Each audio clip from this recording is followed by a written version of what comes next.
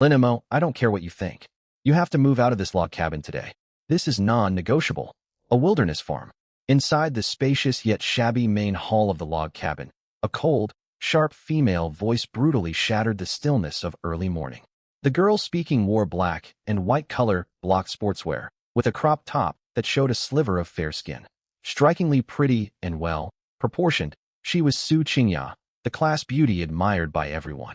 Arms folded across her chest and chin tilted upward, she stared down at Lin Mo with undisguised disgust in her eyes. Lin Mo squatted on the ground, whittling a wooden spear. At those words, his hands came to a halt. He lifted his head and met Su Qingya's self-righteous gaze, then glanced at more than 30 girls standing scattered behind her. They were all good-looking, with varied figures. Back in civilized society, such a group would have drawn plenty of attention. Right now, however, Lin Mo could only find the scene bitterly ridiculous. 3 days earlier, the girls in their class had insisted on an upscale team building activity and forced everyone on an outdoor camping trip. The other boys in the class had seen through their attitudes and made excuses to stay away, refusing to be taken advantage of. As the class life committee member, Lin Mo could not get out of it and had been dragged along, forced to work as an unpaid helper carrying luggage and buying supplies. Then their coach drove into strange thick fog on a mountain highway, and everyone blacked out. When they woke up, 36 female classmates, their female homeroom teacher, and Lin Mo, 38 people in total, found themselves mysteriously transported to this abandoned farm surrounded by primeval forest. Before they could figure out what had happened, an emotionless mechanical voice echoed inside every person's head. Ding! Welcome to the wilderness trial ground. Selected participants who survive 30 days in this no-man's land will qualify for supernatural talent awakening. Failure means death. Survive successfully, and you may advance to the next phase or return to your original world. Once they learned the truth, the girls broke down at once, their wails nearly shaking the roof. On the first day, paralyzed by fear, they huddled inside the house and dared not step outside. Risking unknown dangers, Lin Mo went alone to map out the land around the farm. He braved cold winds to patch up the cabin's drafty gaps, creating a shelter that kept out wind and rain. On the second day, Lin Mo took a few braver girls with him. They dug out a half-abandoned old well in the backyard and gathered wild fruits and edible greens nearby, securing drinking water and basic food for the whole group. Now it was the third day. Su Qingya and the others noticed there were almost no wild beasts close to the farm. Once panic faded, their self-centered attitudes resurfaced. They even convinced themselves this was nothing more than a slightly uncomfortable luxury farm getaway. Then they saw a major problem. Lin Mo, a group made up almost entirely of girls, should not have a boy among them. Worse still, over these 3 days Lin Mo had made practical arrangements to stay alive and had quietly become the group's backbone. That filled Su Qingya and her allies with a strong sense that they would lose control of their own situation. After secret discussions among themselves, Su Qingya stepped forward to confront him. Su Qingya, what exactly are you trying to say? Lin Mo set down his carving knife, sat firmly on a wooden stool, and looked coldly at the crowd. Huh? What do I mean? Su Qingya let out a sneer. She flicked her carefully manicured nails, then pointed sharply at Lin Mo, her tone aggressive. Lin Mo, we are all adults, so stop pretending not to understand. 37 of us girls are stuck on this desolate farm, and you are the only boy. There are no laws or rules here. Boys can act recklessly. What if you turn hostile and harm us one night?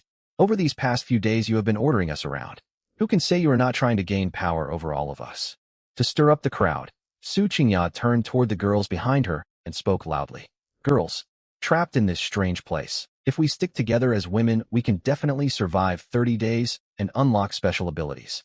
Putting one boy with a large group of girls is far too risky. We might not even last 10 days. I say we expel Lin Mo from the farm. Otherwise, we will all live in constant fear. Murmurs filled the hall the moment she finished speaking. Though many girls were not as extreme as Su Qingya, her words planted suspicion in their minds, and they watched Lin Mo with clear wariness. Su Qingya is right. Lin Mo has done some work these past 2 days, but with only men and women here, who knows what he really wants? Exactly. I have slept very lightly these nights, terrified something bad might happen. It is so inconvenient. We have to hide just to change clothes, worried he might be watching. Listening to these ungrateful remarks, Lin Mo laughed out of anger. Over 3 days he had done all the hardest physical labor. Each night, he volunteered to sleep behind the main hall door where the wind blew through, getting up many times to keep watch. Instead of thanks, these ungrateful people suspected the worst of him and decided to get rid of him once he was no longer useful. Su Qingya, you have gone too far. Amid the chorus of agreement, a petite girl with a pure-looking face pushed her way forward. It was Xia Yuqing, the class academic representative, one of the few girls who had willingly helped Lin Mo with work. Chest heaving with anger, Xia Yuqing stared hard at Su Qingya and argued, Lin Mo has done all the heavy work these days. Without him, we would have no clean drinking water at all. You happily eat the food and drink the water he finds. Yet because of your own irrational fears you slander him and want to drive him away? On what grounds? Xia Yuqing, have you developed a crush on this guy? Su Qingya's expression darkened, and she rebuked her sharply. He gathered firewood and picked wild fruit. Yes, but we supported him. Would he have dared go outside alone without us? Besides, we are not imagining his intentions. You may like him, but the rest of us refuse to take that risk. He is only being nice to get what he wants. That is not true. Eyes glistening, Xia Yuqing tried to argue back, but was pulled into the crowd by two other girls. As tensions threatened to spiral out of control, the elegant woman who had been sitting silently in the main seat finally stood up. It was Lu Yunyan, their homeroom teacher for the team building trip. She wore a fitted business suit and pencil skirt. She walked to the center of the room, pushed her gold-rimmed glasses higher on her nose, and struck a pose of impartial mediation. Lin Mo, Su Qingya, and the others have understandable worries. Men and women should keep appropriate boundaries. You are a young man full of energy, and girls are in a more vulnerable position. Taking precautions makes sense. For the sake of group harmony, and to ease everyone's fears, I would like to suggest a compromise. A compromise? Lin Mo looked coldly at the teacher who normally maintained a poised, dignified image. Lu Yunyan pointed toward a run-down, drafty storage shed 20 meters away from the main log cabin. From tonight onward you will sleep in that shed. Stay out of the main building. This avoids uncomfortable situations, and you can also keep watch on the outer perimeter to guard against wild animals. During the daytime, you will still fetch water and search for food for the farm. After we finish eating, we will set aside your portion. What do you think of this arrangement? Silence fell over the hall. Smug, cold smiles tugged at the corners of Su Qingya's and several other girls' mouths. Keeping Lin Mo outside to work during the day and stand guard at night still carried minor risks, yet it felt acceptable to them. Lin Mo stared at Lu Yunyan's deeply hypocritical face, then looked at the self-satisfied expressions of Su Qingya and the others. The whole situation struck him as absurd beyond belief. Work non-stop through the day, sleep in a shabby shed at night, and wait for leftovers? That was what they called a compromise. They truly treated him like a dog ready to obey every order. Lu Yunyan. Su Qingya. Lin Mo let out a cold laugh and slowly stood to his full height. At 185 centimeters tall, he loomed over the girls, radiating overwhelming pressure. Do you really think wilderness survival is as simple as playing a script-driven board game in an air-conditioned room? Do you honestly believe a handful of wild fruits from the backyard will let you comfortably coast through 30 days? What is your attitude? Made nervous by his stare, Su Qingya shrank back and shrieked. The teacher is offering you a chance to stay on the farm and giving you guidance. How dare you talk back? Spare me your lectures. Lin Mo swore sharply. Su Qingya flinched and stepped backward several paces. Sleep in that shed and work for you for nothing? You girls cannot even tell which greens are safe to eat. What right do you have to order me around? He slung his backpack over one shoulder without the slightest hint of hesitation. If you are so set on surviving as an all-female group, fine. I will leave you to it. He strode toward the front door of the log cabin. Lin Mo, where are you going? Lu Yunyan's face paled. She had never expected the usually well-behaved student to openly defy her. Will you ignore what your teacher says? Lin Mo paused, glanced over his shoulder, and looked at her as though she were foolish. Drop your teacher act. It disgusts me. From now on, whether you live or die has absolutely nothing to do with me. Lin Mo, do not act rashly. Breaking free from the girls holding her back, Xia Yuqing stamped her foot anxiously. It is far too dangerous out there. How will you survive all alone? Lin Mo's tone softened slightly as he glanced at Xia Yuqing and gave her a word of warning. Be careful staying with this crowd. If you cannot get by, come look for me outside. Bang! Lin Mo kicked open the loosely latched wooden door and walked out of the farm without looking back. Shouts and jeers erupted behind him at once. Go then. Do you think you scare us? We will do much better without you. He acts like some wilderness expert. He will starve within 2 days. That is right. Do not come begging us to open the door at night. Ignoring the taunts drifting out from the cabin, Lin Mo kept walking forward with icy determination. He climbed easily over the broken wooden fence surrounding the farm and stepped into the dangerous primeval forest. The instant his feet fully set foot inside the wilderness, a mechanical voice completely unlike the one 3 days prior boomed inside his mind. Divine Grade Survival System bound successfully. Host, Lin Mo. Current survival points, 0. System Feature 1. Universal Analysis. Scan and analyze properties, weaknesses, and uses of wilderness plants and animals. 3 deep analyses available per day. Unlimited basic scans. System Feature 2. Survival Exchange. Earn survival points by killing wild animals, gathering supplies, and completing survival achievements. Points may be spent in Shop for modern supplies and blueprints. You are at Shop Level 1. Raise your survival rank to unlock advanced weapons and extraordinary abilities. Ding. New. User gift pack awarded upon first activation. Open now. Lin Mo relaxed his tightly clenched jaw. Mockery still drifted faintly from the farm, yet a cold smile spread across his lips. A system? It seemed fate itself was handing him an advantage. Open it. New. User gift pack opened successfully. Obtained. Tempered steel jungle machete ×1. Made of high-strength carbon steel. Extremely wear, resistant, and rust-proof. Obtained. Passive skill, Wilderness Hunter. Moderately enhanced environmental awareness and stealth. Automatically master basic campsite construction, trap, making, and tracking techniques. Obtained. Physique Enhancement Potion ×1. Heals hidden bodily damage and fatigue. Permanently boosts muscle density and neural reaction speed. Weight settled suddenly in his palm. A half-meter-long matte, black machete materialized out of thin air, alongside a small test tube containing liquid. Lin Mo gripped its non-slip handle. Its solid weight felt reassuring. He pulled out the stopper and drank every drop. Warm liquid flowed down his throat and spread as heat throughout his body. His bones emitted faint popping sounds as loose muscles tightened. Within a few breaths, all exhaustion built up over 3 days vanished. His physical abilities had improved 3-fold. His senses sharpened completely. The rustle of wind through treetops and faint sounds of beetles crawling underground all came through crystal clear. Ding. Main phase quest triggered. Survive the first night. Quest objective. Locate safe drinking water and build a basic defense level 1 campsite within 4 hours before nightfall. Quest reward. 5 cubic meter portable storage space, plus 50 survival points. Lin Mo glanced back toward the farm. Survive as an all-female group? I hope none of you end up kneeling in mud begging me for food. Gripping his machete firmly, drawing on the survival knowledge granted by Wilderness Hunter, he marched deep into the shadow-dense woods. 2.5 hours later, the sun sank toward the horizon. Darkness quickly spread through the forest, and temperatures plummeted sharply. Lin Mo stopped before a sloped stretch of ground. Ahead, 2 huge boulders leaned against one another, forming a sheltered rock hollow. Basic scan confirmed. Excellent campsite. Wind, shielded, dry, elevated ground, easy to defend. A flowing stream lies 300 meters to the left. He was about to clear away overgrown weeds when bright red warning text flashed in his field of vision. System alert.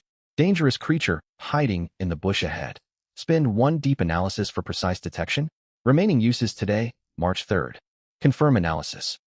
Universal analysis activated. An adult black, scaled viper hides beneath dead leaves 3 steps forward. Its venom causes heart failure within 10 minutes. Weaknesses, strike the head or pin down with heavy objects. Killing grants survival points. Lin Mo held his breath and stared at the pile of dead leaves. Without the system's warning, he would never have spotted its black scales concealed underneath. 1 careless step, and he would have been bitten in the calf. Instead of retreating, he bent down and picked up a fist-sized sharp rock. He weighed it briefly, then hurled it hard. Whoosh! The stone hit the edge of the leaf litter. Hiss! The black, scaled viper burst out of the leaves. Its triangular head reared high, flickering its scarlet tongue rapidly. Now, Lin Mo lunged forward. All his newly amplified strength flowed into his right arm. The black machete sliced through the air and swung downward sharply. Flish! The sharp blade bit through Snake's skin and severed its spine. Its head flew off. The headless body thrashed wildly among dead leaves, spraying foul, smelling black blood everywhere. Black, scaled viper killed successfully. Plus 15 survival points. Obtained viper meat ×1, venom fangs ×2, snake gallbladder ×1. smooth enough. Lin Mo wiped the blade clean using large broad leaves and stored his spoils inside his backpack. Having secured the viper's remains, Lin Mo turned toward the rock hollow. Two giant boulders formed a V shape, blocking wind from behind and the left side, and creating a semi-enclosed space. The ground stood nearly half a meter higher than its surroundings, so rainwater would never flood inside. It truly made a natural shelter. He grasped his tempered, steel jungle machete. Knowledge from wilderness hunter flooded his mind, reading terrain, clearing campgrounds, building frameworks, setting traps. Skills that once felt unfamiliar now felt instinctive. Stepping into the hollow, he swung his blade at knee-high weeds. Swish, swish, swish. The sharp black blade fell again and again. Tough shrubs and weeds toppled in swathes. Within a dozen minutes, the hollow lay completely cleared. Along the way, he crushed several palm-sized poisonous centipedes with the flat of his blade and dug up an abandoned rat burrow. After confirming no snakes or insects nested underground, he grabbed a thick branch, swept away loose stones, and smoothed out the uneven dirt. Next, build the frame. Machete in hand, he walked into nearby thick underbrush. He targeted hardwood branches about wrist thick with good flexibility. Every time the blade came down, it carved deep gashes into the wood. His strength had tripled after being modified by the enhancement serum. After felling more than a dozen 2-meter-long hardwood logs, his breathing remained perfectly steady. He dragged the timber back to camp. He lashed the two thickest logs together in a cross shape and propped them between cracks in a large boulder. The rest of the logs leaned against this frame one after another and were secured tightly with vines. Soon, a sturdy triangular framework stood upright. A frame alone won't block the mountain wind at night. Lin Mo headed back into the woods once more to gather dry moss, large banana leaves, and pine needles rich in resin. Banana leaves formed the bottom layer, shielding against wind and rain. Dry moss was layered in the middle for insulation. On the very outside, he fastened a net woven from vines to hold everything firmly in place. In less than an hour, a windproof, rainproof, well-hidden single-person shelter was fully completed. Lin Mo crawled inside to test it. Cold outside air was completely shut out. The interior stayed dry and warm, filled only with the faint scent of plants. I've got somewhere to stay. Time to set up my defenses. Stepping out of the shelter, he scanned his surroundings. System notice. A beast trail formed by medium-sized animal trampling detected 15 meters ahead on the left. System notice. Signs of small rodent activity detected 20 meters straight ahead. System notice. Feces left by a large carnivore behind the right side shrubbery. The scent has faded. It was left approximately 3 days ago. Nothing escaped the basic scan of universal analysis. Lin Mo set straight to work. On the beast trail to his left, he bent down a highly elastic young tree. He built a snare out of vines and fashioned a trigger mechanism with branches. The moment a beast stepped on it, the tree would snap upward violently. The vine noose would tighten and hoist the prey off the ground. Large carnivores might wander over on the right, and ordinary snares would not be nearly enough. Lin Mo hauled several huge rocks weighing well over 100 gene in total. He suspended them high up with vines and stretched trip ropes across the animal path to build a rockfall trap. Once triggered, the boulders would crash down. Even wild wolves or wild boars that wandered in would have their spines instantly shattered. By the time he secured the final trap, night had fully fallen. Lin Mo brushed dirt off his hands and looked over the camp he had built entirely by himself. Shelter, fire pit area, warning lines, and 2 layers of traps, everything was ready. Ding. Main phase mission survived the first night, completed. Mission settlement in progress. Congratulations, host. You have established a level 1 camp and successfully laid defensive measures. Mission rewards: 5 cubic meter miniature storage space, plus 50 survival points. As the system prompt faded, a transparent space roughly 5 cubic meters in size appeared before Lin Mo's eyes. With a thought, his backpack, water canteen, and the corpse of the black-scaled viper vanished and settled neatly inside. This is far more convenient. Lin Mo lit a bonfire in front of his shelter and sat cross-legged. He threaded sliced snake meat onto wooden skewers and held them over the flames to roast slowly. Fat dripped onto the charcoal with soft, sizzling sounds. Before long, rich meat fragrance drifted through the air. Lin Mo tore off a piece of golden-brown roasted snake meat and chewed it slowly. Then he lifted his gaze toward the farm. I wonder what those self-important young ladies are having for dinner tonight. Meanwhile, 800 meters away from Lin Mo's camp stood the wilderness farm. Inside the rundown wooden hall, the mood stood in stark contrast to Lin Mo's peaceful campsite. It hummed with strange, feverish excitement. He really left? Isn't he hiding somewhere outside? Su Qingya stood by the door crack and peered out for a long time. Only after confirming no figure lingered in the dark night did she let out a long sigh of relief. She turned around, a triumphant smile spreading across her face. Girls, that annoying guy is really gone. Su Qingya clapped her hands and announced loudly. At last we can sleep soundly without worrying about some unpleasant person lurking around. Great. We've finally gotten rid of him. Exactly. Now that he's gone, the air feels fresher. Who does he even think he is? 30-odd of us can certainly survive without him. Cheers burst out among the young women in the hall, as if they had won an epic battle. Over the past 3 days, Lin Mo had taken on all the hardest physical labor. Still, he had rubbed these privileged young women the wrong way by constantly urging them to work and assigning tasks. Now that Lin Mo was gone, they felt a huge weight lift from their shoulders. Just some poor nobody, daring to act rude toward me. Su Qingya walked over to the fire. She sat casually on a broken wooden chair, crossed her legs, and sneered. I bet that useless man won't make it through tonight out here in the primeval forest. Maybe tomorrow morning we'll find his bones picked clean by wild animals right outside the farm. Ha ha, you're absolutely right, Qingya. Li Mingyao, a girl with big wavy hair and heavy makeup, quickly echoed her. She was Su Qingya's most loyal follower and best friend. She often threw her weight around at school, relying on Su Qingya's influence.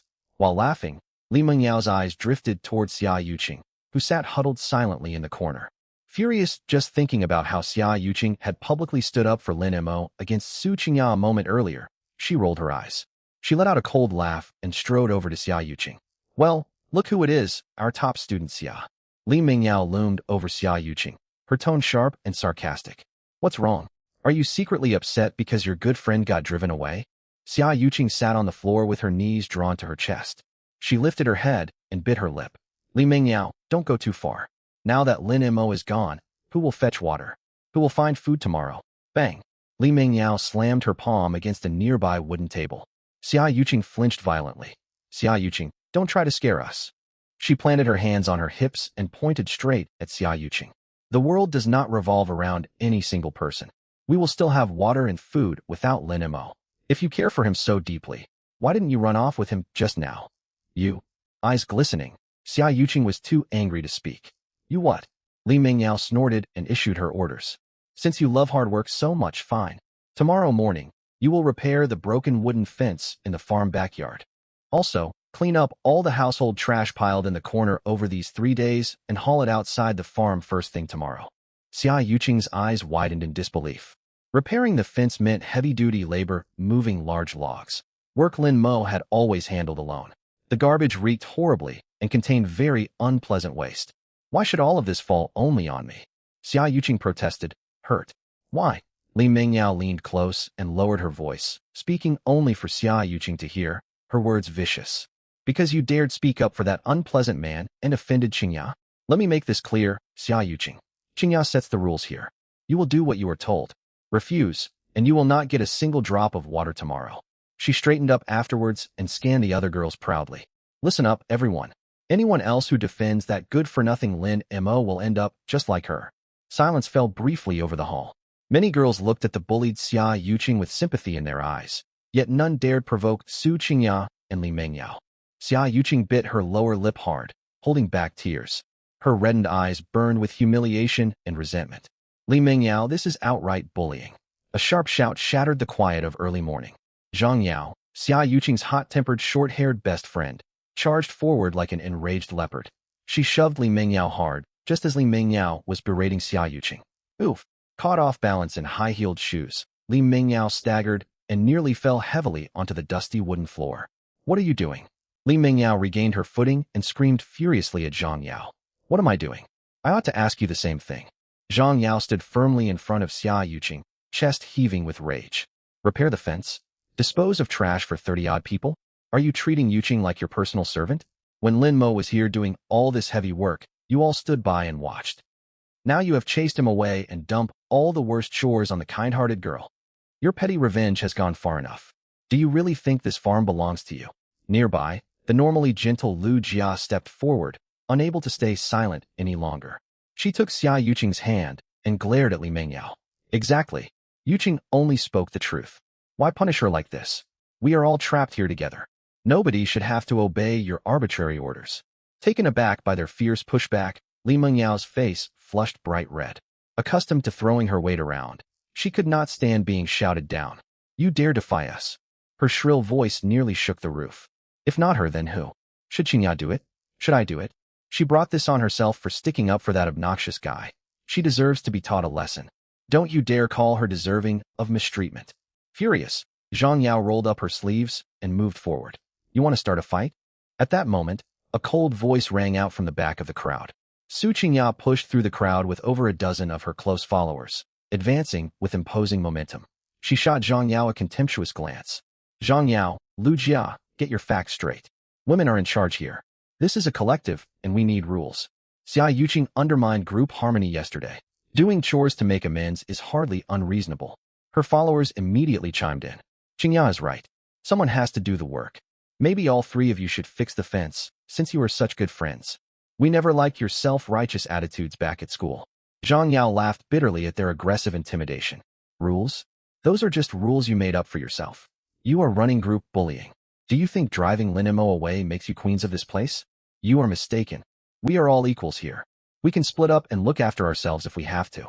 Zhang Yao's unyielding stance stirred murmurs among the previously silent neutral girls. Zhang Yao has a point. It really is unfair putting all that work only on Xia Yuqing. I already thought it was wrong chasing Lin Mo away. Now they turn on one of their own. Shoo. Keep your voice down, or Qingya will hear you. The hall split clearly into three camps. The clique led by Su Qingya and Li Mingyao acted domineeringly. Xia Yuqing, Zhang Yao and Lu Jia stood their ground against unfair treatment. A dozen remaining girls stayed neutral. They were too afraid to speak loudly, yet clearly uneasy.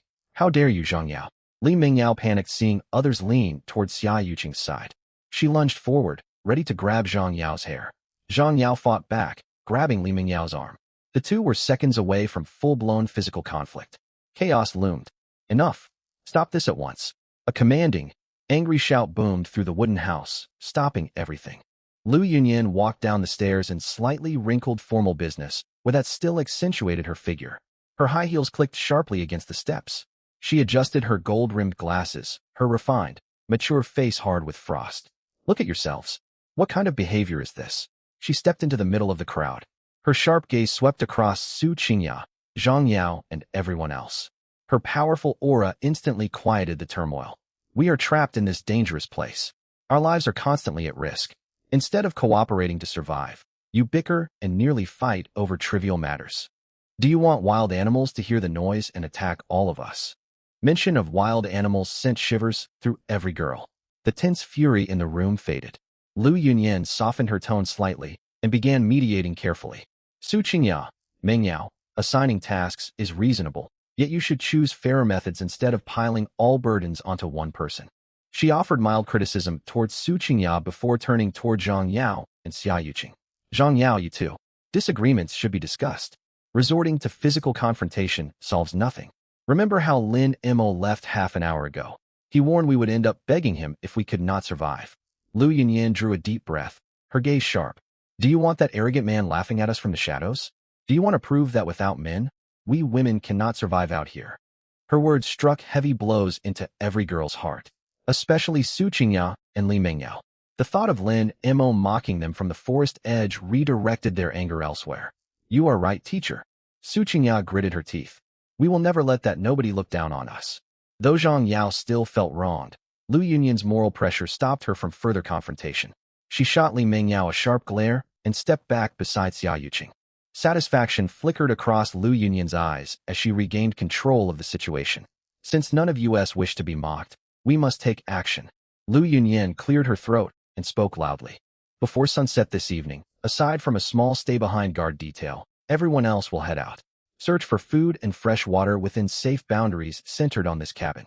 We will prove that we can survive perfectly while relying solely on ourselves. As for Xia Yuqing, Zhang Yao, and Lu Jia, Lu Yunyan's eyes flickered toward the backyard. The three of you will draw water from the old well out back. The well water is murky but drinkable once it settles. Draw as many buckets as you can. Our whole group depends on this water supply. While presented as fair task allocation, Lu Yunyan had leaned towards Su Qingya's side. She assigned the most exhausting chore to the three girls who had spoken out. Xia Yuqing bit her lip and chose not to argue. Let's go. She tugged Zhang Yao and Lu Jia's sleeves, picked up 2 worn plastic buckets, and walked toward the backyard. Watching them leave, Su Qingya and Li Mengyao exchanged glances filled with malicious amusement. Overgrown weeds covered the farm backyard. An old, half-abandoned, well-built from bluestone sat alone in the corner. Slippery moss coated the well rim. Damp soil and decaying wood filled the air. This is completely unfair. Lu Yunyan played favorites openly. Zhang Yao slammed her bucket on the ground, seething. 30-odd people depend on water hauled bucket by just 3 of us. She treats us like labor animals. Lu Jia frowned deeply and rubbed her sore shoulders. Lin Mo struggled, even carrying 2 full buckets yesterday. We cannot possibly move that much water. Stop complaining. Xia Yuqing gave her friends a faint, reassuring smile. They want to see us fail. We will not give them that satisfaction. We can carry smaller amounts and make more trips. She walked over to the well and leaned forward to peer down. The well ran deep, its stone walls slick with moss. Lin Mo had cleared debris from it 2 days earlier, so the water level sat only 3 to 4 meters below the rim. Dim light tinted the water a deep, dark green. Xia Yuqing prepared to lower the rope, tied bucket, then froze mid-motion. Yao Yao Jia Jia, come quick. Tremor and excitement colored her voice, her breathing quickening. What is it? A water snake. Alarmed, Zhang Yao hurried over. No, look over there. Xia Yuqing pointed down roughly half a meter beneath the water surface. Zhang Yao and Lu Jia squinted to see through the dimness. A huge dark shape swam slowly beneath the surface. Measuring roughly half a meter long, silver, gray scales glinted every time it twisted. Whoa, is that a fish? Zhang Yao's eyes went wide with shock. That fish must weigh close to 10 jin. Lu Jia swallowed hard. Hunger gnawed sharply at her stomach. How can there be such a big fish in an old well? Groundwater connections? Or maybe the old farm owner kept fish here. Xia Yuqing's eyes lit up, her mind racing. Whatever the reason, if we catch it, we will have meat to eat. For 3 days they had survived only on sour wild fruits and bland wild greens. They craved rich food desperately. But how do we get it out? The well opening is narrow and deep. We cannot climb down after it, Lu Jia said anxiously. We fish for it. Xia Yuqing made up her mind at once. Though a top student, she was no sheltered bookworm. As a child, she had often gone fishing with her grandfather in the countryside. Zhang Yao, find a long, sturdy dry branch. Lu Jia, collect long, tough vines that will not snap easily.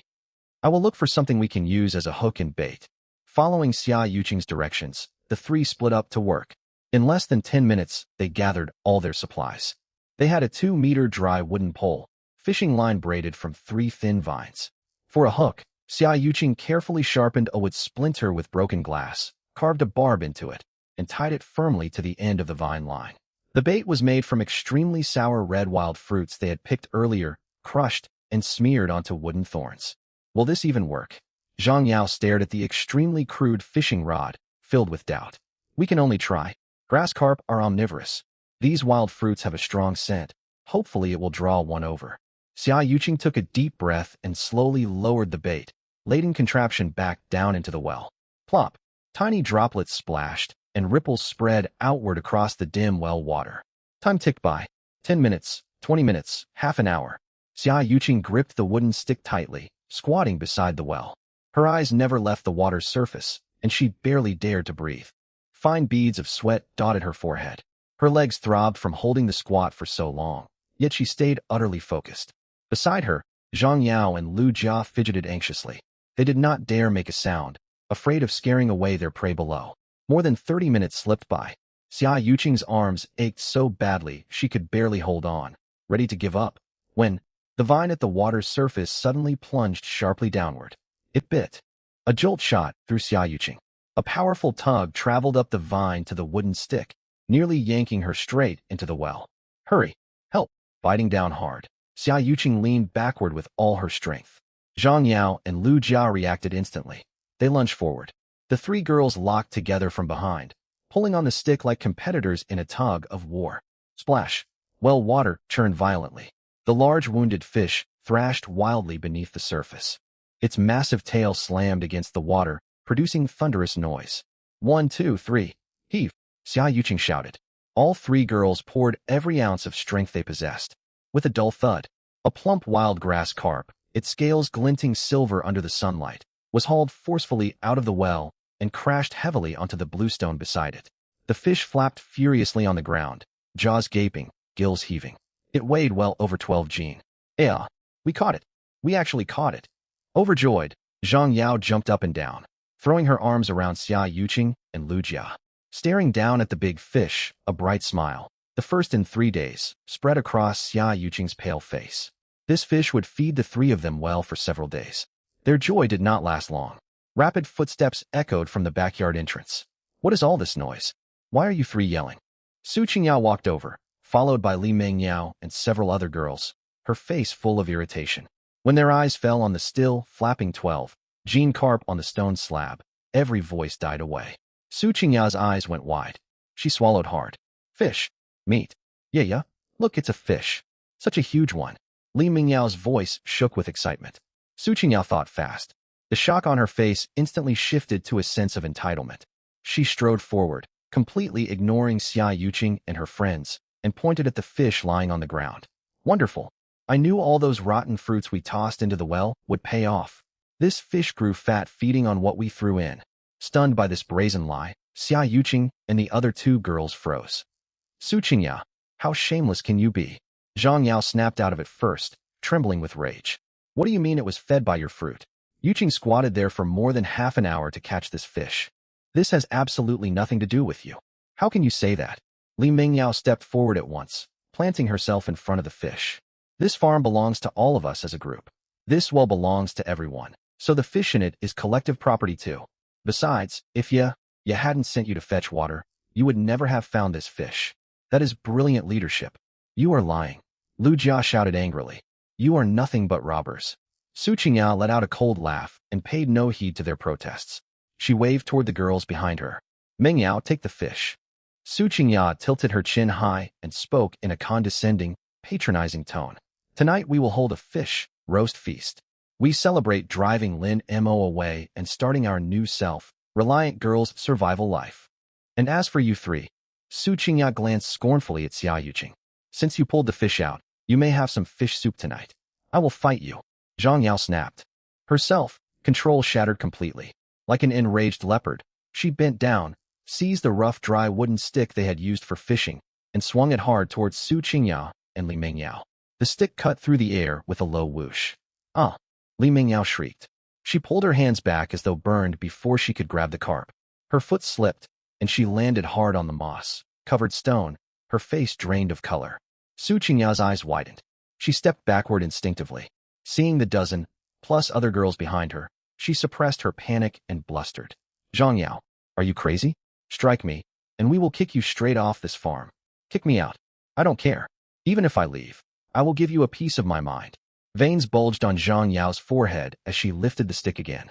At that critical moment, cold, trembling hands wrapped tightly around Zhang Yao's waist from behind. Yao, stop. Please don't do something reckless. Xia Yuqing hung onto her back, tears streaming down her cheeks. Droplets splattered onto Zhang Yao's hands. Yuqing, let go. They are bullying us outrageously. Yuqing waited half an hour by that well to catch this fish. Why should they steal it?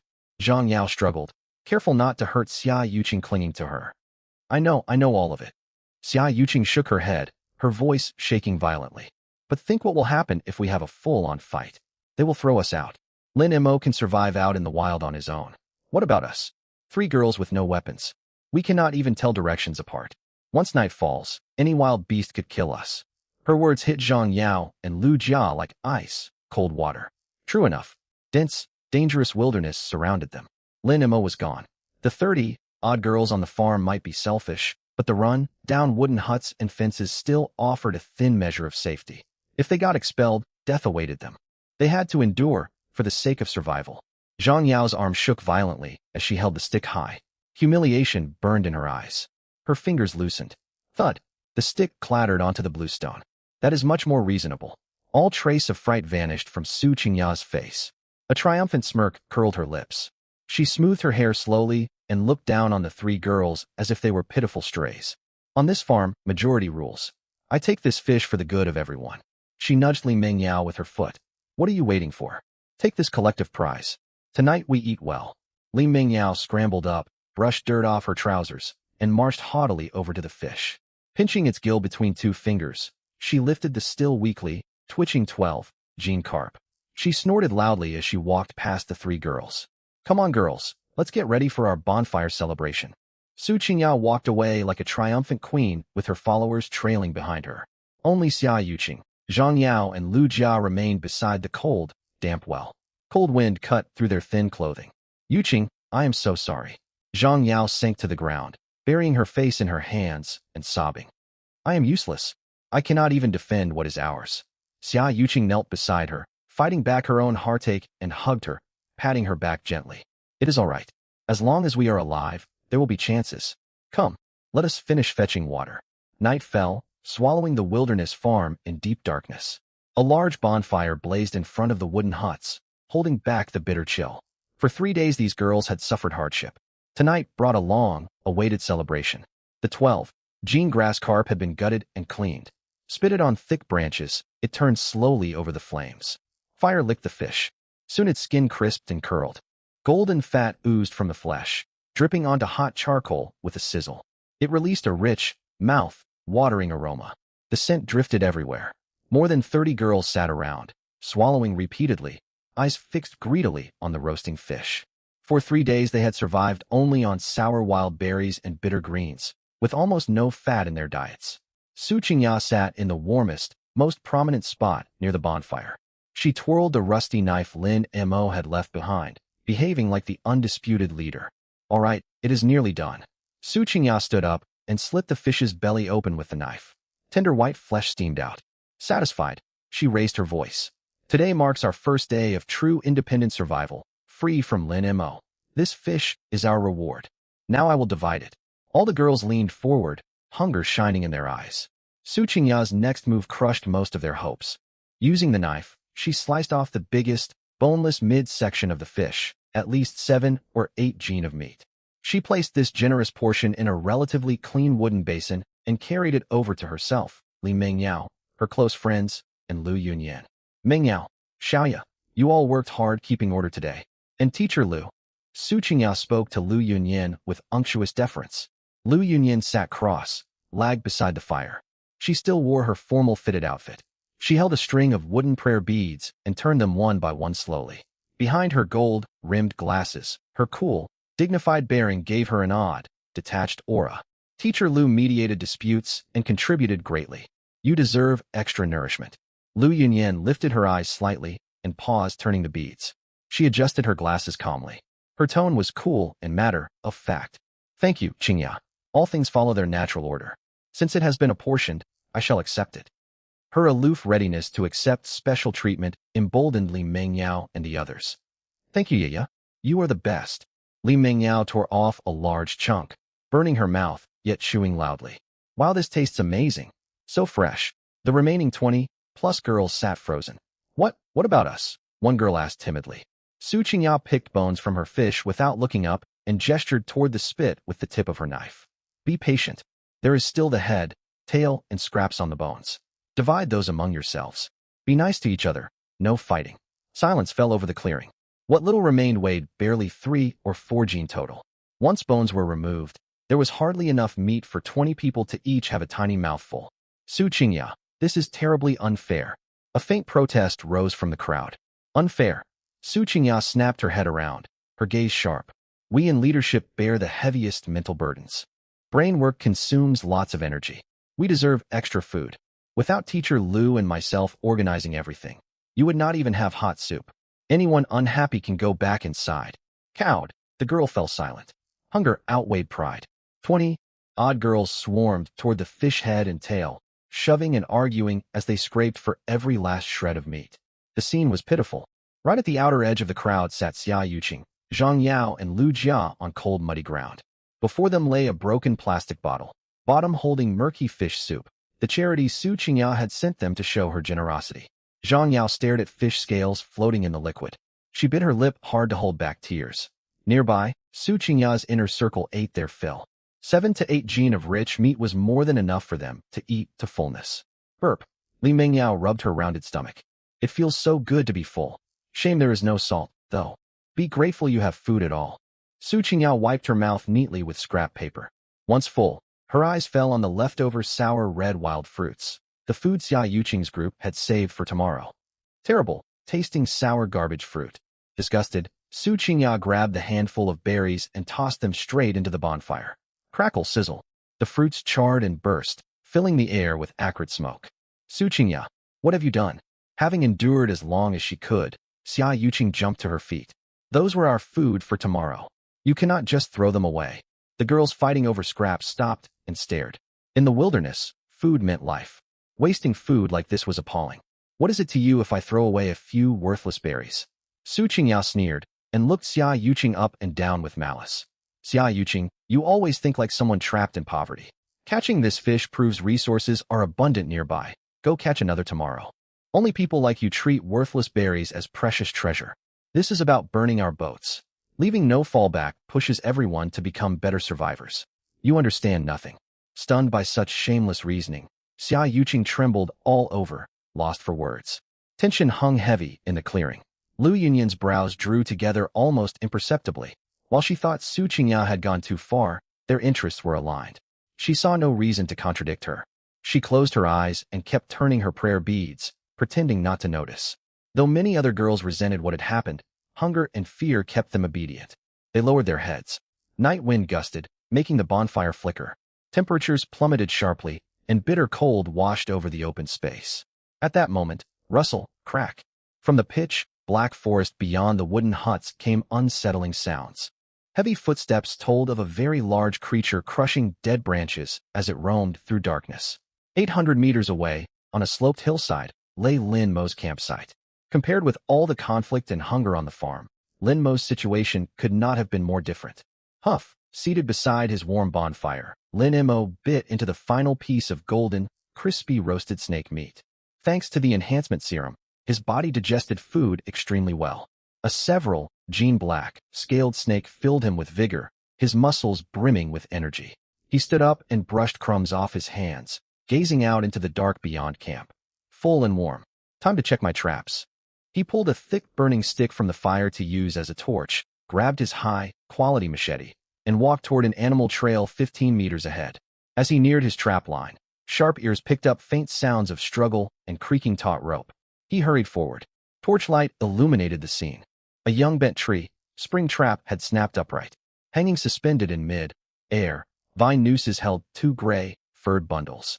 All things analysis activated, adult gray hairs. Approximately 8 gene each. Excellent, tasting safe meat. 2 fat hares. The nooses had closed around their necks. They lay motionless, dead. Lin Mo smiled in satisfaction. His survival, hunter knowledge of trap, building really worked. A great haul on the very first night. He sliced the vines free and lifted the heavy hairs. A mechanical system notification sounded inside his mind. Ding. You have successfully captured prey using traps. Hidden achievement. First hunt unlocked. Plus 30 survival points awarded. Adding the 50 points for building my level 1 camp, I now have 80 survival points total, Lin Mo calculated silently. Carrying the hares back to camp, he set them down on a clean stone slab. He mentally opened his level 1 system shop. A virtual panel unfolded before his eyes, displaying various basic modern supplies. Purified water 1L, 5 survival points hard, tack biscuit 1 pack. 5 survival points basic first aid kit. 20 survival points table salt, 500 G. 10 survival points mixed barbecue seasoning cumin, chili powder, 10 survival points. Looking over the goods, Lin Mo made his choice without hesitation. Redeem table salt and mixed barbecue seasoning. Ding. 20 survival points deducted. Redemption complete. Remaining, 60 survival points. Light flashed. 2 packaged seasoning tins materialized in his hands. He marveled at these manufactured goods. While others fought to stay alive in the wilderness, he was living quite comfortably. Without delay, he drew his machete and set to butchering the hares. Boosted by his passive wilderness hunter skill, he worked with the speed and skill of an experienced butcher. Disemboweling, skinning, removing innards, washing away blood, all flowed smoothly. Within 10 minutes, both hares were fully prepared. He threaded them onto thick wooden spits and placed them over the bonfire. Flames licked the rabbit meat. Heat drove surface moisture away as the flesh tightened. Lin Mo turned the spit steadily. Once golden, brown crust formed, he opened his new seasoning tins. Fine white salt sprinkled across sizzling meat, followed by bright, red chili powder and fragrant cumin. Sizzle. When cumin and chili powder touched hot grease, An incredibly rich barbecue aroma burst forth, carried far by the night breeze for over 100 meters. Lin Mo tore off a glistening rabbit leg and bit in deeply. Crisp outside, juicy inside. Cumin and mild chili danced across his taste buds. Something ordinary in civilization became a supreme delicacy out in the wild. Amazing. He ate heartily, grease glistening around his mouth. Sheltered behind his sturdy rock and timber windbreak, insulated by moss bedding, with a roaring fire before him, Lin Mo felt safe and content amid the dangerous night. But wilderness cruelty spared no one simply because one person was comfortable. While Lin Mo enjoyed his roast hare, temperatures dropped abruptly and drastically. Evening temperatures had hovered around 15 degrees Celsius. Within barely 10 minutes, the mercury plunged by more than 12 degrees, hovering just above freezing.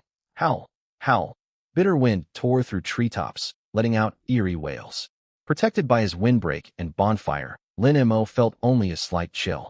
He remained largely unaffected. Yet 800 meters away, the wilderness farm had descended into utter chaos and horror.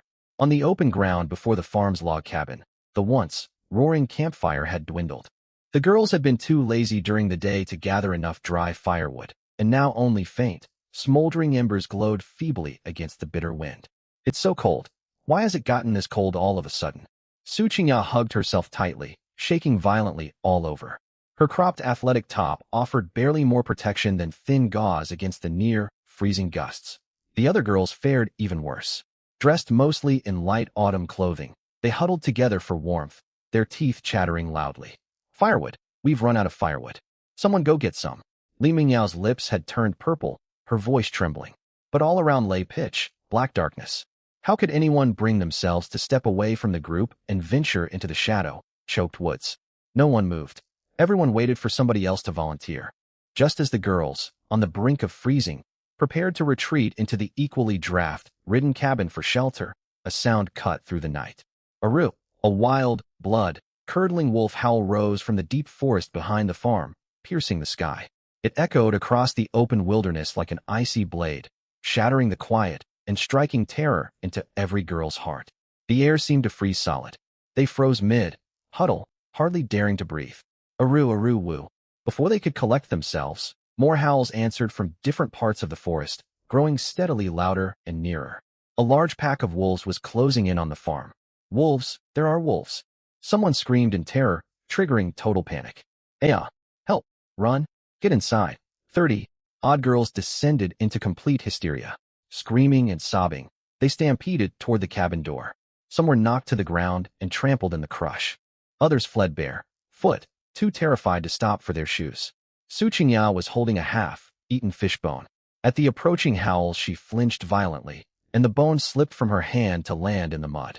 Her carefully made-up face drained completely of color. Qingya, hurry! Li Mingyao grabbed her arm and dragged her inside. Bang! The last girl stumbled through the doorway. Shaking hands slammed the heavy wooden door shut. Move the tables. Block the door. Several stronger girls shouted in panic, piling solid wooden furniture against the door. Deep darkness swallowed the cabin hall. Outside, wolf howls rang almost against the walls, each note scraping at the girls' frayed nerves. Heavy, ragged breathing and non-stop chattering of teeth filled the dark space. Nobody dared speak above a whisper, afraid of drawing attention. A sharp, unpleasant smell hung in the air. One girl had lost control out of fright, yet no one paid it any mind. Light, make a light. A tearful voice trembled through the darkness. A lighter flickered to life. Torches Lin Mo had made earlier with pine resin and rags were lit and wedged into wall cracks. Flickering yellow flames chased back some of the darkness. 30 odd girls huddled tightly together in the center of the hall, faces deathly pale. Su Qingya cowered deep within the crowd, her makeup ruined by cold sweat. She dug her fingernails hard into Li Mingyao's arm, shaking uncontrollably. Wolves, real wolves. How could there be wolves? She babbled in shock. Amid the oppressive dread, Lu Yunyan slowly stood up from the corner. She took a deep breath, adjusted her gold-rimmed glasses. She fought down her own fear and tried to regain her composure as a teacher. Calm down, everyone. Do not panic. Her voice rang through the hall, faintly shaky, yet steady enough to draw every gaze toward her. Lu Yunyan scanned the room, looking at the barred door and broken glass. Less windows, her brows knotted tight. Girls, this is extremely serious. We do not know how many wolves are out there. This old cabin is falling apart and full of gaps. If the beasts catch our scent and attack, this flimsy door and cloth-covered windows will not hold. Hope crumbled instantly. Several girls broke down into quiet sobs. What can we do, Ms. Liu? We don't want to die, one girl cried. Liu Yunyan's eyes sharpened. We cannot simply wait for disaster. We must organize our defenses. I suggest that while some stay indoors, others take weapons and keep watch along the outer corridor and the fragile western fence. Early warnings will give us time to react. If wolves sneak up unseen, none of us will survive. A heavy silence fell. Keep watch outside, in pitch black darkness where wolves lurked. That was tantamount to walking straight into danger. Every girl ducked her head, wishing to vanish so she would not be chosen. For 30 long seconds, only heavy breathing could be heard. Liu Yunyan's expression soured. She had made the suggestion, yet as their instructor she had no intention of risking herself. The stand-off dragged on, tension mounting. Then Su Qingya, who had been trembling within the crowd, narrowed her eyes. A cold, malicious smile spread across her pale face. She pushed Li Mengyao aside, stepped forward, and struck a self-righteous pose. Ms. Liu is absolutely right. At a moment like this, somebody has to step up for everyone's sake. Her loud voice boomed across the silent room. She spun around, her eyes locking onto Xia Yuqing, Zhang Yao, and Lu Jia sitting on the far edge. Since no one volunteers, as one of our group leaders, I will make the call. Her red, polished finger pointed straight at Xia Yuqing. Xia Yuqing, you acted so smug earlier when you caught that big fish by the well. Since you are so capable and lucky, protecting all of us should be your responsibility. The three of you argued against me and undermined group harmony during the day. This is your chance to make amends. Grab wooden spears and go stand guard by the western fence and corridor right now. A chill seemed to sweep through the hall. Everyone stared in disbelief. Sending 3 unarmed young women out into the night, filled with wolves, was practically sentencing them to harm. Xia Yuqing flinched and lifted her head, shocked and furious. Su Qingya had stolen her fish that afternoon, and now she meant to force them out to face the wolves. Su Qingya, have you lost your mind? Lu Jiao whimpered in terror. Wolves are outside. Sending us out there is putting us in terrible danger. Danger? That is a harsh way to put it. Su Qingya scoffed, folding her arms and lifting her chin arrogantly. This is a necessary sacrifice for the good of everyone. If you refuse, wolves could break in and kill all of us. Someone has to do it. You 3 keep to yourselves. When the group needs you, how can you refuse? Where is your sense of duty? What about you? Zhang Yao's eyes burned.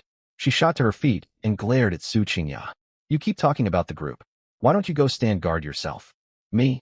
Su Qingya laughed as though hearing something ridiculous, completely unashamed.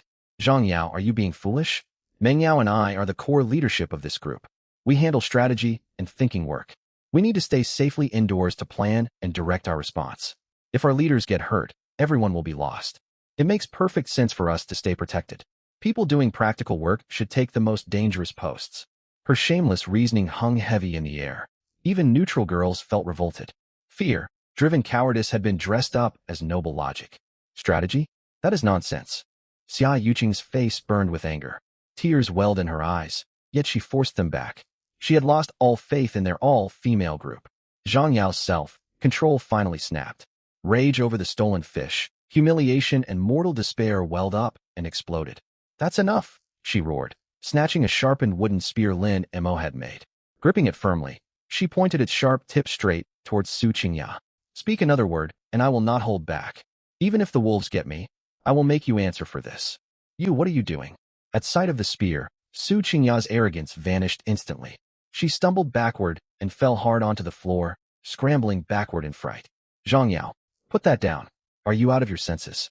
Li Mengyao, terrified yet loyal to her friend, stepped forward shouting. Harming Qingya would destroy our leadership. I have had enough of your so-called leadership. Zhang Yao swung the spear toward Li Mengyao, pressing the tip against her chest. Li Mengyao shrieked and scurried away across the floor. Zhang Yao looked down at Su Qingya sprawled on the ground, voice hoarse with fury. Su Qingya, you cannot treat people however you please. That fish was caught by Xia Yuqing. You and your friends took all of it and left nothing for us. You even burned the wild berries we saved for tomorrow. Now wolves are at our door and you want us to act as bait. You contribute nothing except bullying others. You will not make us sacrifice ourselves for your safety. If we die tonight, we all die together. Su Qingya could find no retort, chest heaving with rage. The neutral girls could stay silent no longer. Su Qingya's words had struck fear deep inside them. If she could send Xia Yuqing's trio out to danger today, any of them might be next. What you just said was completely unreasonable. A tall girl with a ponytail, named Chun, she stepped forward. She was quiet normally but trained in Sanda and spoke her mind freely. She looked coldly at Su Qingya on the floor. Setting aside how you pushed Lin Mo away earlier, this is no time for your privileged attitude. Xia Yuqing caught that fish. You took her food, yet demand she risk her life for you. How can you do that? Her words resonated with the others. She really is taking advantage of everyone. All this talk about leadership is just cowardice. She wants scapegoats. This is the wilderness. Nobody owes you their life. You. Su Qingya shook all over, her pride shattered. She scrambled to her feet and shouted wildly. Do you know who I am? My father runs Su Corporation. We have unlimited wealth. When I get out alive, you will regret this. I will use my influence to ruin your futures. You will struggle to find even the most basic work. I will make you beg for mercy. Her threats might have intimidated them back in the city, yet in this life, or death wilderness, they sounded absurd. Chun, she let out a bitter laugh. Have you lost touch with reality? Money means nothing when wolves are about to attack. A wolf will not care who your father is when it lunges for you. Zhang Yao slammed the butt of the spear against the floor. Very well. Use your wealth to drive the wolves away then. Go on, great strategist. Su Qingya grew so enraged, she nearly fainted. Lu Yunyan watched the spiraling conflict with a heavy frown. Her plan had collapsed. Unity within the group was completely broken. As tempers flared and physical conflict seemed imminent. A deafening crack echoed from the western outer wall. The whole cabin shook. Inside, every argument died instantly. Su Qingya's shouts died in her throat. Zhang Yao froze mid, motion with spear raised. Every pair of eyes locked onto the thin western wall. Heavy, foul, smelling beast, breathing sounded on the other side. Something huge pressed itself against the wood, sniffing for the scent of living humans. Claws crunched dry leaves. A girl almost screamed but was muffled by her friend. Both wept silently. Crash. The western fence gave way entirely. Beasts had broken through the outer barrier and stepped onto the farm compound. They are inside. Li Mingyao's teeth chattered uncontrollably, losing control out of overwhelming terror. Before anyone could process this horror, harsh scraping echoed from the main door. Sharp claws raked the wood, sending splinters flying. Every scratch made the door groan under strain. Boom. A heavy blow shook the door hard. The table stacked against it lurched. Boom. Boom. Boom. Again and again heavy impacts slammed against the door. Dust and wood shavings showered the girls holding the furniture in place. None dared brush them away. Only ragged, terrified breathing and chattering teeth filled the hall. The door, it is going to break. A girl huddled in the back buried her mouth in her hands, tears streaming down her face, barely able to form coherent sentences. Shut up. Do you want to draw them all over here? Chun-Shi lowered her voice and let out a low, bestial snarl. Her eyes, usually half-lidded and indifferent, were now bloodshot. Having trained in Sanda for several years, Chun-Shi understood better than any of the other girls that showing fear and panic before wild beasts was the same as baring your neck for them. She drew a deep breath, forcing herself to calm down. The wooden door shook violently under impacts, yet Lin Mo had reinforced it from inside earlier that day with several thick, sturdy hardwood beams. No matter how strong the beasts outside were, they could not smash through it anytime soon. That did not mean they were safe. Abandoned as this farm cabin was, besides the main door, it had multiple critical weak points. Chun-Shi gritted her teeth and tightened her grip on a sharpened wooden spear she had picked up off the floor, one Lin Mo had made during the day. Hugging the cold, damp wall, she crouched low and moved with deliberate, quiet steps toward the west side window draped in tattered cloth. Chun-Shi, where are you going? Xia Yuqing trembled all over. Seeing Chun-Shi pull away from the group, she instinctively reached out to stop her. Stay quiet. Chun-Shi held a finger to her lips. Fine beads of sweat dotted her forehead. She edged toward the west side window. Its glass had long since shattered years before. Lin Mo had only been able to cover the opening roughly with planks and rags. It kept out the wind, but it offered almost no defense against wild animals.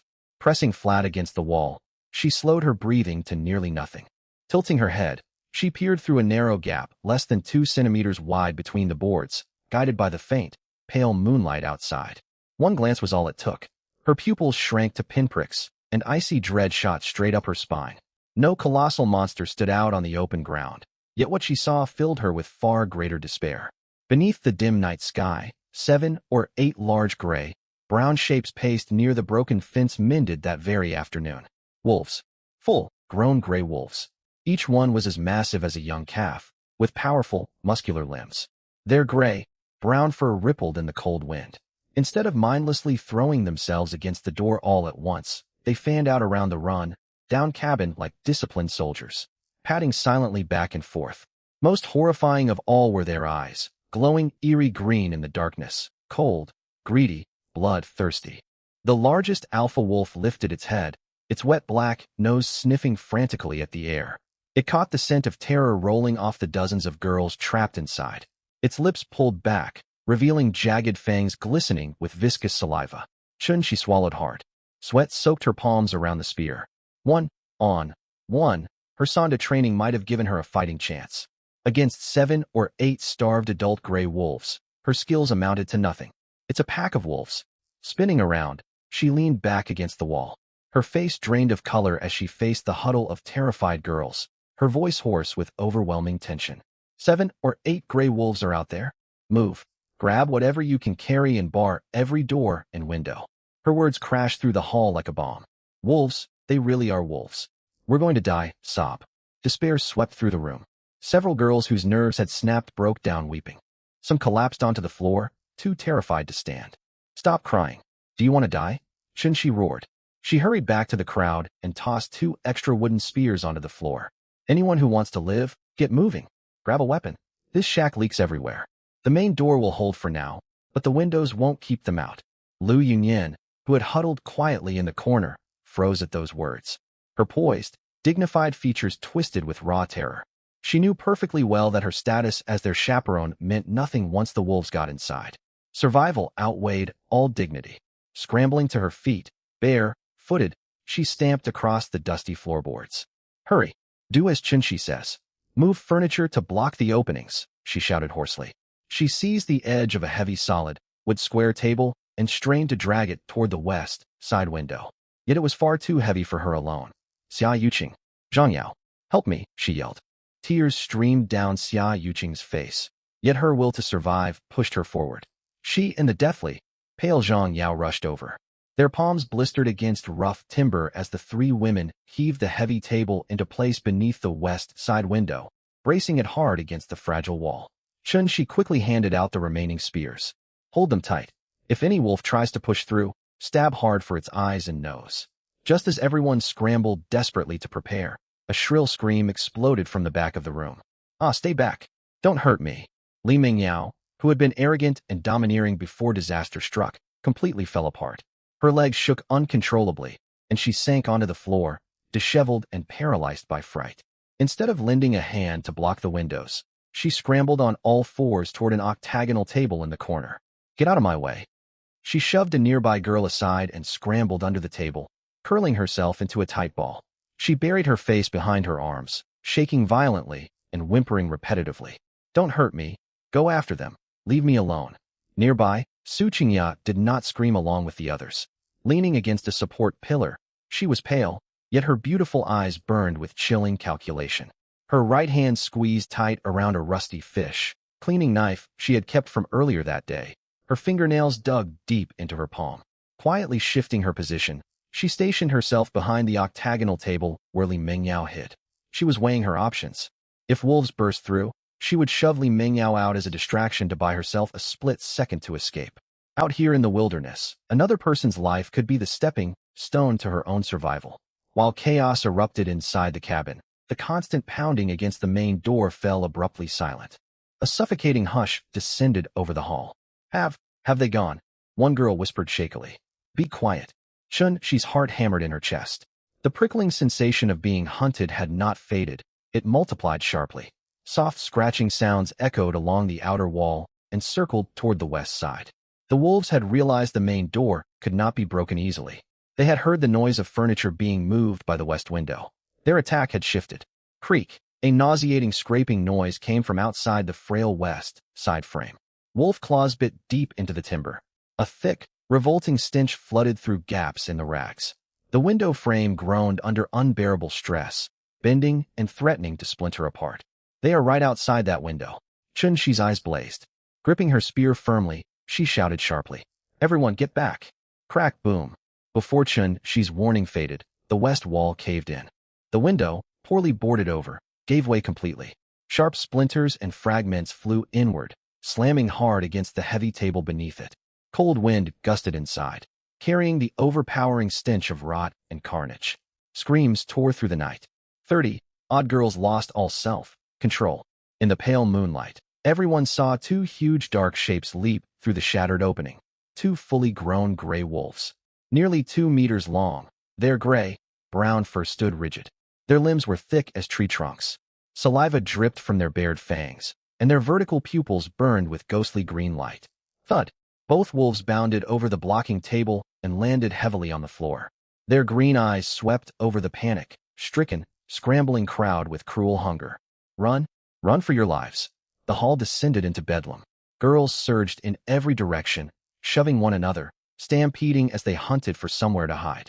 Some tried scrambling up the stairs, only to be dragged back down. Others rushed for the main door and remembered they had blocked it shut themselves. In the chaos, Wang Meng, who usually followed close behind Su Qingya, froze, rooted to the floor, paralyzed by terror. She grabbed a broken broom and waved it wildly. "Go away! Stay back!" she shrieked. The alpha wolf lowered its body. A low rumble rolled in its throat. Human-like mockery flickered in its glowing green eyes. Then it struck. Launching its 200-pound body forward like a cannonball, it ignored the harmless broom entirely. Wang Ming could not react in time. The beast crashed into her chest. A sickening crack echoed as ribs fractured. She crashed onto her back. Before she could struggle, the wolf's jaws clamped down hard on her throat. Bone crunched horribly. Hot blood sprayed everywhere, painting the floor deep red. Wang Ming's body convulsed briefly before going limp. She was dead. Hiding beneath the octagonal table, Li Mingyao witnessed every horrific second. Blood splattered onto the table leg right before her eyes. A strangled gasp escaped her, and she fainted clean away from overwhelming fright. Su Qingya, standing behind the table with her rusty knife ready to sacrifice someone else for her own escape, was shattered by the gruesome sight. The metallic tang of blood filled her nostrils. All her cold calculations vanished. Driven by raw terror, she scrambled toward an old wooden wardrobe in the corner. She roughly shoved another girl out of her path, threw open the wardrobe door, squeezed herself inside amid moldering rubbish, and slammed it shut. Clapping a hand tight over her mouth, she held her breath, shaking, as violence raged outside. Fueled by blood, the second wolf grew frenzied. It howled and lunged straight for Zhang Yao. Though bold and clutching a wooden spear, Zhang Yao reacted too late. Shaken by witnessing Wang Ming's death, her hands trembled. She tried to jump back, stepped on loose timber, and lost her balance, crashing to the ground. Dodge! Chun Shi's eyes blazed with rage. She fought to push through the panicking crowd, yet terrified girls blocked her path. The wolf's powerful claw swept toward Zhang Yao's right leg. Cloth ripped. A terrible gash more than 10 centimeters long opened across her thigh, exposing raw flesh. Worse still, the inner thigh artery was sliced open. Blood gushed out rapidly, pooling across the floorboards. Zhang Yao screamed in agony, writhing on the blood-soaked floor. The wolf lowered its head over her defenseless body and opened its jaws to deliver the killing bite. Zhang Yao squeezed her eyes shut, tears spilling down her cheeks. Was this where she died? At the very instant the wolf's jaws were about to snap down onto her head, a sharp, furious shout boomed across the room. "Beast! Die!" Bursting through the chaotic crowd came Chun Shi. Eyes blazing, the girl trained in Sanda bit down hard against fear. Instead of fleeing, she charged forward. Driving off the floor, she twisted her hips and torso, channeling all her body weight into both hands gripping the sharpened wooden spear. She thrust forward with full force. The wolf sensed the incoming blow and tried to twist away, yet it was too late. The sharp tip drove straight into its left eye, would pierce through the eyeball and buried itself deep inside the wolf's skull. A gurgling, agonized howl tore from its throat. Its huge body thrashed violently. Chun Shi refused to let go, leaning all her weight onto the spear shaft to pin the beast firmly to the floor. Hot wolf blood spurted over her face. Within seconds the wolf went still, lifeless.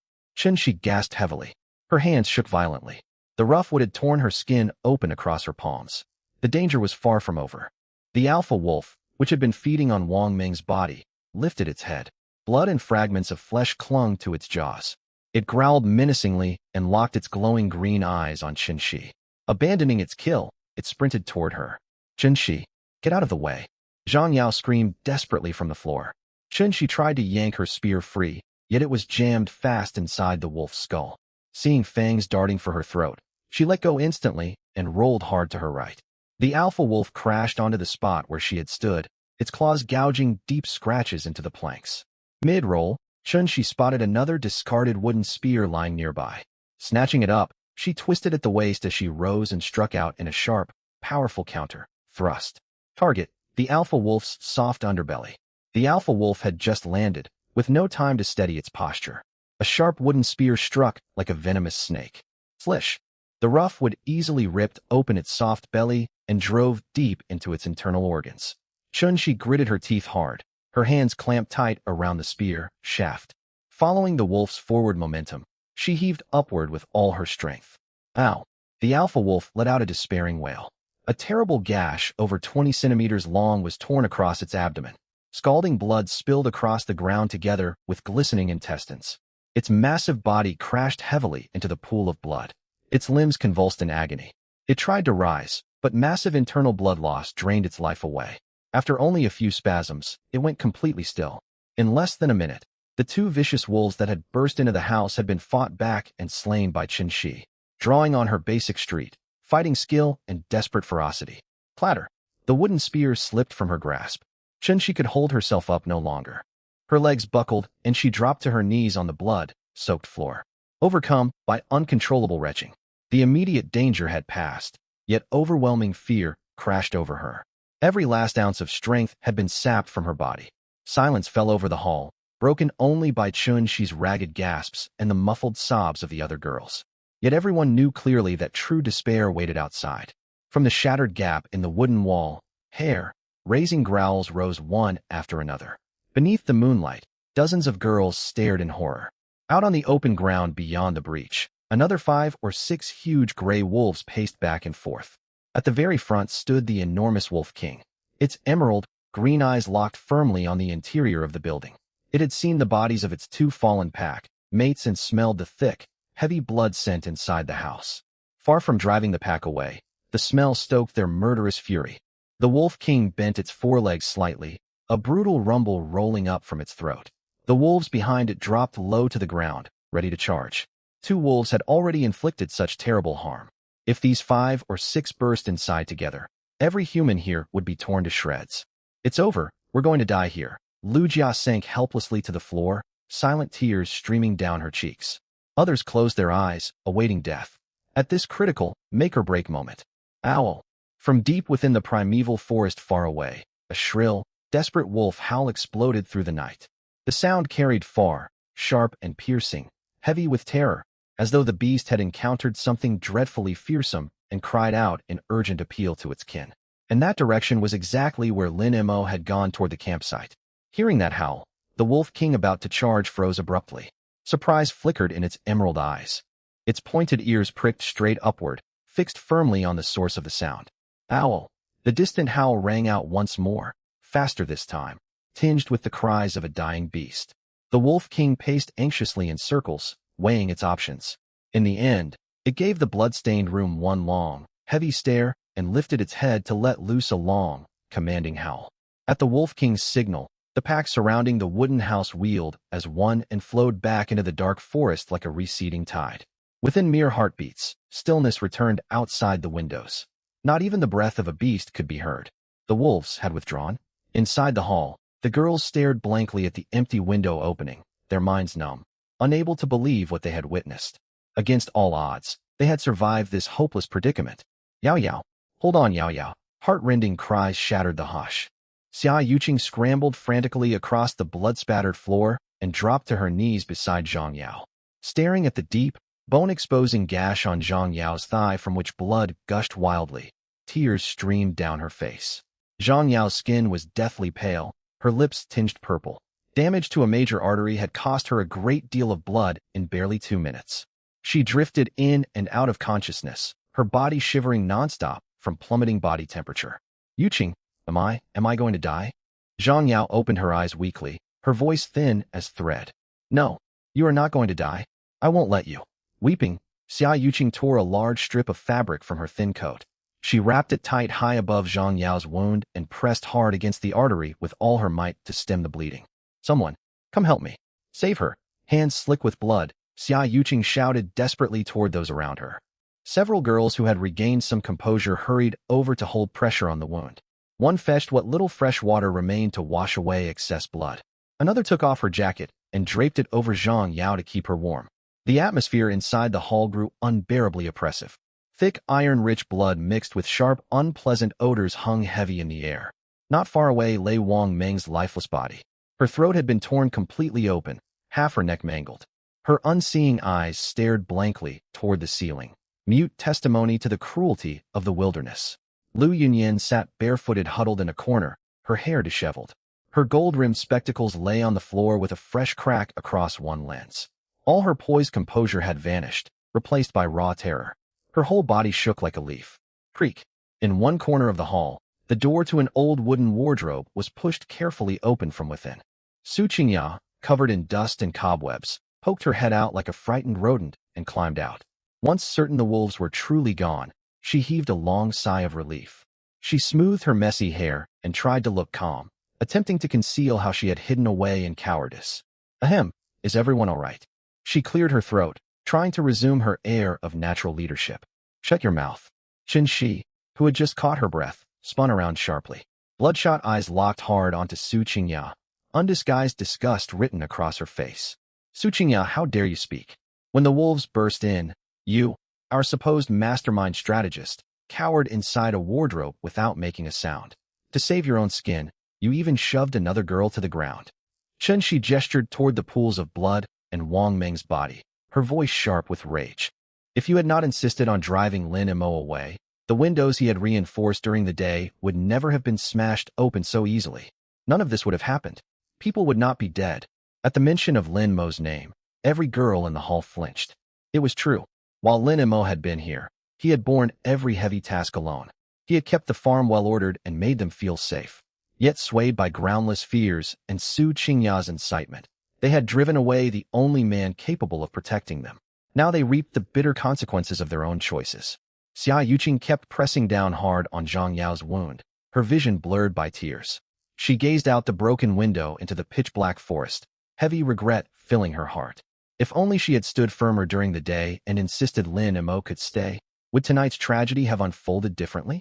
Lin Mo, where are you now? Are you still alive? 2.5 minutes earlier. 800 meters away from the wilderness farm, among rocky outcrops. Lin Mo sat cross-legged beside a campfire, turning a thick wooden skewer, holding a whole golden-brown roasted hare. Fat sizzled on the surface of the meat as heat hit it. Cumin and chili powder acquired from the system shop were sprinkled evenly over it.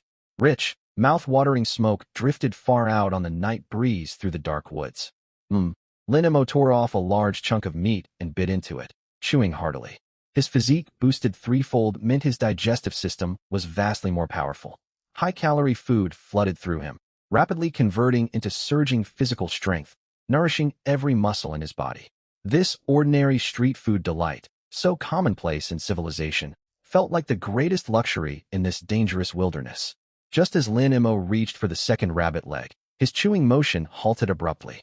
The beast-like intuition granted by wilderness hunter sent sharp warning pricks across his senses. The forest, previously filled with wind sounds, fell unnaturally quiet. Even insects chirping in the grass fell completely silent, as though sensing some dreadful presence. Lin Mo set down the roasted hare. He narrowed his eyes and scanned coldly into the darkness ahead of the campsite. 5 pairs of eerie green eyes had appeared silently out there, floating above the ground. Greed, hunger, and cruelty shone within them, fixed firmly on Lin Mo and his roasted meat. Then a cold mechanical voice echoed inside his head. Ding. System detects approaching danger. Temporary mission triggered. Repel the wolf pack. Mission description. The aroma of roasting fat has drifted far across the cold night wind, drawing nearby predators. 5 hungry adult gray wolves have locked onto your position. Mission objective. Use camp defenses or your own strength to kill or drive away these 5 gray wolves. Mission reward. Survival points awarded according to number of wolves slain. Completion grants an additional mystery reward. The instant the notification finished, universal analysis activated automatically. Status panels for the 5 gray wolves unfolded across Lin Mo's field of vision. Target, Adult gray wolf times 5 body length, 1.8 to 2 meters weight, 60 to 80 kilograms. Bite force, extremely formidable, capable of crushing human bones easily. Weak points, flanks, eyes, throat. Reading the statistics on his system panel, instead of panic, Lin Mo's lips curled into a cold smirk. I was just thinking 80 survival points are far too little to spend. You have volunteered to come be my experience fodder. Lin Mo stood slowly, his right hand wrapping firmly around the heavy, tempered steel jungle machete. The cool grip of the handle settled comfortably in his palm, giving him absolute confidence. After the triple boost physique serum, his strength, speed, and neural reaction had broken ordinary human limits. Faced with these 5 regular gray wolves, even an adult Amur tiger would not make him hesitate to draw his blade and fight. Rustle, rustle. The 5 gray wolves stepped out of darkness, their gray-brown fur dusted with frost, thick strings of saliva dripping from their jaws. They did not leap to attack at once.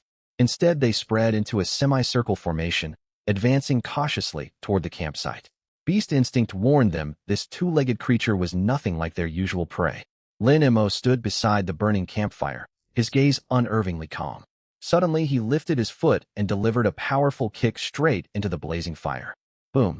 Burning logs scattered everywhere, sparks exploding through the air. Light over the campsite dimmed sharply. To the wolves, this looked like nothing more than panicky, desperate resistance from their prey. Ow! The leading wolf could no longer hold back its bloodlust. Pushing hard off its hind legs, its huge body shot forward like an arrow toward Lin Mo. The remaining 4 wolves charged close behind. Fool! Lin Mo gave a cold laugh. Instead of retreating, he stepped forward to meet them. His left hand found a thick vine left over from traps set during the day and pulled hard. Crack! Branches holding the trigger snapped cleanly. Boom! Earth-shaking crashes rang out. 200-pound boulders came crashing down from high above the rocky gully with devastating momentum. The 2 wolves charging at the very front did not even have time to yelp. They were crushed flat beneath the falling stones. Heavy, sickening crunch of bone and flesh echoed through the night air. Both great beasts were reduced to mangled corpses, blood and internal organs splattering outward and staining wide stretches of soil crimson. Ding! Successfully slain adult gray wolf times 2. Survival points plus 30. This sudden catastrophe brought the other 3 wolves skidding to a halt. Staring in horror at their slaughtered packmates, uneasy growls rumbled in their throats. Thoughts of retreat stirred within them. Lin Mo, however, would never let them run. Trying to leave now? Too late. Murder burned bright in Lin Mo's eyes. His triple-enhanced physical abilities exploded to their fullest. Muscles tensed in his legs. He surged forward like a tiger descending from mountains, charging straight into the remaining wolves. He moved far too fast. To the 3 wolves, Lin Mo blurred into a dark streak. Die! Lin Mo gripped the machete with both hands, twisting powerfully from his hips. The dark blade swept a cold half-moon arc through the air, slamming toward the nearest wolf. The wolf tried to block with its forepaw, yet against tempered steel and Lin Mo's overwhelming strength, its defense was as fragile as paper. Slish! Sharp blades sliced effortlessly through tough fur and severed cervical vertebrae. A massive wolf head flew into the air, and a fountain of blood spurted almost a meter high from the headless neck. Ding! Successfully slain adult gray wolf times 1. Survival points plus 15. 3 wolves dead within the blink of an eye. Lin Mo's fighting spirit soared to its peak. Enraged by the gory sight, the 4th wolf lunged sideways regardless, jaws gaping wide, aiming for Lin Mo's thigh. Get back! Without even looking, Lin Mo lashed out with his right leg like a steel whip. Thud! The blow landed solidly against the wolf's abdomen. A nauseating series of bone fractures sounded. The 80-kilogram wolf was sent flying, slamming hard against a tree 5 meters away. It fell to the ground whimpering, its spine shattered, unable to stand. Lin Mo strode forward and drove his machete into its heart without emotion, ending its suffering. Ding! Successfully slain adult gray wolf times 1. Survival points plus 15. Within less than 1 minute, 5 fierce adult wolves were slain and 1 gravely wounded. The last wolf was completely terror-stricken. Tucking its tail between its legs, it stared at Lin Mo, who looked like a god of slaughter. All will to fight vanished. It spun around and fled madly deep into the forest, howling a long, shrill, desperate cry summoning help as it ran. Ow! That long call, full of despair and plea for aid, carried far across the wilderness. Calling for backup? Lin Mo's gaze turned icy. He pushed hard off the ground and darted forward like a cheetah. He outpaced the terrified, fleeing wolf. After barely a dozen meters, he closed the gap. Muscles bulging in his right arm, he hurled his heavy machete like a javelin. Squelch! The sharp blade pierced cleanly through the wolf's hind leg, pinning it firmly to the ground. Lin Mo walked over, pulled free his blade, and slit its throat with one clean motion. Ding! Successfully slain adult gray wolf ×1. Survival points +15. Done. Lin Mo flicked wolf blood off his blade and bent down, ready to store all 5 wolf carcasses inside system storage. Yet the moment his fingers were about to touch the bodies, every hair on his body stood straight on end. A sense of mortal danger, tenfold stronger than before, crashed down upon him. Rustle, rustle. Dense rustling of shifting leaves rose from surrounding shrubbery. Lin Mo snapped his head up and scanned his surroundings. By faint moonlight, he saw 8 huge, powerfully built wolves emerge from darkness around the campsite. Each of these wolves was noticeably larger than the previous 5. Every one exceeded 2 meters in length. Cunning and cruelty glinted in their eyes. They were the elite wolf pack drawn by the dying wolf's distress howl and the heavy scent of fresh blood, exactly the same group that had attacked the wooden farmhouse. 8 great wolves sealed every escape route around Lin Mo's campsite, forming an inescapable encirclement. Night wind stirred the hair falling over Lin Mo's forehead. Standing amid pools of blood, he slowly tightened his grip around his blood-stained machete. Faced with this hopeless-seeming situation, Lin Mo felt no trace of fear. Instead, fierce hunting fervor ignited deep inside him. Come then, beasts. Tonight, we fight to the death. Rustle, rustle. The 8 massive elite wolves did not leap to attack right away. Heavy, menacing steps steadily narrowed the encirclement. Faced with a scenario that would break any ordinary human, Lin Mo's mind stayed ice cold. Perfect. Far from shrinking back, a cold smile tugged at his lips. Blood surged in his triple-boosted body, and fierce battle fervor burned in his chest. Lin Mo did not stand still waiting to be swarmed. Eyes narrowed, he stepped backward deeper inside the rocky funnel-shaped hollow. Smooth steep rock walls rose on both sides. Further inward the space narrowed. At most 2 wolves could advance side by side. Lin Mo well understood that even with superhuman strength, fighting 8 elite wolves in open ground would get him torn apart. Terrain was his greatest advantage. Ow! The Wolf King with a patch of white fur on its forehead sensed exactly what Lin Mo intended. It would not allow its prey to gain favorable ground. It let loose a furious battle cry. All 8 elite wolves surged forward like streaks of dusty brown lightning, carrying the stench of wild beasts as they rushed to kill. The 2 fastest wolves sprinted in front, jaws open wide, aiming for Lin Mo's throat and thigh. A split second before fangs sank home, Lin Mo slid sharply sideways against the stone wall, shifting half a meter along rock. Thud! The 2 charging wolves overshot their mark and landed where Lin Mo had stood moments before. Before they could turn, the leaf-strewn earth beneath their paws gave way without warning. Squelch!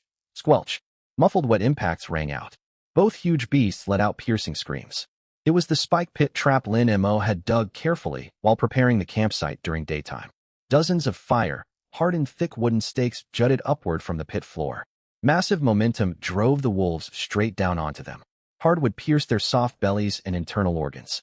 Some stakes even punched all the way through to stick out from their backs, pinning them motionless like meat on skewers. Blood gushed in fountains, dyeing surrounding soil bright crimson. 2 down. Lin Mo's expression stayed cold.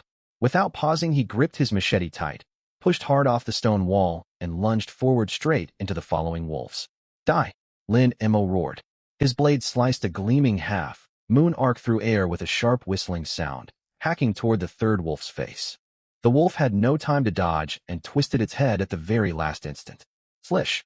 The sharp-tempered steel blade cut away half its skull as though slicing soft cheese. Brain, matter, and dark blood splattered across solid rock. Ding! Successfully slain elite gray wolf ×1. Survival points +30. System notifications sounded inside his head, yet Lin Mo paid them no mind. The 4th and 5th wolves closed in, attacking left and right at once. The wolf on his left snapped toward his wrist, hoping to disarm him. The wolf on his right bared fangs, aiming for his midsection. Get out of my way. Lin Mo twisted sharply at the hips, pouring all his triple, amplified power into a brutal side kick. It crashed like a cannonball straight into the left side wolf's rib cage. Crack! The nearly 200-pound elite wolf was hurled sideways, smashing against rock. Its chest caved completely in, and it died instantly. Meanwhile, Lin Mo twisted his right wrist and drove the broadsword downward with all his strength. Squelch. The blade stabbed precisely into the back of neck of the gray wolf on his right, piercing straight through the gap between its vertebrae and pinning it firmly to the ground. In less than 20 seconds, 5 out of 8 elite wolves lay dead. Thick blood reek filled the rocky hollow. The 3 surviving wolves finally felt terror. They skidded to a halt mid-charge, letting out frightened whimpering deep in their throats. Yet the white, furred alpha wolf, though terrified, had been driven wild with rage by its packmate's slaughter. Ayo! The alpha let out a deafening howl. Pushing hard off its hind legs, its massive body leaped more than 2 meters into the air and pounced down like a collapsing mountain. It moved so fast it sent a sharp whistling sound cutting through the air. Lin Mo's pupils shrank sharply. He had just pulled his broadsword free from the ground. His old strength was spent, and he had yet to build new momentum. He could not fully dodge. At this life and death moment, he twisted his torso violently and held the broadsword horizontally across his chest to block. Clang! The wolf's steel, hard claws crashed against the blade, ringing with metal noise. Terrifying force surged down the hilt, numbing Lin Mo's palms. He stumbled backward 3 or 4 steps and crashed hard against a rock. As he recoiled, the alpha's sharp right paw raked across the edge of his blade and tore into Lin Mo's left arm. Rip! His thin outer shirt shredded open. 3 deep, bone, exposing gashes gaped in his flesh. Skin rolled back, and hot blood welled at once, dripping down his arm. Agony shot through him like electric current. Yet Lin Mo did not so much as frown. "You beast, you asked for this." Far from making him retreat, the injury ignited the ferocity buried deep inside him. Pushing off the rock at his back, he drove his right foot hard against the ground. Instead of falling back, he charged straight toward the alpha wolf the instant it landed. Gripping the hilt tightly with both hands, he tensed his core muscles like a drawn bow. He channeled every ounce of his strength into one single upward slash. The strike was lightning, fast and unstoppable. The alpha had only just touched the ground and could not evade the fatal blow. Squelch! The dark blade bit into the soft skin beneath its jaw. It sliced effortlessly through tough flesh, severed its esophagus and windpipe, and split open its thick skull. Blood sprayed out like water from a high-pressure hose, drenching Lin Mo head to toe. The alpha's huge body stiffened abruptly before crashing heavily to the earth. Its emerald eyes still held a flicker of stunned disbelief. Ding! You have slain an elite alpha wolf. Survival points plus 50. With their leader dead, the last 2 elite wolves completely broke. Not daring to glance at Lin Mo, they tucked their tails and fled desperately toward the dark depths of the forest. "You came here, don't even think about running away," Lin Mo snorted. He bent down and picked up 2 fist-sized sharp stones. His 3 times enhanced arm strength showed its full power. He whirled and hurled the stones like bullets. Whoosh! Whoosh! Thud! Thud! Both stones smashed squarely into the backs of the fleeing wolves' skulls. The brutal impact caved their heads in. Without even a yelp, the wolves collapsed and rolled more than 10 meters across the ground, motionless. In less than 2 minutes, this heart-stopping battle was over. All 8 elite gray wolves, powerful enough to massacre a small settlement, lay dead. Lin Mo stood amid wolf carcasses and pools of blood, gasping for breath. The all-out fight had drained him. His left arm continued to bleed, sending waves of searing pain through his body. Yet his eyes burned bright. Right then, system notifications exploded inside his mind. Ding! You have slain times 7 elite gray wolves. Survival points plus 210. Ding! You have slain times 1 elite alpha wolf. Survival points plus 50. Ding! Having wiped out an elite wolf pack in a short time, you have unlocked the hidden achievement Feast of Slaughter. Bonus survival points plus 130. Total survival points earned in this battle, 390. Current total survival points, 450. Ding! Cumulative survival points have met the upgrade threshold. System evolution commencing. Congratulations! The Divine Survival System has risen to Level 2. Calculating upgrade rewards. 1. System function upgrade. Basic analysis has advanced to intermediate. Scanning radius expands to 500 meters. You may analyze targets for deep-seated weaknesses, hidden attributes, and minute changes to the surrounding environment. 2. Storage space expanded. 5 cubic meters, 20 cubic meters. Time stands absolutely still within storage. Stored items never spoil. Shop access updated. Level 1 basic supply shop upgraded to Level 2 shop. The medical shop and blueprint shop tabs are now unlocked. 4. Ding! Exclusive level, 2 promotion reward issued, times 1 minor healing potion, times 1 slight constitution enhancement potion. Listening to the flood of mechanical alerts, Lin Mo's lips spread into a broad, triumphant grin. He let out a low, hearty laugh. Ha ha. The system leveled up, and 2 new shop sections are unlocked. Yes. With a thought, he opened his system inventory. A glass vial glowing pale green rested in the first slot. Minor healing potion, life essence refined with advanced extraordinary technology. Drinking it rapidly repairs bodily wounds and accelerates cell regeneration. Highly effective for stabilizing critical injuries. Without hesitation, Lin Mo summoned the vial, bit off its stopper, and drank down the pale, green liquid in one gulp. It tasted faintly sweet. Once swallowed, it turned into a cool current that coursed through his bloodstream, flooding every part of his body. Before converging heavily on the gashes on his left arm, a miracle unfolded. Bleeding from those deep, bone-exposing wounds stopped instantly. Torn skin began to knit itself together, fresh granulation tissue weaving across the lacerations. In barely 30 seconds, the life-threatening wounds formed solid scabs. The scabs fell away, revealing smooth, unmarked skin underneath. Not a single scar remained. Moreover, all physical exhaustion from the fight vanished. He felt reborn, in peak condition. This potion practically gives me a second life. Lin Mo clenched his fully healed left fist. Surging power coursed through him, filling him with confidence. With a level 2 system and access to the medical shop, he now possessed real confidence to survive and move freely across this dangerous wilderness. The crisis had passed. Now came the harvest. Broadsword in hand, Lin Mo walked over to the wolf corpses. Boosted by his wilderness hunter skill, he moved with the practiced skill of a veteran hunter. He slid his blade under each wolf's jaw and cut down its belly, slicing cleanly between skin and muscle. Rip, rip, one after another, complete, thick gray wolf pelts peeled free, heavy with rank metallic odor. 13 pelts in total. He carried them to clean snow just outside his camp. Using snow and dry grass, he washed away surface bloodstains, then hung each pelt with vines on wooden racks outside his shelter to dry. These pelts made outstanding cold, weather gear and valuable resources for trade or crafting later on. From the wolf carcasses, he selected only the fattest hindquarters and tenderloin from the alpha and several elite wolves. He cut the meat and stored it inside his expanded 20 cubic meter storage space, where it would stay perfectly preserved. All remaining innards and scraps of meat were dumped hundreds of meters downwind from his camp. The strong scent of carrion would draw other roaming predators away, keeping his campsite safe. By the time he finished, night had grown very deep. Lin Mo returned to his solid, warm shelter. He laid down a thick bed of dry moss and topped it with 3 or 4 of the softest wolf pelts to make a lavish wolf skin bed. Outside the shelter, a bonfire blazed, beating back the chill. Lying comfortably on his wolf skin bed with his hands behind his head, he listened to the howling wind and slowly closed his eyes. Day 1. Perfect. I wonder how those young women fared tonight. Did the wolf pack find them? If they did, they must have been terrified out of their wits. 800 meters away stood the run-down wilderness farm.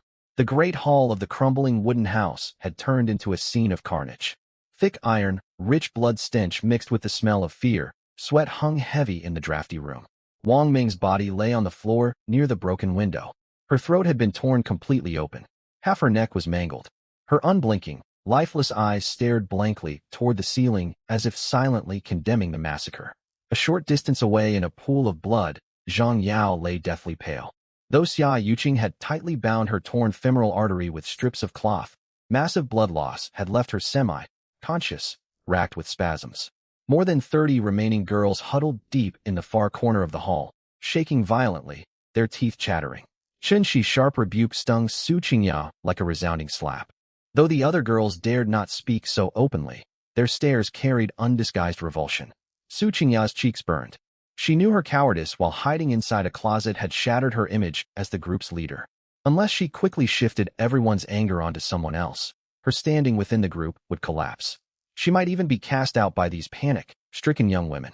Driven by overwhelming fear, malice surfaced inside her. She took a deep breath, her eyes turning cold and venomous. Ignoring Chen Shi entirely, she whirled and pointed toward the shattered west side window and the collapsed outer fence. Chen Shi, don't falsely accuse me. Su Qingyao raised her voice. Her shrill tone echoed sharply through the hall. Has no one here used their brain? Why could the wolves break in so easily? Why tonight of all nights? She played the aggrieved victim and spoke in a loud, impassioned voice. Who was tasked with repairing this window and the outer fence during the day? Lin Mo? That young man. He deliberately failed to nail the planks tight. He left gaps in the fence on purpose. He already knew wolves roamed these woods. Perhaps he hoped to play the hero, or intended for a wolf attack to break our spirits so we would become completely reliant on him. That is why he left those dangerous flaws behind. It was his selfish scheming that let the wolves break through. Her twisted, false reasoning exploded through the hall like a bomb. Standing on a false moral high ground, she grew so caught up in her own speech. She almost believed her own lies. Think about it. If he had properly secured the window, could a wolf smash it open with one paw? If he had built a solid fence, could wolves creep right up to these walls unseen? Everything is Lin Mo's wicked plot. He caused Wang Meng's death. He left Zhang Ma gravely injured. Why do you not direct your anger at the true culprit instead of blaming me when I try my hardest for all of us? Her shameless sophistry proved devastatingly effective. Fresh from mortal terror and lacking firm resolve, the girls craved an outlet for their fear and rage. To admit they had driven Lin Mo away through irrational suspicion, leaving their farm defenseless, meant confronting crushing guilt they could not bear. Blaming the absent man and painting him as a villain felt far easier psychologically. You're absolutely right. Li Mingyao, who had fainted under the table from terror earlier, had woken. She scrambled over towards Su Qingya and clung to her like a lifeline, shouting in agreement. Lin Mo is to blame. That young man has terrible intentions. He coveted our safety and trust all along. It makes perfect sense he sabotaged doors and fences, planning to step forward as our savior once danger struck. Tonight's tragedy happened solely because Lin Mo failed to reinforce our defenses properly. Wang Ming died because of him. He is utterly reprehensible. Once Li Mingyao spoke up, girls who had previously harbored doubts about Su Qingya joined in. Yes, how malicious can Lin Mo be? Terrible. Who knew he harbored such deep-laid schemes against us these past 2 days? He deserves whatever misfortune comes his way. We gave him shelter, yet he would happily let us be killed by wolves. What a cold-hearted, selfish man. The hall filled with wave after wave of vicious condemnation directed at Lin Mo, the man who had labored selflessly for them only days before. How can you all be so unreasonable? Xia Yuqing, who had knelt pressing cloth against Zhang Yao's wound, trembled all over with rage upon hearing these slanderous falsehoods. She lifted her head, eyes red, and stared straight at Su Qingya. Tears welled in her eyes. What were you all doing while Lin Mo repaired the fence and nailed planks over the windows during the day? You stood by watching and mocking him. If not for him, this shack could barely keep out the wind. You drove him away, and now disaster strikes, and you put all the blame on him. Su Qingya, you hid inside a closet and did nothing. What right do you have to condemn Lin Mo? Overcome by emotion, Xia Yuqing let go of the wound and lunged forward, intending to expose Su Qingya's hypocrisy. Yuqing, don't do anything rash. At once, Chen Shi and Lu Jia grabbed her and held her tight. Let go of me. I will expose this hypocrite. Xia Yuqing struggled violently. Calm down. Chen Shi held her firmly by the shoulders and lowered her voice heavy with helpless anxiety. Arguing with people caught up in mass hysteria achieves nothing. They will not listen. Look at Zhang Yao. At the mention of Zhang Yao, Xia Yuqing froze. She turned toward her injured friend lying in pools of blood. Zhang Yao's pale skin had flushed an unnatural fever, red.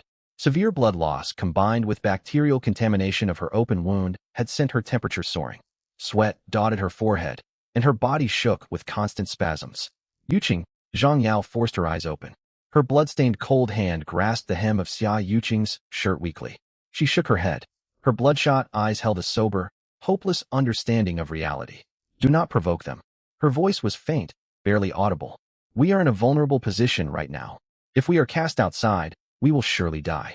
Zhang Yao understood perfectly. Su Qingya had regained control over the group.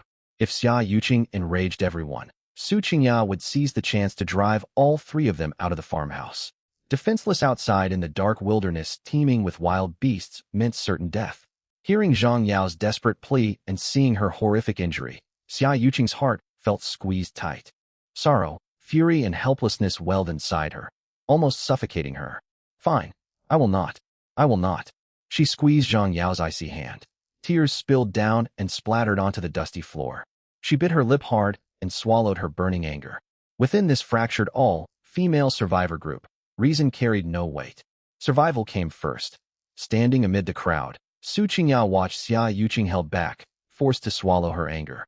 A cold, triumphant smile tugged at her lips. She knew she had weathered this crisis. Enough, everyone. Quiet down. As tensions eased following Xia Yuqing's capitulation, Lu Yunyan, who had cowered unnoticed in a corner, sensed an opportunity. She rose from the dusty floor and smoothed her disheveled hair. One lens of her gold-rimmed spectacles was cracked, yet she reassumed her authoritative demeanor. The immediate danger has passed, but we cannot afford to be careless. She surveyed the room with feigned composure. When her gaze swept over Wang Meng's mangled corpse, revulsion flickered across her face before she quickly looked away. Chen Shi, Lu Jia, look after Zhang Yao. Use damp cloths to bring her fever down. As for Wang Meng's body, Xingya, select a few brave-hearted girls. Bury her on the hillside first thing tomorrow morning. Leaving a corpse indoors will fuel panic. Her instructions sounded orderly on the surface, yet she skillfully avoided addressing the core conflict while cementing both her own and Su Qingya's leadership. Once the sharp panic faded, everyone's eyes drifted toward the two large wolf corpses on the floor. An odd silence descended across the hall. The after-effects of terror and surging adrenaline gave way to overwhelming gnawing hunger. Gurgle. Someone's stomach rumbled loudly in the stillness. That sound broke the last restraint. Unbearable hunger washed over every girl. During the day, they had only received a handful of sour wild berries. That evening, the large fish they had caught had been eaten entirely by Su Qingya's inner circle. More than 30 girls suffered sharp hunger pangs. Eyes glinting with desperate longing fixed themselves on the wolf carcasses. Can we eat wolf meat? One girl swallowed hard, her voice trembling with greed. We cannot. Chun Shi's expression hardened, and she stepped forward at once to object firmly. Absolutely not. She frowned and pointed toward the wolf bodies lying in blood. Wild animal meat carries countless parasites and dangerous bacteria. Without thorough, complete cooking, eating it will lead to severe infection. We do not have the means to cook wolf meat thoroughly right now. The wolves may well return. No one dares guarantee they will not strike again. This cabin is drafty all around. If we start a fire to roast meat right now, the potent stench of blood mixed with grilled flesh will act like a beacon, drawing every wild beast for miles around. Do you all wish to get yourselves killed? Chun Shi's warning was logical and razor-sharp. Within civilized society, everyone would unquestionably heed her words. But trapped inside this wilderness cabin, tormented by starvation verging on madness, rationality had long been cast aside entirely. Chun Shi, quit spreading unnecessary panic. Li Mengyao was the first to lash out. Though she had been thoroughly terrified moments earlier, the sight of meat reignited her domineering attitude. You may not be starving, but we are on the brink of death from hunger. The wolves are already dead, so what stops us from eating their flesh? Are you determined to let us starve to death? Exactly. Don't speak so casually when you have no hardship to bear. Chen Shi, we're driven half insane by hunger. We'll risk whatever parasites lurk in the meat just to fill our stomachs. Light the fire at once. We need that meat. The group of girls had completely lost their senses, their eyes bloodshot with hunger, deaf to all persuasion. Led by Su Qingya and Li Mengyao, several girls brushed past Chun Shi's attempts to block them. They retrieved leftover firewood stacked in the corner and lit a blazing bonfire in the center of the cabin hall. Flickering flames cast eerie reflections across their greedy, frenzied faces.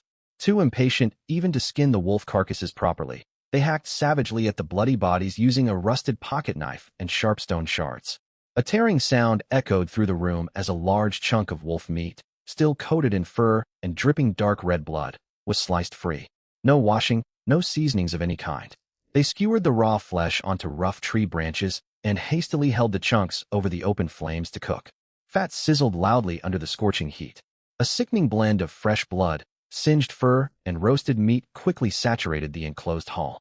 A scent that would normally trigger violent nausea now tasted like the finest delicacy to these starving young women. Barely 10 minutes passed. The wolf meat was only charred black on the surface, its interior still oozing bright red raw blood.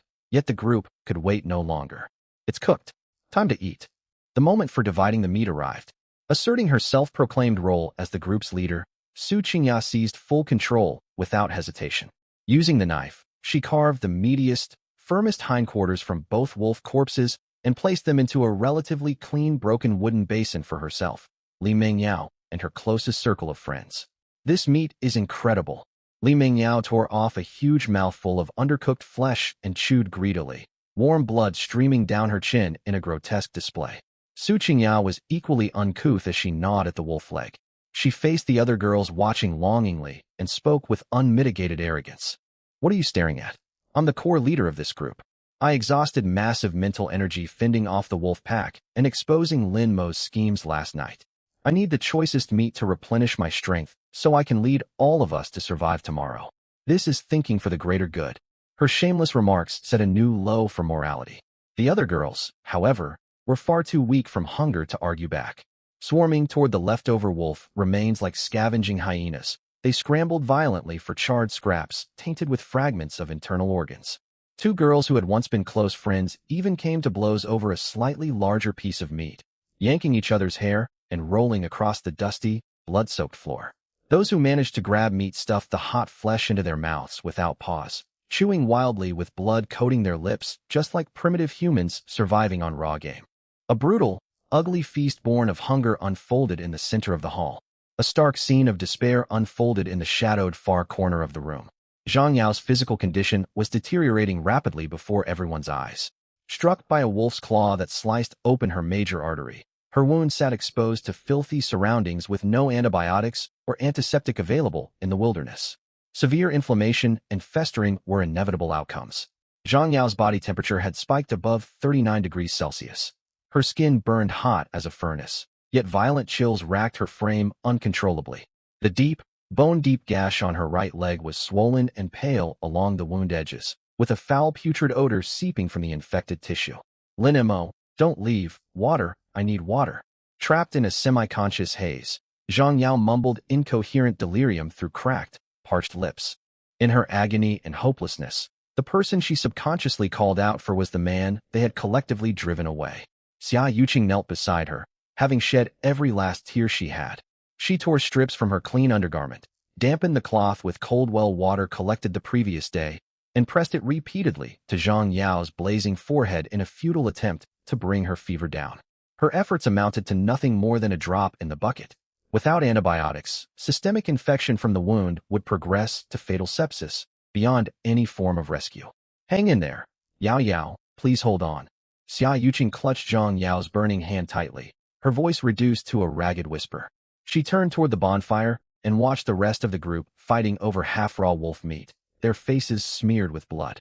Su Qingya's shamelessness, Li Mengyao's malice, Lu Yunyan's hypocrisy, alongside the selfishness and madness filling every person present, filled Xia Yuqing with bone-deep sorrow. This all-female group was doomed. They were no different from worms dragging one another down into the mire, destined to sink together into the abyss of death. Xia Yuqing looked away and gazed out the cabin's broken window toward the pitch-black primeval forest, cold wind howling through the trees. Lin Mo, she whispered silently in her heart, overwhelmed with remorse and hopelessness. Where on earth are you right now? Morning sunlight streamed into the cabin hall. Thick, cloying blood stench mingled with urine reek. Charred residue and rotten odors left over from the previous night's savage feast fermented thickly within the drafty walls. The air grew so murky that every breath churned the stomach violently. Several girls who had eaten the undercooked wolf meat lay weakly on the floor in the hall's corners, clutching their stomachs and crying out in agony.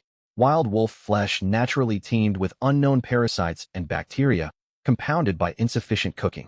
Acute gastroenteritis and food poisoning had fully set in, leaving their already weakened bodies even more devastated by relentless vomiting and diarrhea. A suffocating cloud of despair hung heavy over the entire cabin. Su Qingya pinched her nose shut with a relatively clean strip of cloth and stood beside a support pillar as far from the sick girls as possible.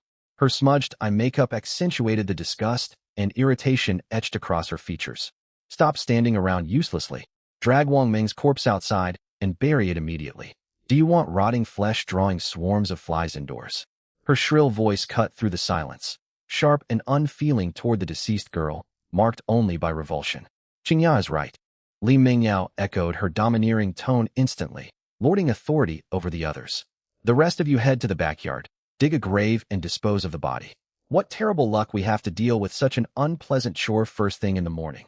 The targeted girls' eyes reddened with distress. Though they burned with resentment, they dared not defy Su Qingya's bullying power. Fighting back fear and nausea, they fetched broken wooden planks and nervously carried Wang Ming's mangled body, her throat brutally torn open by wolf fangs, out of the cabin. While chaos consumed the interior, Chun-Shi slipped quietly out the main door alone and walked toward the open ground surrounding the abandoned farm. Having trained in Sanda for years and possessing far stronger mental fortitude than the others, she knew the wolf pack's sudden retreat the night before was deeply abnormal. The alpha wolf had already signaled a full charge that would have torn every person inside the cabin to shreds. Yet a distant, piercing wolf howl had abruptly recalled the entire pack at the critical moment. What force could drive bloodthirsty, starving wolves to abandon an easy meal and flee in evident terror? Frowning deeply, Chun-Shi gripped her wooden spear caked with dried wolf blood and knelt beside the collapsed fence breach. Wolf paw prints churned the ground into a chaotic mess, yet she spotted several unusual markings amid the wreckage. The footprints sink deep into the soil with uneven strides, all heading in a single direction in frantic flight. Chun-Shi followed the trail left by the fleeing wolves toward the forest boundary, a cold dread mounting within her step by step. 400 meters from the farm, she froze mid-step upon reaching a thick cluster of bushes. Her pupils contracted sharply as she stared at the ground ahead. A massive pool of dark red blood splattered across the dirt in a terrifying pattern, viscous chunks of flesh and internal organs clinging to the leaves of nearby half-meter-tall shrubs. The volume of blood here is far more than what a bite wound could produce. This creature eviscerated the wolves in an instant, crushing their internal organs with sheer brute strength. Chun-Shi gasped sharply as her heart hammered violently in her chest. Pushing past her terror, she tracked the blood trail dozens of meters onward, discovering 3 more sites marked by gruesome splattered blood and clear drag marks. Not a single wolf corpse remained anywhere to be seen. An icy chill raced up her spine to the crown of her head, every hair standing rigidly on end. Some terrifying unknown entity was systematically slaughtering the wolf pack last night. Chun-Shi mentally reconstructed the horrific scene from the previous evening. The fierce elite wolves had no means of resisting the mysterious presence, struck down instantly with their bodies dragged away as trophies. What kind of monstrous beast lurked out there? A larger mutated predator? Or some unknown abomination native to these wild lands? Daring not to speculate further, Chun-Shi sprinted back toward the cabin as if fleeing for her life. The cabin door slammed open as she stumbled inside, gasping heavily with a face drained of all color. "You nearly broke the door, charging in like a maniac," Su Qingyao complained sharply. Ignoring her completely, Chun-Shi rushed straight to Lu Yunyan and recounted every trace and sign she had discovered outside in a hurried, lowered voice. "What?" Lu Yunyan's poised complexion blanched instantly, her eyes widening behind her wire-rimmed glasses. "The wolves were hunted down one-sidedly, with all their bodies dragged away? Are you absolutely certain you saw this correctly?" Her voice warbled with overwhelming fright. Though Chun-Shi spoke quietly, her words echoed clearly across the silent hall, plunging the already fragile group deeper into overwhelming despair. "A monster, something far deadlier than wolves, roams outside. We're going to die. All of us will perish out here." Panic spread through the crowd like an infectious disease. Lu Yunyan pressed her lips tightly together while her mind raced rapidly. Her gaze drifted to Zhang Yao huddled in the corner. Zhang Yao's condition had deteriorated to a critical state. Her skin burned hot as a branding iron, her lips cracked and bleeding, and her deep leg wound festered fully. The surrounding flesh had turned an unsettling dark purple-black, emitting a thick, putrid stench. Xia Yuqing knelt beside her with swollen, tear-filled eyes, clutching Zhang Yao's cold hand so tightly her knuckles whitened, unable to make a sound through her endless weeping. "Zhang Yao won't make it past noon without anti-inflammatory medicine and clean nourishment," Lu Jia murmured through tears, overcome with hopelessness. Lu Yunyan drew a deep breath, knowing passive waiting meant certain death. Their food reserves were completely exhausted. While the well provided water, starvation would eventually claim everyone without sustenance. If Zhang Yao passed away inside the cabin, the psychological weight of decay would shatter the group's last remaining resolve. Worse still, that unknown terrifying entity lingered beyond the farm perimeter. Staying within the cabin walls offered no path to survival. "Everyone, quiet down at once." Lu Yunyan stood abruptly, projecting the authoritative bearing of their supervising teacher to silence the crying girls. "What good does weeping do? Can tears slay wolves or conjure food from thin air?" She pushed her glasses higher on her nose, her gaze sharp enough to cut as it swept over the room before settling on Su Qingyao and her companions. "The farm is no longer safe. Our food is gone, and Zhang Yao's life hangs by a thread. We must venture out actively to gather medicinal herbs for infection treatment and search for food supplies. Dead silence fell across the hall after her declaration. Step outside. Venture into the primeval forest teeming with wolves and an unknown monster?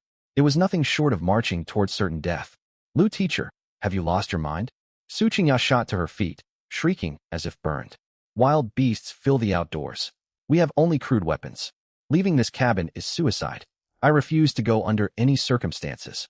You have no choice. Lu Yunyan's expression hardened, her tone ice cold. Will you choose to starve slowly within these walls, or wait for that monster to break in and devour us all tonight? As your supervising teacher, I am issuing an official order. A search party will depart immediately. Su Qingya, Li Mingyao, Xia Yuqing, Chun Shi, Lu Jia, Zhao Shui, and Wang Qian. Grab your weapons and follow me. Apart from Chun Shi and Xia Yuqing, every named girl paled in terror and shook their heads frantically in refusal. Why must I go? Su Qingya roared indignantly. My role is intellectual coordination for the group. I should stay here to manage overall arrangements. Send the other less prominent members instead. Your empty coordination is worthless. Chun Shi finally lost all patience. She strode forward abruptly, grabbed Su Qingya by the collar and lifted her off the ground, pressing the tip of her wooden spear against Su Qingya's nose. Stop complaining. Xia Yuqing gave her friends a faint reassuring smile. They want to see us fail. We will not give them that satisfaction. We can carry smaller amounts and make more trips. I've endured your behavior long enough. You claimed you would sacrifice yourself for the collective good yesterday. Now the moment for that sacrifice has arrived. Chun Shi's eyes blazed red with barely restrained hostility. If you utter another refusal, I will stab you right here and leave your body outside as bait for the wild animals. Are you going? Stinging cold pressure from the spear tip paired with Chun Shi's murderous glare sent violent tremors through Su Qingya's body, fresh tears spilling down her cheeks. I'll go. Just stop threatening me. She swallowed her bitter resentment and agreed with wobbly legs. Seeing her leader surrender, Li Mingyao dared not voice any protest and glumly picked up her wooden spear. Xia Yuqing stood without hesitation. She would brave hell itself if it meant securing treatment to save Zhang Yao. 10 minutes later, a makeshift 7-girl search team led by Lu Yunyan gripped their crude wooden spears and stepped nervously out of the farm gate consumed with dread. Marching at the front, Chun Shi gestured toward the large bloodstain on the ground and spoke in a low voice. We follow this blood trail. Whatever creature massacred the wolf pack may have leftover prey or medicinal plants near its lair. This is our only viable lead. Lu Yunyan swallowed nervously and nodded in agreement. The 8 women huddled close together like frightened birds, following the broken drag marks deep into the shadowy, dense primeval woodland. Sunlight barely penetrated the thick, overlapping canopies of towering trees, plunging the forest into perpetual dimness. The air hung thick with the damp rot of fallen leaves mixed with faint traces of blood. Dry twigs crunched loudly underfoot with every step, each small rustle sending the jumpy group into fits of alarm. Lu teacher, let's head back. This place is absolutely terrifying. Li Mingyao trudged along mid-column with leaden legs, tears welling in her eyes. Her clothes still carried the foul odor of her prior fright, yet no one had the energy to criticize her in the current crisis. Be quiet. Do you wish to draw predators toward us? Lu Yunyan snapped in a hushed tone, though her own hands trembled uncontrollably around her wooden staff. Walking beside Li Mingyao, Su Qingya's face remained ashen as she muttered constant complaints under her breath. This is all Lin Mo's fault.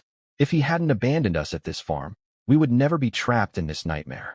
If I make it back alive, my father will make him pay dearly for this.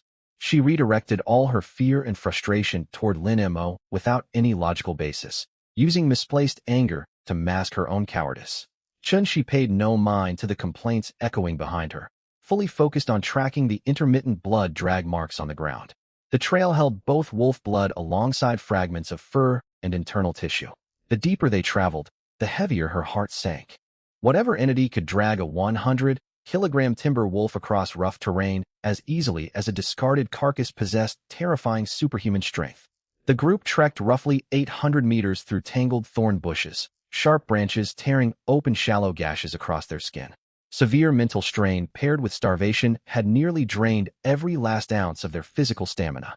Just as everyone neared the breaking point, ready to abandon their mission entirely, a soft breeze drifted through the trees toward their faces. This wind carried no decaying leaf odor or sickening blood reek.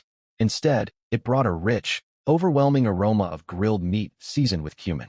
Every stomach rumbled audibly as the scent washed over them, triggering a tidal wave of ravenous hunger. Saliva flooded their mouths uncontrollably as their gazes locked forward in stunned fixation. Meat. Someone is roasting meat. Li Mingyao's fear vanished entirely, replaced by desperate craving as she inhaled deeply, eyes glowing with desperate hunger. I smell cumin, chili powder, and rendered meat grease. Su Qingya swallowed hard, her features contorted with ravenous longing. After their horrid experience eating undercooked contaminated wolf meat followed by violent illness, the familiar comforting aroma of properly seasoned barbecue felt utterly intoxicating to them. People must be here, other survivors, or even a rescue team. They have cooked food and supplies. We're saved. Su Qingya cheered excitedly, instantly forgetting the lurking monster and the bloody trail they had followed. Driven by desperate hope, the 8 girls sprinted forward with renewed strength like wanderers discovering an oasis in the desert. Xia Yuqing raced alongside the others with a surge of hope. Anyone capable of preparing proper roasted food likely possessed medical supplies that could cure Zhang Yao's infection. They pushed through the final thick wall of shrubbery, and the landscape suddenly opened up to reveal a natural rock hollow. Yet the sight before them froze every person in place the instant their eyes registered the scene. Their breathing halted completely, pupils blown wide with shock. What stood before them was an unexpectedly sophisticated wilderness camp. 2 massive boulders leaned against one another to form a naturally windproof enclosure. Thick logs woven together with sturdy vines had been erected into a solid protective windbreak at the front of the rock shelter. Behind the windbreak, a blazing campfire cast warm golden light across the area. Suspended above the flames on a wooden spit was a huge, succulent haunch of wild wolf meat. Its golden, crispy exterior sizzled with hot grease over the fire, evenly coated with ground cumin and chili powder. The mouth-watering scent drifting out originated right here. What stunned the women to the core was the makeshift bed set up at the deepest part of the campsite. It was lined with thick layers of dried moss, topped with 13 intact, soft, flawless gray wolf pelts stacked together to form a spacious bed. In this perilous wilderness where temperatures hovered just above freezing, this wolf fur bed was nothing short of an ultra-luxurious presidential suite. Leaning lazily against the soft pelts on this bed was a tall man with lean, cheetah-like streamlined muscle definition. He held a bottle of purified water, a commodity only available in civilized settlements, tilting his head back to drink. Beside him lay an open first aid kit marked with a Red Cross logo, neatly stocked with antibiotics, anti-inflammatory medicine, gauze bandages, and saline solution. Right next to the medical bag stood a matte black high-carbon steel machete glinting with icy sharpness, faint dried blood still clinging to its blade. This man was none other than Lin Mo, the very person they had driven ruthlessly out of the farm the previous day, under the pretext of preventing potential harassment. Lin Mo. Xia Yuqing clapped a hand over her mouth, letting out a shocked gasp. Time seemed to freeze on the spot. Lu Yunyan, Su Qingya, Chen Shi, and the rest stood rooted at the edge of the shrubbery, their eyes bulging in disbelief. A crushing sense of disparity slammed into each of them like a heavy sledgehammer, shattering their misplaced superiority and self-esteem into pieces. They recalled the previous night, trapped inside a drafty ramshackle cabin. They had shivered violently against bitter winds, fled in blind terror from wolf packs, suffered casualties and severe injuries. Desperate enough to fight one another over raw wolf flesh ridden with parasites, they had fallen violently ill after eating it, sinking into total despair. Meanwhile, Lin Mo was alone deep in the wilderness, sheltered within a sturdy, warm camp, resting on a bed layered with 13 wolf hides. He was roasting well, seasoned meat dripping with grease over open fire, with clean drinking water and a full set of modern medical supplies within easy reach. This was not wilderness survival by any stretch of the imagination. It was outright wilderness glamping. This cannot be real. Su Qingya's voice trembled. She stared fixedly at the medical kit, the machete, then the pile of skinned wolf skeletons scattered on the ground. She drew a sharp breath, her mind reeling from the revelation. She finally understood. The mysterious, terrifying figure that had single-handedly wiped out an elite wolf pack near the farm the night before, dragging the 100-kilogram gray wolf carcass away like a lifeless stray animal, was no mutated beast. It was Lin Mo, the man they had cast out. With nothing but a single blade, he had slaughtered an entire elite wolf pack single-handedly. This absolute, Overwhelming power gap made Chen Shi, a trained Sanda practitioner, feel her legs go weak and unsteady beneath her. Gulping hard, Li Mingyao and the others stared at the sizzling roasted meat and the clear bottle of purified water beside Lin Mo, their eyes burning with envy. Intense jealousy, burning hunger, and overwhelming regret intertwined, completely breaking down their mental defenses. Why did this have to happen? Why did they, a group of young women, have to endure hardship, loss of companions, freezing cold, and starvation back at the farm? How could this man, whom they had looked down upon, live in such comfort out here in the wild? It was utterly unfair. Gurgle, someone swallowed hard. That distinct sound of swallowing echoed loudly, magnified infinitely in the death, silent air. Li Mingyao's eyes blazed with hunger. She stared fixedly at the golden, brown, crispy wolf leg roasting over the fire. Saliva dripped uncontrollably from the corners of her mouth. Meat, roasted meat. As if possessed, her legs moved of their own accord. She wanted to lunge forward and swallow the whole wolf leg, bones and all. Stop right there. Chen Shi grabbed Li Mingyao's arm in an iron grip, her strength nearly crushing the bones beneath. Chen Shi's whole body trembled uncontrollably. Her face, usually marked by casual nonchalance, was now deathly pale, drained of all color. Her gaze was fixed on the gleaming steel machete resting beside Lin Mo. Beyond that, in the corner of the camp, lay mountainous piles of skinned, meat, stripped wolf skeletons. Vivid memories of the gory bloodstains she had seen outside the farm the night before flashed through Chen Shi's mind. The elite wolf pack had been butchered without mercy. 200-pound gray wolves had been dragged away like dead dogs. The terrifying, unknown monster that had haunted Chen Shi's nightmares was no mutated beast. It was this man sitting calmly drinking water right in front of her.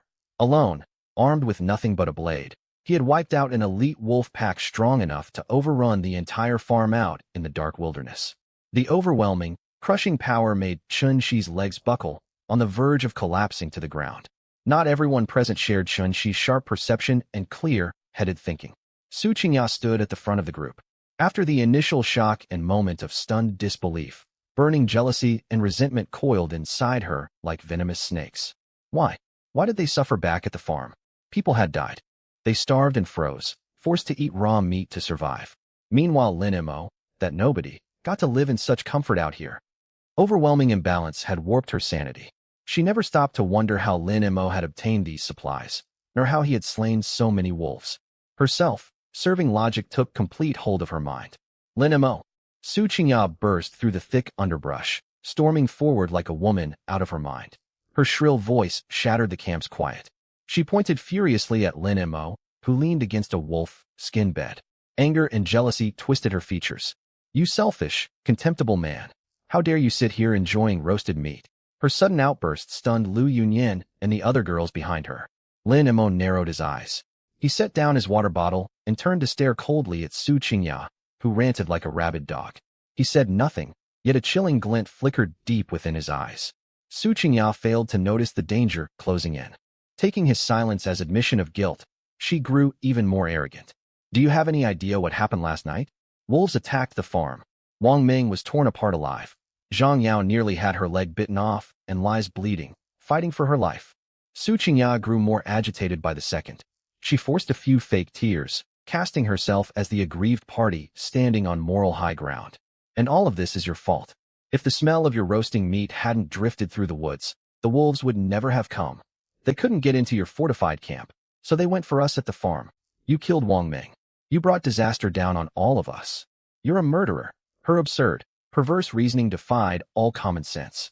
Even the girls hiding in the bushes were dumbfounded. They had driven Lin Mo away themselves. The wolves had merely hunted naturally.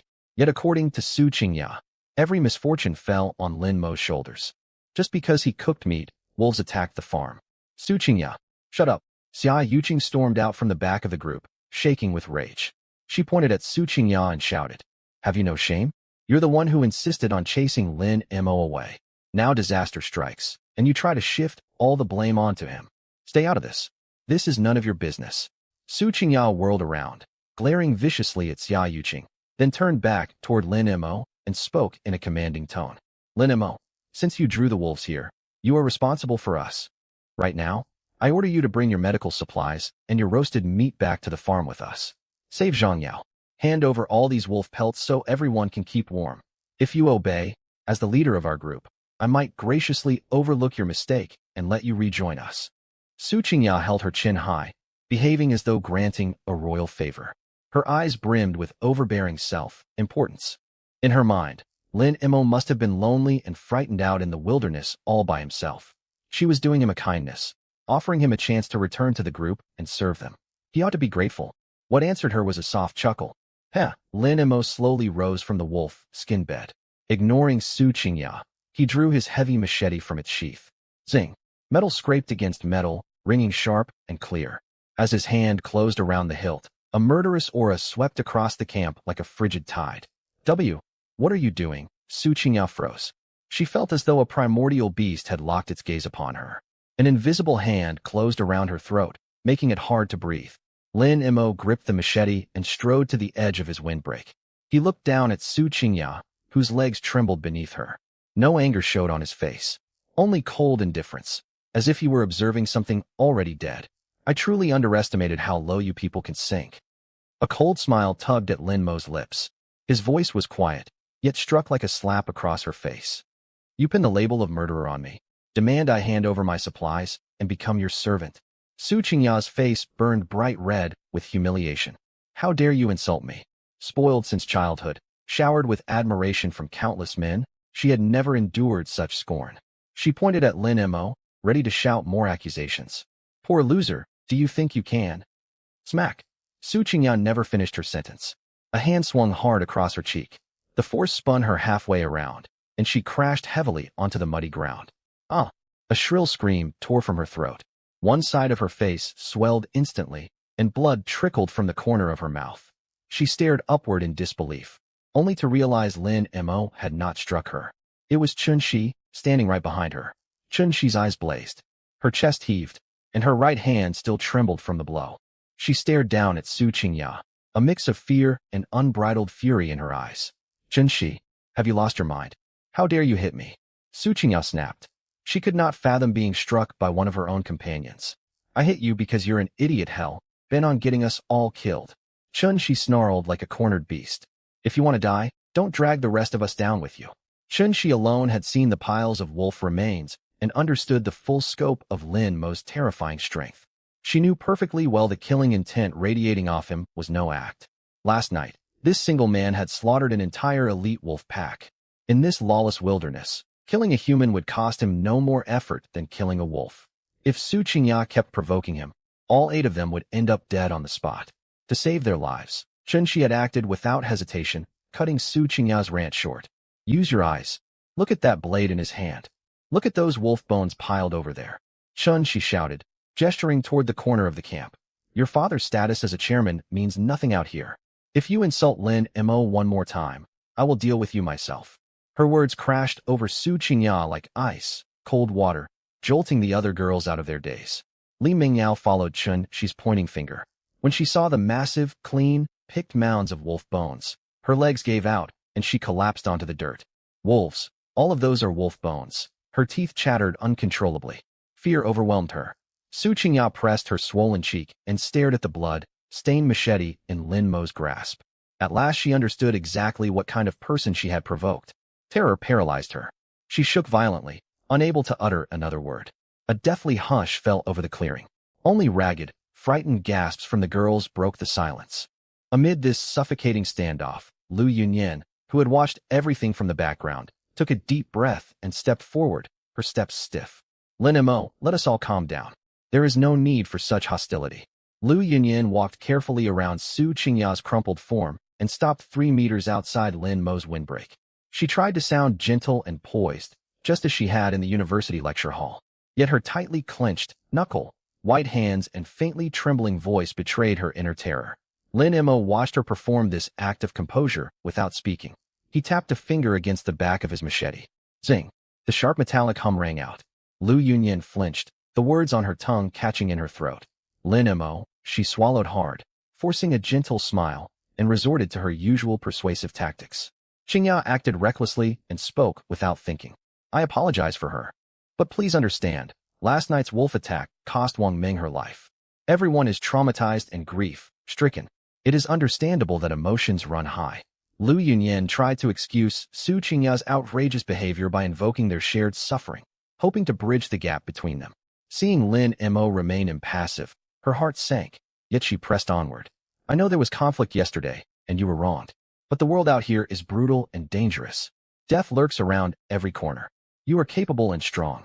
Look at this camp you built. Look at all the wolves you have slain. Everyone has seen what you can do. She drew a deep breath, her tone turning earnest, as if delivering a lecture. Great power brings great responsibility. We are classmates, a group. Right now these girls face mortal danger. Can you truly stand by and watch your former classmates and teacher perish in the wilds, devoured by beasts? If you come back to the farm with your supplies, or let us take shelter within your camp, I give you my word nothing like yesterday will ever happen again. You will hold a high standing among us, second only to myself. You will receive priority shares of food. You will not be forced to do menial labor. You can protect us and become the hero we all need. Would that not be worthwhile? Lu Yunyan's speech was smooth and persuasive. First she laid moral pressure on him, invoking manhood, collective survival, and responsibility. Then she dangled promises of status and respect, hoping to appeal to his vanity. In her view, a young male college student would easily fall for such appeals. A little praise, the title of hero, and he would hand over his supplies and resume, acting as their unpaid guard and laborer. Behind her, Li Mingyao and the other girls' eyes lit up with renewed hope. Surely their teacher would sway him with reason. However, after a brief pause, Lin Mo bowed his head and let out a low chuckle. His laughter grew louder until it rang with open mockery and disdain across the wilderness. The sound struck Lu Yunyan's hypocritical facade like open-handed slaps. What? What are you laughing at? Her polite smile froze completely. Hot shame welled up inside her. I laugh at how foolish you are, and at your unbelievably thick mask of hypocrisy. Lin Mo's laughter died away. His gaze turned ice cold. Lu Yunyan, do you truly believe you are the only intelligent person alive, and everyone else is naive enough to be manipulated by you? When Su Qingya led the drive to cast me out yesterday, where were you, our respected teacher? You stood by and watched. You even suggested the compromise that I sleep in the doghouse and serve as your unpaid guard. Where was your talk of collective survival then? Where was your speech about a man's duty? Lin Mo's words struck home, tearing straight through her pretense. Now wolves have come, people are dead, and you are starving. You see my fortified camp, my food and water, and suddenly you lecture me about responsibility and being a hero. Promising me better treatment, promising me larger rations? Lin Mo sneered, undisguised contempt in his eyes.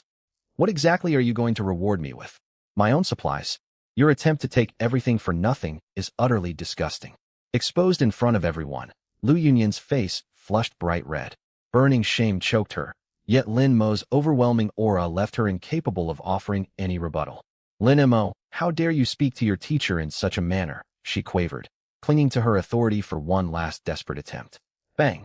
Tired of listening to her, Lin Mo drove his machete hard into the mud just outside the windbreak. Most of the blades sank into the earth, and the handle vibrated with a low thrumming hum. The raw display of strength sent Lu Yunyan and the other girls stumbling backward, faces filled with terror. Drop your sanctimonious moral grandstanding. This is the wilderness, not your university classroom. Lin Mo folded his arms across his chest and looked down at the terrified girls before him. His voice was grim and unyielding, shattering their last shreds of wishful thinking. I am no saint, and I will not be your obedient tool to be summoned at will. There are no laws or social norms out here. If you want to survive, you must abide by one basic rule: fair exchange. You want my protection? My food and water? Do you want to stay alive? Lin Mo's gaze swept over Lu Yunyan and the other young women. That can be done, but nothing in this world is free. If you wish to gain something from me, you must pay a price. You can work for me, handling all the difficult and unpleasant chores. That is the price for shelter and sustenance. I will not pretend to be noble. My terms are clear. If anyone tries to take advantage of me or manipulate me with empty morality, Lin Mo wrenched the machete free from the mud. The blade stopped inches from Lu Yunyan's nose, sharp and deadly. This blade will have no qualms about ending your life. Silence. Complete, utter silence. Lin Mo's blunt, unvarnished explanation of the wilderness's cruel reality shattered every last illusion the girls had held. Fair exchange. Work in return for survival. These chilling 8 words left all the girls staring at one another, overcome by unprecedented despair and terror. In civilized society, they could rely on their good, looks to take for granted the admiration and efforts of men, and even sit in moral high ground to pass harsh judgment. Yet here, their prized beauty and so-called female privileges meant absolutely nothing in the face of brute force and scarce survival resources.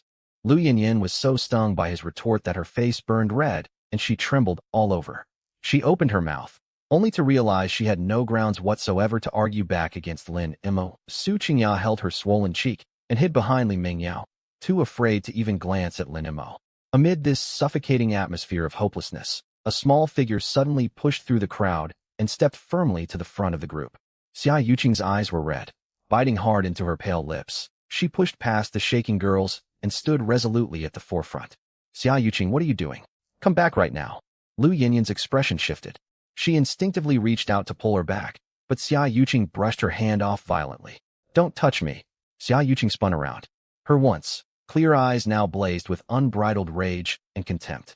She stared fixedly at Lu Yinyin and Su Qingyao hiding behind her. Emotions she had long suppressed erupted like an active volcano.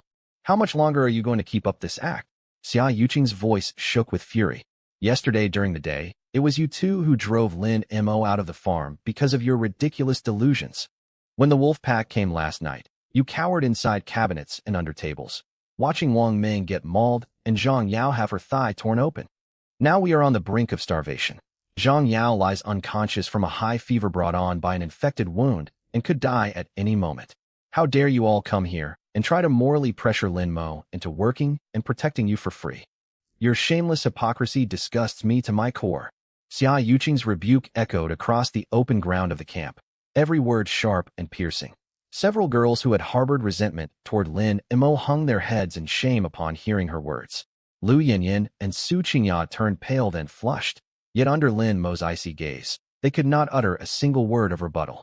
After speaking, Xia Yuqing took a deep breath and turned back toward Lin Mo inside the windbreak wall. Her eyes fell on the Red Cross-marked medical kit beside him. Images flashed through her mind. Zhang Yao lying in pools of blood, burning with fever, writhing in agony. Medicine was all it would take to save Zhang Yao's life. Without further hesitation, Xia Yuqing bent her knees. Thud! Before the shocked eyes of every girl, Xia Yuqing, the studious, upright class monitor, dropped onto the cold, muddy ground. She bowed deeply, pressing her forehead against the dirt. Her voice cracked with tears and pleading. Lin Mo, I know we have no right to demand anything from you. We were wrong to chase you away yesterday, but I beg you. Zhang Yao is dying. Her wound is severely infected, and she has slipped into a fever-induced coma. If you would only give me some anti-inflammatory pills and antibiotics to save her. I, Xia Yuqing, swear that from now on I will place myself entirely at your disposal. I will work tirelessly for you and obey every order you give me. To save her best friend's life, Xia Yuqing had cast aside all her pride, offering her loyalty in exchange for help from Lin Mo. The scene stunned everyone present. Chen Shi and Lu Jia's eyes welled up, and they looked away, unable to bear watching. Shortly after her initial shock, twisted jealousy took hold of Su Qingya once more. Seeing Xia Yuqing humbled on the ground, she found an outlet for her frustration and began screaming sharply. Xia Yuqing, have you no self-respect at all? Su Qingya pointed straight at her. We are classmates, and yet you grovel to him just for a few pills? You have brought shame on all of us girls. Having berated Xia Yuqing, she wheeled on Lin Mo, her eyes full of venom. Lin Mo, you creep. I knew you had bad intentions. You are hoarding medicine on purpose just to force Xia Yuqing into submission. You are simply acting out your selfish desires. Su Qingya's warped logic remained unchanged, as if Lin Mo was some irredeemable villain for refusing to hand over his supplies for nothing. Lin Mo barely even blinked at her ranting. He shot her a cold glance, a mocking smirk tugging at the corner of his mouth. Fine. Suppose I do want her loyalty, so what? Lin Mo replied openly, completely unapologetic, his tone heavy and unyielding. In this end-of-the-world wasteland where wild beasts can tear you apart at any second, the supplies in my hands equal life itself. I trade my resources for loyalty, and people trade their service for a chance to survive. That is fair exchange. What? Do you think it is noble to expect everything from me for absolutely nothing? You. Su Qingya was left speechless. Her chest heaved, yet she could not form a retort. Lin Mo lost interest in engaging her. He looked down at Xia Yuqing kneeling in the muck. Though covered in mud and blood, her beautiful face held the unyielding resolve of someone ready to sacrifice everything for a friend. Memories of their days at the farm drifted through Lin Mo's mind. Back then, nearly all 30-odd female classmates enjoyed the fruits of his labor while gossiping and sneering behind his back. Only Xia Yuqing, Zhang Yao, and 2 other girls had shown basic decency. They would bring him water while he performed hard labor. And during Su Qingya's outburst the day before, Xia Yuqing had risked being ostracized to speak a few fair words on his behalf. Lin Mo was no saint, nor was he a heartless killer. He would return malice 100-fold, but he also would not withhold repayment for past kindness. Considering the decency you showed me before and the fair words you spoke for me, Lin Mo rummaged inside the medical kit and pulled out a box of anti-inflammatory medication and a box of broad-spectrum antibiotics. He weighed them briefly in his hand. Then he flicked his wrist. Plop! The 2 boxes landed precisely on the ground in front of Xia Yuqing. You may have these 2 boxes of medicine, free of charge. Lin Mo's voice stayed frigid, yet to Xia Yuqing's ears it sounded like music from heaven. Shock washed over her. She lifted her head, staring at the medicine on the ground as tears streamed freely down her face. But mark my words. Just as Xia Yuqing was about to thank him, Lin Mo's eyes turned sharp. A heavy, oppressive aura descended over everyone. This is the last time I give anything to you for free. Consider it repayment for you speaking up for me before. From this moment on, we are even. Lin Mo looked down at Xia Yuqing, then at Lu Yinyin and the others behind her, and declared grimly, My camp does not keep useless people who only know how to beg for handouts. If you cannot survive out at the farm and seek shelter here in the future, you will abide strictly by my rules. No more favors. No free handouts. If you wish to stay alive, you must pay the price through work and service. Now take your medicine and get these people out of my sight. Lin Mo ordered them to leave without ceremony. Xia Yuqing clutched the life-saving medicine tightly to her chest, as if it were the most precious treasure on earth. She bowed deeply toward Lin Mo and kowtowed. Her voice shook with gratitude. Thank you. Thank you so much, Lin Mo. I shall never forget what you have done for me. She scrambled to her feet without brushing mud off her clothes and sprinted toward the farm. Every second counted. Zhang Yao was locked in a fight against death. Yuqing, wait for us. Chun Shi and Lu Jia hurried after her. They felt deep awe for Lin Mo and wanted nothing more than to get away from his menacing presence. Meanwhile, Su Qingya stared greedily at the medicine in Xia Yuqing's arms, then at the abundant supplies stacked behind the windbreak. Roast meat sizzling over fire, clear drinking water, and wolf pelts. Greed and resentment welled up inside her. That was all. They had traveled all this way. Only Xia Yuqing had gotten medicine by begging, while the rest of them had not even gotten a sip of water. Were they supposed to trudge back to starvation and cold? Gritting her teeth, as the group prepared to depart, Su Qingya muttered under her breath. Little did she know that these quiet words would ignite Lin Mo's fury. What is there for him to be proud of? He only got lucky finding supplies. Does he truly think he is some warlord? Su Qingya's gaze lingered on the anti-inflammatory drugs. Her eyes greedily swept over the wolf pelts, sizzling roast meat and clean drinking water inside the camp. Jealously poisoned her thoughts. She kept her voice low, yet loud enough for the girls beside her to hear clearly. We are all classmates. He cannot possibly use all those resources alone. 2 boxes of medicine is nothing, barely better than throwing scraps to beggars. Bitterness dripped from her tone as vicious thoughts took shape. When night falls, all 30-odd of us can sneak over and carry all his supplies back to the farm. There is safety in numbers. Surely he would not kill all of us. In her twisted reasoning, Lin Mo's possessions belonged to the group. Stealing them felt completely justified, for the good of everyone. Li Mingyao's eyes lit up at once and nodded eagerly. You are absolutely right. He cannot possibly guard all of this alone. Tonight we sneak in and take the roast meat and wolf pelts. Let us see how arrogant he will be tomorrow. Several other girls, driven half-mad by hunger, also began to look covetous. They had no idea that their so-called secret plotting was perfectly audible to Lin Mo, whose physical abilities had been tripled, as if they were shouting through loudspeakers. Inside the windbreak wall, Lin Mo's expression darkened. Deadly rage flickered in his eyes. He had shown mercy and let them leave because Xia Yuqing had begged for her friend. Yet instead of feeling grateful, they openly plotted to raid his camp right in front of him. Did they truly believe his broadsword was merely for show? Seeking death, Lin Mo wasted no words. His leg muscles tensed, unleashing explosive power into the soil beneath his feet. Boom. Hard mud caved in under his weight, dirt spraying outward. Lin Mo surged forward like an enraged beast. He bounded effortlessly over the 3-meter-high windbreak wall and charged straight towards Su Qingya at the front of the group. He was far too fast. All the girls saw was a dark blur. 1 second, Su Qingya was gloating. The next, the stench of blood filled her nostrils. Her eyes widened in terror as Lin Mo's cold face loomed close. A fist swung toward her. Ah! Su Qingya screamed in terror and tried to dodge. But her meager reaction speed was nothing compared to Lin Mo. The muscles of his right arm bulged, veins popping. He twisted his hips and poured his full strength into one punch. Boom! The fist whistled past Su Qingya's cheek. The force of the wind stung her skin, as though it would tear her flesh apart. Death had drawn near. Then came a deafening crack, a thunderous crash.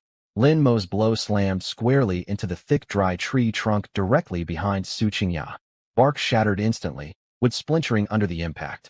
The trunk, as thick as a bowl, snapped clean in two.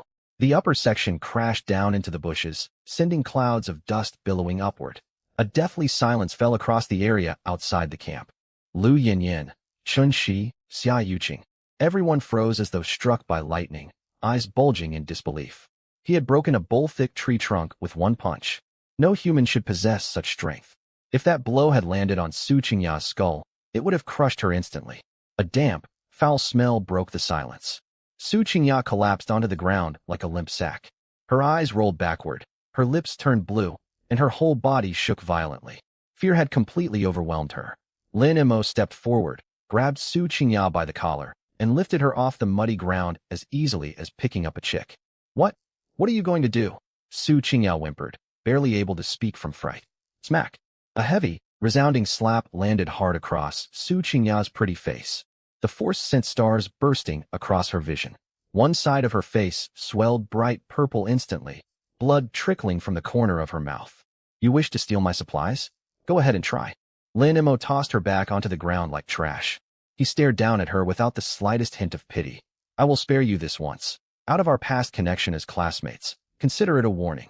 But I swear to you, if you dare lay hands on my belongings or act foolishly, you will end up just like that tree.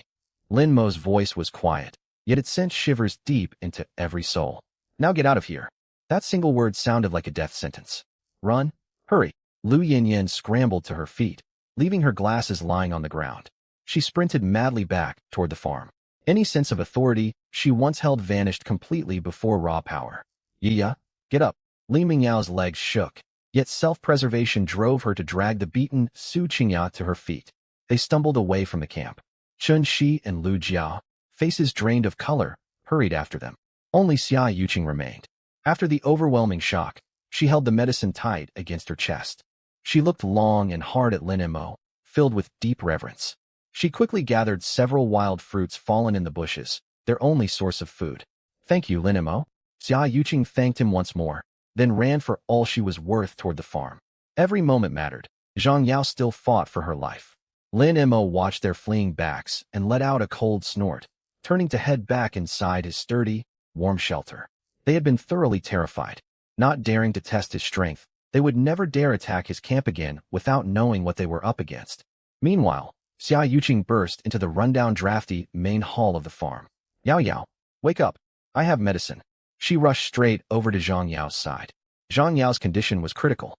Severe high fever made her convulse violently. Her lips had turned a frightening dark purple, her breath shallow and faint. Her leg wound reeked of rot, and the tissue had already begun to necrotize. Water!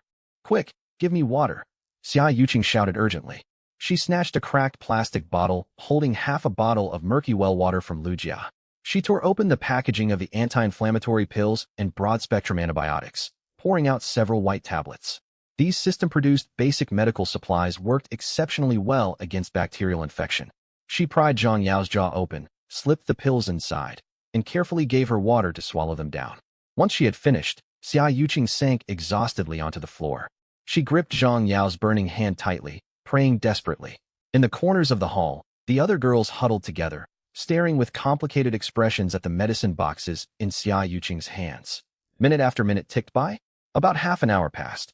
A miracle happened. Zhang Yao, whose whole body had been convulsing from the high fever, gradually grew calm. Her burning hot body temperature dropped visibly. Her faint, rapid breathing steadied. The fever's broken. It's really broken.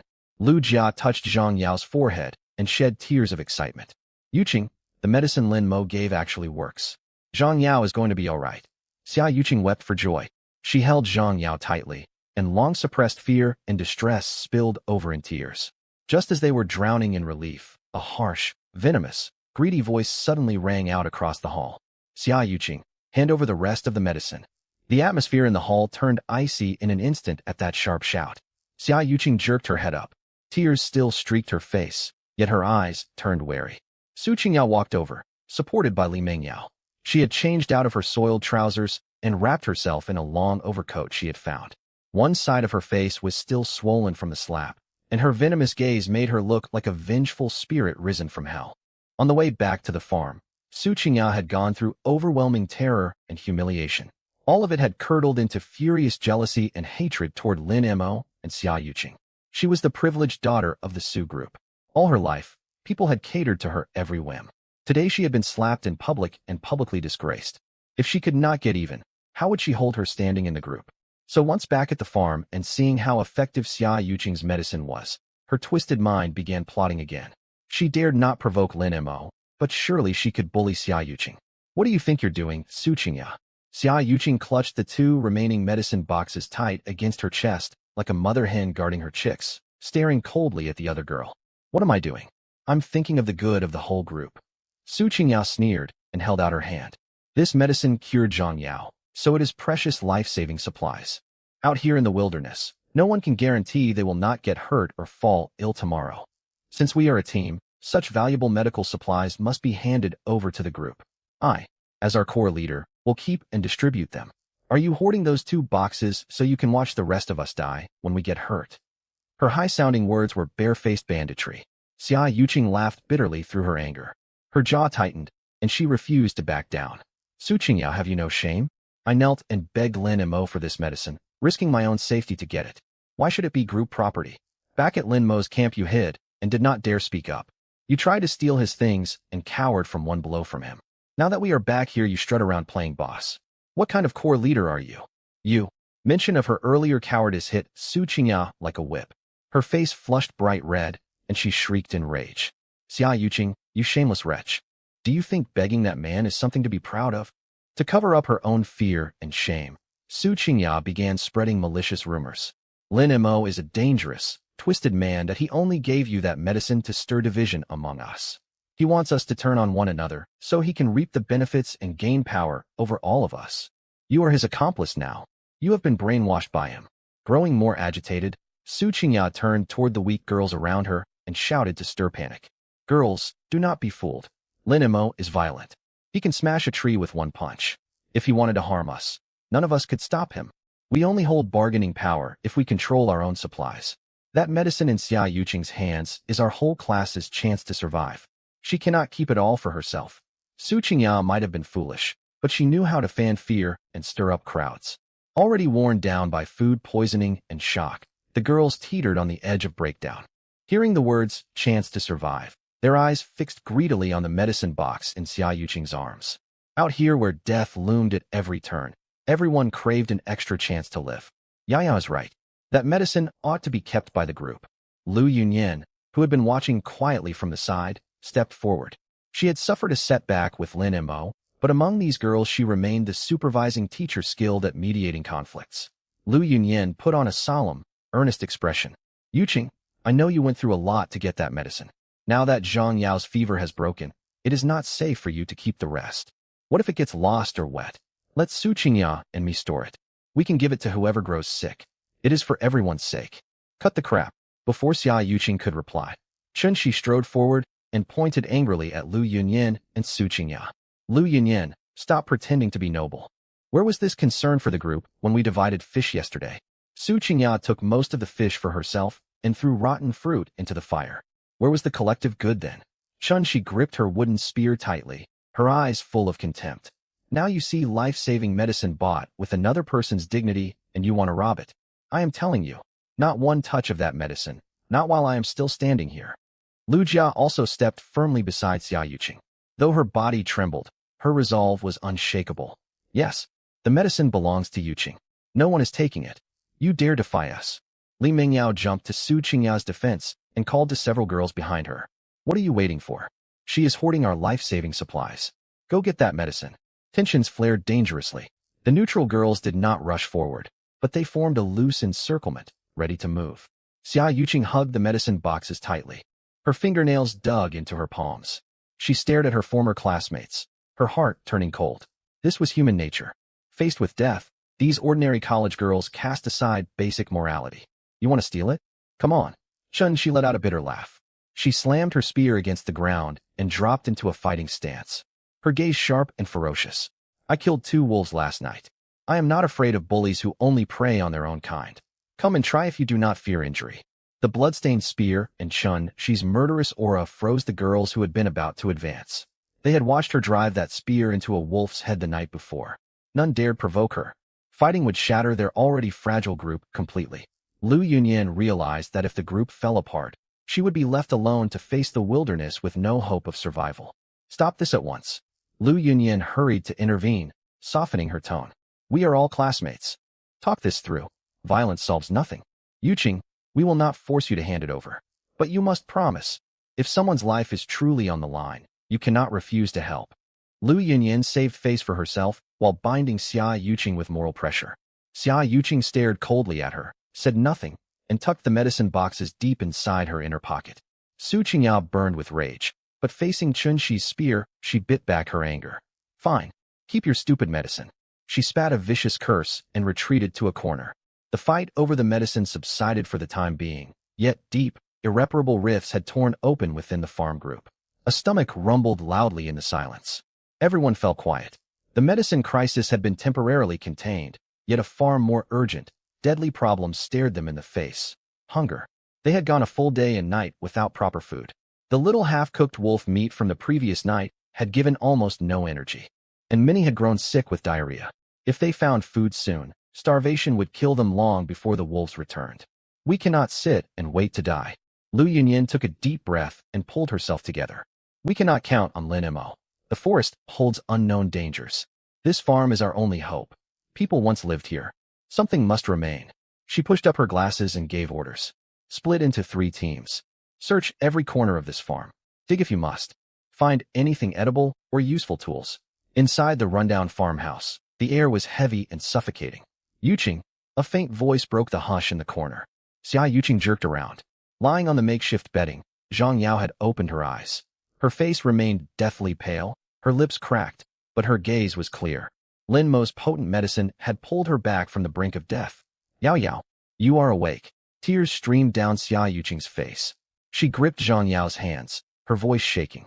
Zhang Yao managed a weak, pained smile. Do not cry. I am still here. That medicine came from Lin Mo, didn't it? Xia Yuqing nodded. She told Zhang Yao what had happened at Lin Mo's camp and how Su Qingyao had tried to seize the medicine. Disgust and helplessness flickered across Zhang Yao's face. Su Qingyao will never change. She gasped for breath, squeezing Xia Yuqing's hand. Yuqing, you suffered so much for me. Do not say that. As long as you live, nothing else matters. Xia Yuqing wiped her tears. Listen to me. Zhang Yao glanced towards Su Qingyao and the others organizing the search and lowered her voice. We are outnumbered. She fights well, but she cannot stand against everyone. Hide the medicine and avoid open conflict. Once I recover, the 3 of us plus Shi and Lu Jia will leave this group. We will survive on our own, far away from these selfish people. Though gravely weakened, Zhang Yao remained fiery-tempered and saw their situation clearly. Well, look who is still alive. Our tough survivor Zhang Yao. Su Qingyao sauntered over, arms folded. She looked down on the sick girl with undisguised mockery. You owe your life to medicine. Xia Yuqing begged for from Lin Mo. Su Qingyao raised her voice so everyone nearby could hear. Zhang Yao, can you live with yourself using something gained by groveling to that man? Su Qingyao, you are asking for trouble. She flared up and started forward with her spear. Shi hold back. Zhang Yao grabbed Shi's trouser leg with her last strength and fixed Su Qingyao with an icy stare. Let her bark. We do not have to stoop to her level. But mark my words, when I get my strength back, I will make you answer for every cruel word. Su Qingyao flinched under that menacing glare. She snorted and walked away. Enough of this. Start searching. Lu Yunyan hurried to get everyone moving. She needed work to distract them from hunger and internal strife. All but the gravely ill and those assigned to care for them scattered across the farm. They rummaged through cupboards and dug at the ground. But the farm had been abandoned for far too long. The main hall and upper floor held only dust, broken furniture, and worthless junk. Not a single grain of food was to be found. Teacher Lu, there is nothing here. Nothing but rat droppings. Not even any rats to eat. Despair weighed on the girls. Their strength drained away, and gnawing hunger burned in their stomachs. The backyard. Move all that piled up debris. Lu Yunyan refused to give up and led them to the overgrown rear yard. An old well stood there, alongside piles of rotting planks, rusted metal barrels, and broken farm tools. Move every board. Driven by raw survival instinct, the girls summoned their last reserves of strength. They shifted heavy debris through dust and stench. Bang! As Li Mingyao heaved aside a large waterproof tarpaulin, the ground beneath her gave a hollow thud. Wait! Chen-Shi noticed the anomaly at once. She hurried over and tapped the earth with her spear. Thud thud thud. The sound echoed. There was empty space underneath. Scrape away this topsoil. Several girls scraped at the dirt with their bare hands. Soon they uncovered a heavy wooden slab covered in moss, fitted with rusted iron rings. A basement entrance. Lu Yunyan's voice trembled with excitement. On an old farm, basements were often storage cellars. They might hold long-keeping food. Everyone, pull together. Heave it open. Chen-Shi, Su Qingya, Li Mingyao and several others grabbed the iron rings and pulled with all their might. Creak. The heavy stonewood slab grated slowly aside. Cold, damp air thick with mildew and a faint smell of alcohol billowed out of the black opening. A wine cellar. It really is an old wine cellar. Cheers burst out. Some girls cried in relief. Chen-Shi lit a crude torch and descended the worn stone steps first. The cellar was small, roughly 20 square meters, with brick-lined walls. Several huge oak barrels sat in the corners. Yet when they eagerly lifted the barrel lids, the barrels were long dry, holding only black sediment at the bottom. The shelves along the walls stood bare. Not a single can of food remained. How can this be? There is nothing to eat at all. Li Mingyao sank to the dusty floor and wept. Crushing disappointment shattered many girls' fragile mental defenses. Look over there. Su Qingya suddenly pointed toward the darkest corner of the cellar, shouting sharply. Chen-Shi held the torch high and walked over. Beneath a damp cloth lay several items. 3 rusted shovels, their edges still sharp. 2 heavy rusted hatchets for chopping wood. Most striking of all, 2 reasonably well-preserved crossbows, with more than a dozen rusted metal bolts scattered beside them. Weapons. Real weapons. Su Qingya lunged forward.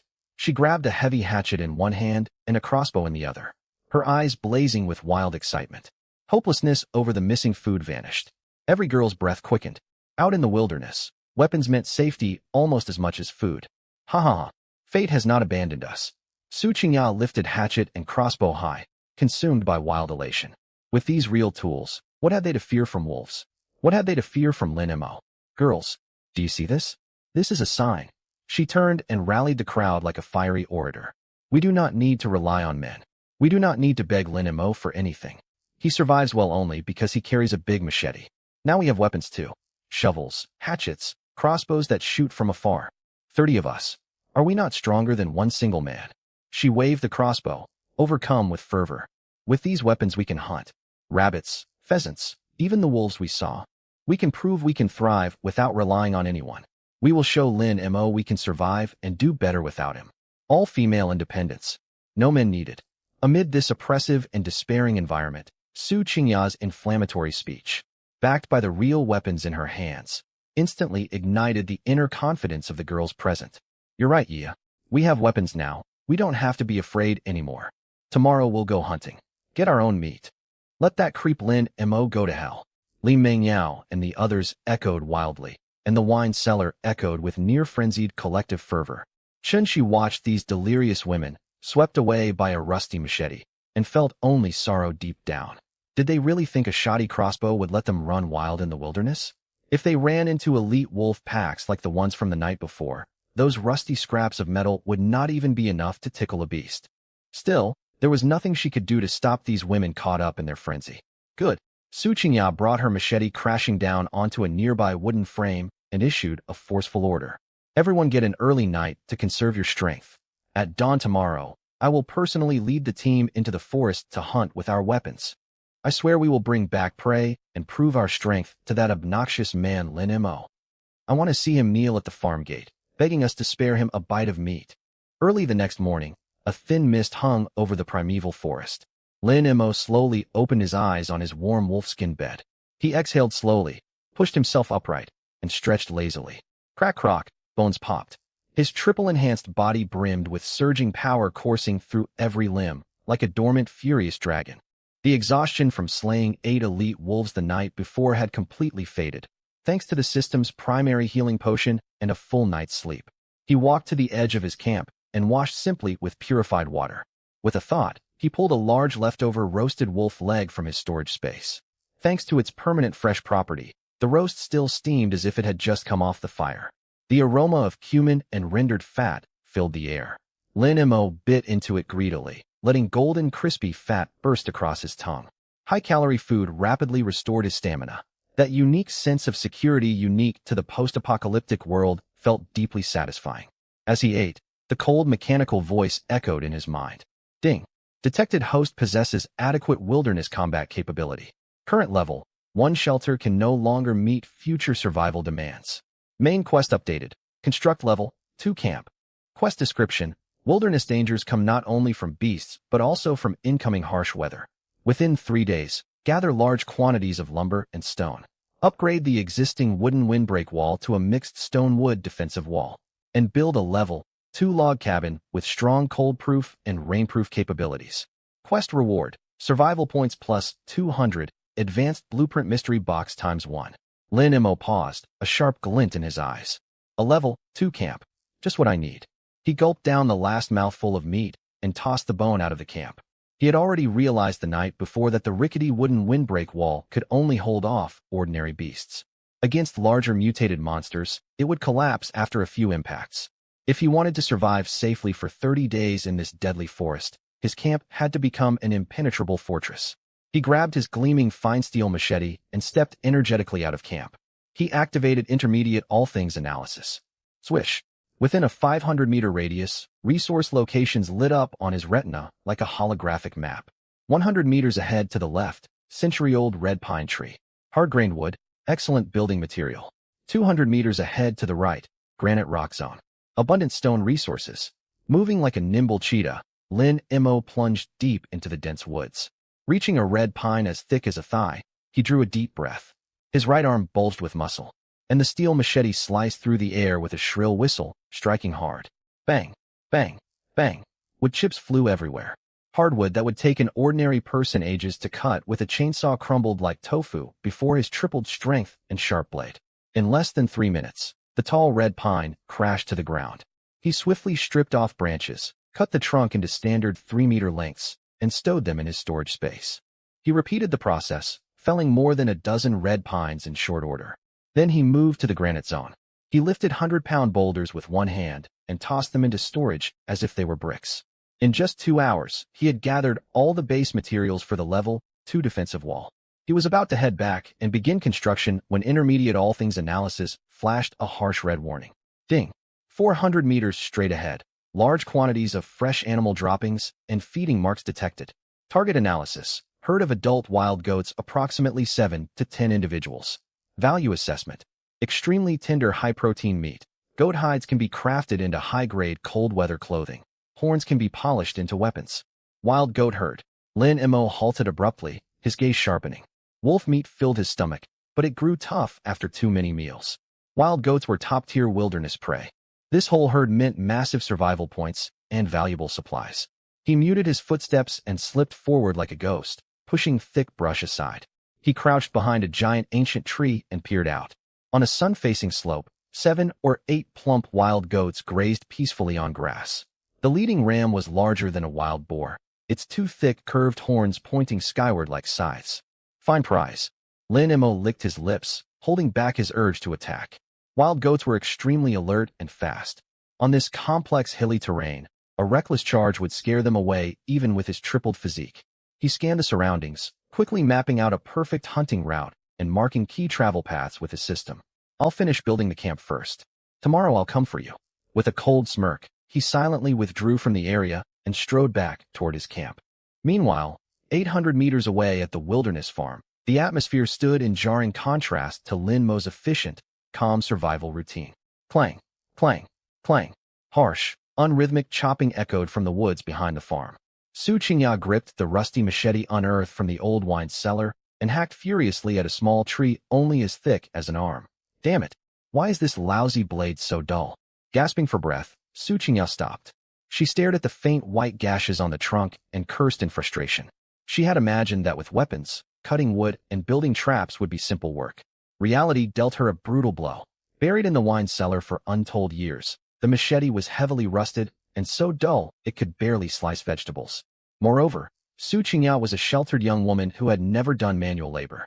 She had no proper technique and relied entirely on brute force chopping. Vibrations jarred her wrists raw. Blisters burst open across her soft palms, and tears pricked her eyes from the pain. "Yeah, are you all right? Should we rest a little?" Li Mingyao stepped forward, feigning concern as she looked at Su Qingya's bleeding hands. "Rest? Lin Mo can build traps, so why can't we?" Su Qingya refused to back down. She would not lose face in front of the other girls, and she would never admit she was inferior to Lin Mo. "Li Mingyao, come over. Grab that shovel and dig a pit right here." Su Qingya directed Li Mingyao and the other girls to dig clumsily at the ground. They knew nothing about camouflage or animal travel routes. They dug shallow pits barely wider than basins, jammed crudely whittled sticks into the bottoms, and covered everything with leaves. "This is a spike trap." Su Qingya planted her hands on her hips and smiled confidently at her shoddy handiwork.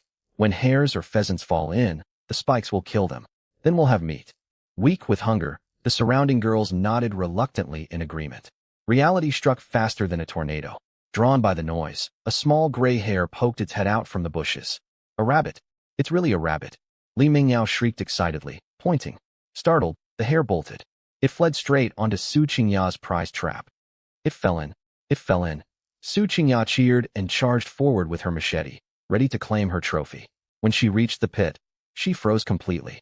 The hare had indeed tumbled inside, but the pit was far too shallow. The hare was unharmed.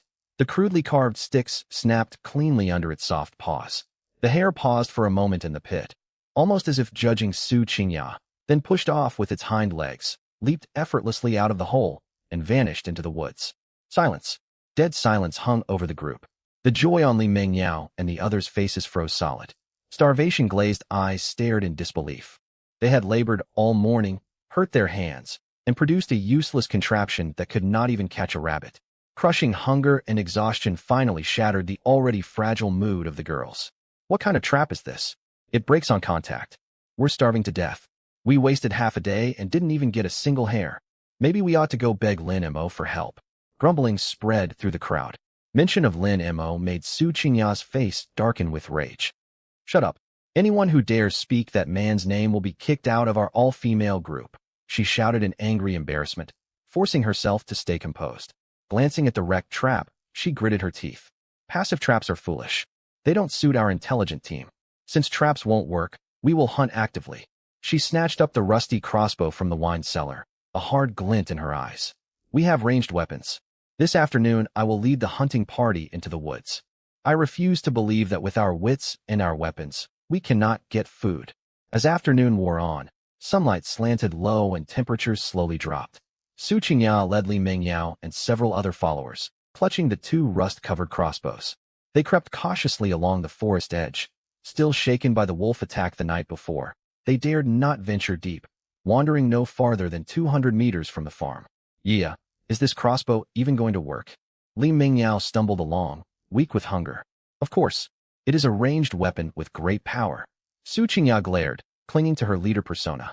Privately, she had serious doubts. Though imposing-looking, the crossbow's bowstring was old, slack, and full of cracks, its metal parts eaten away by rust. For nearly an hour they wandered aimlessly on the forest edge, returning only with mosquito bites and thorn-torn clothing. Just as they grew lightheaded from hunger and prepared to turn back, Su Qingya held up a hand. Quiet. Not a sound. Her eyes locked onto thick brush a dozen meters ahead. A plump brown hare crouched there, nibbling grass roots. "Pray." Li Mingyao and the others' eyes lit up, mouths watering. Su Qingya drew a shaky breath and knocked a rusty bolt onto the string. Squinting one eye, she imitated marksmen she had seen on television and aimed the sight at the hare. "Die," she thought, and pulled the trigger. Thunk. A dull, lifeless twang echoed. The rusty bolt arced feebly through the air. No sharp whistling of flight, no piercing force. It landed in the grass 3 full meters short of the hare, not touching a single hair. The hare flinched at the noise, glanced at the useless metal bolt, then darted into the underbrush and disappeared. Su Qingya stood frozen, still holding the firing posture. Li Mingyao and the others stared in shock. This is the great power you talked about? One girl asked tearfully.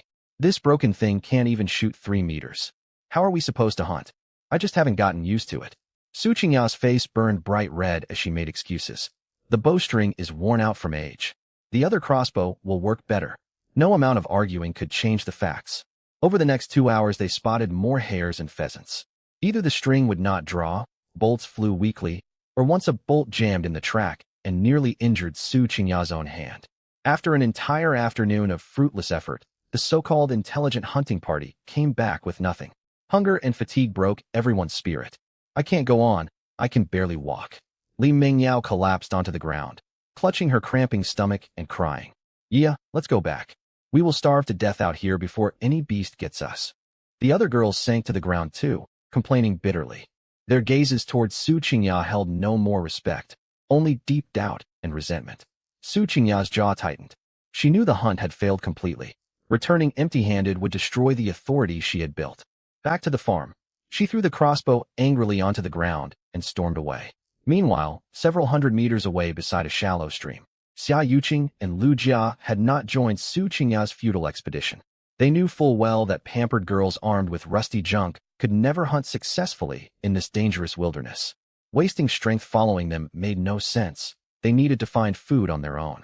Zhang Yao's fever had broken, yet she remained gravely weak. Without protein and nourishment, she would not survive many more days. Yuqing, there aren't even small fish in this stream. Lu Jia poked the frigid water with a sharpened stick.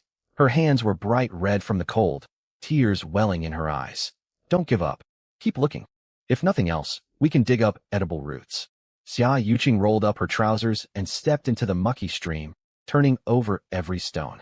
When she flipped over a large moss-covered boulder, mud beneath it stirred. Xia Yuqing froze and peered closely. Buried in the silt beneath the rock sat several large frogs. As temperatures dropped, they were preparing for hibernation and moved sluggishly. Clustered together, their brown mottled bodies were each as big as an adult fist. Frogs. Lu Jia frogs. Xia Yuqing's voice trembled with excitement, and she gestured her friend over quietly. Real food. Lu Jia scrambled over, tears of relief filling her starved eyes. Shoo, keep quiet and move slowly. Xia Yuqing suppressed her instinctive revulsion toward amphibians and plunged both hands into the icy mud. Already preparing to hibernate, the frogs offered no resistance. In less than 10 minutes, they caught 7 plump frogs. They strung them together with tough vines. The heavy bundle represented hope for survival. 7 frogs. It is not much, but roasted, they will give Yao Yao the nutrition she desperately needs. Xia Yuqing wiped sweat from her forehead and smiled for the first time in a long while. Hurry back. We have to roast them in secret. Don't let Su Qingya and the others see us. Lu Jia hid the vine-strung frogs inside her tattered coat. The 2 girls headed hopefully toward the farm cabins. But misfortune found them. As they reached the rear edge of the farm, they ran straight into Su Qingya's exhausted, starved group returning empty-handed. At the sight of Xia Yuqing and Lu Jia, Su Qingya's already gloomy expression darkened further. Well, if it isn't our top scholar. Skipping the hunt to slack off somewhere. Su Qingya sneered sarcastically. Xia Yuqing ignored her and tugged Lu Jia, trying to slip past.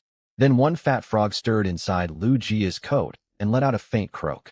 The sound was soft, yet it cut through the quiet backyard like a thunderclap. Su Qingya halted. Her hunger-glazed eyes locked onto Lu Jia's coat, and she sniffed sharply. What are you hiding there? She strode forward, tore Lu Jia's coat open without warning. Clatter.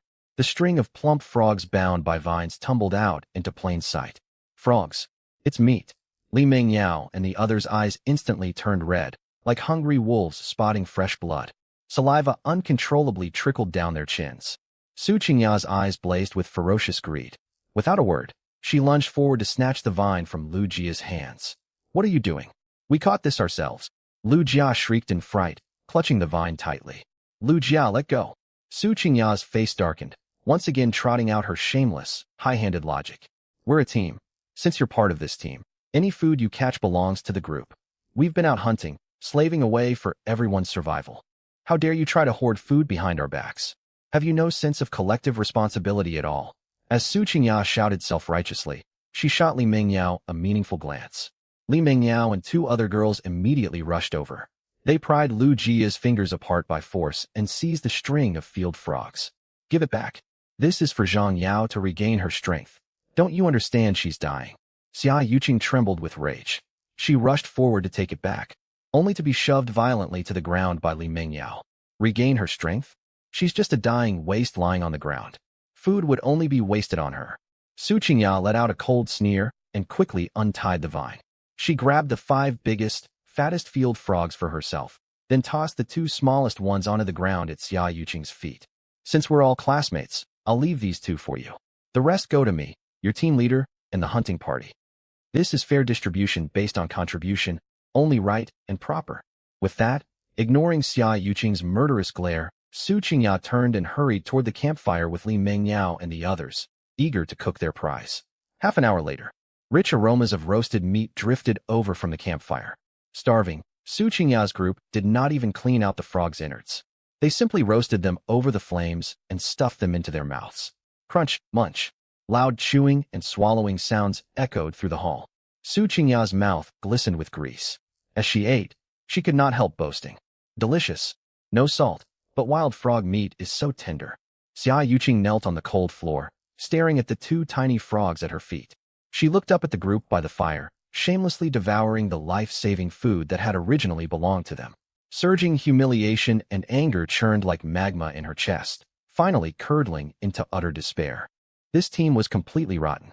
They were selfish, incompetent, and utterly shameless. If they stayed here, Zhang Yao would surely die.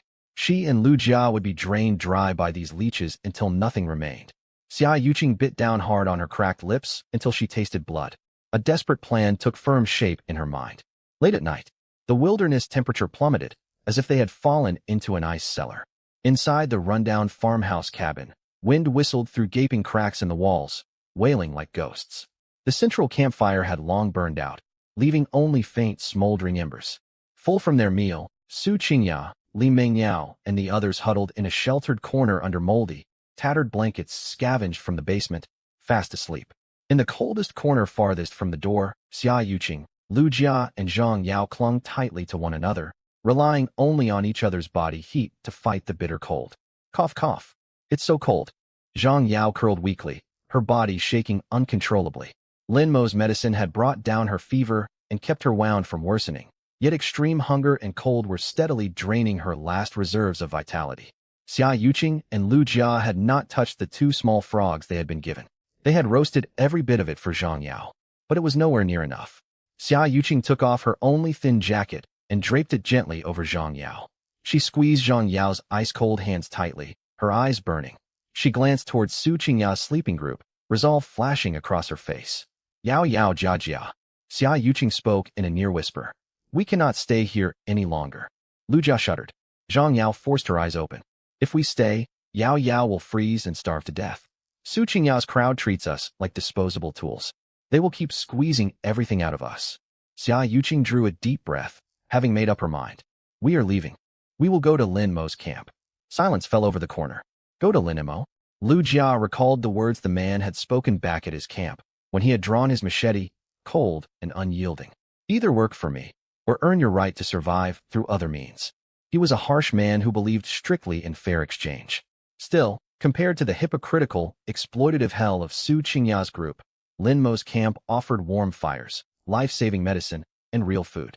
Yuqing, you've lost your mind. Lu Jia paled, her voice trembling. Lin Mo won't take us for nothing. What if he demands things we cannot give? I don't care. Before Xia Yuqing could reply, the frail Zhang Yao gritted her teeth, fire blazing in her eyes. We will go. Zhang Yao gasped for breath, gripping Xia Yuqing's wrist hard. If it lets us live, I will scrub his floors, fetch his water, do any menial work he asks. I will submit to whatever terms he sets.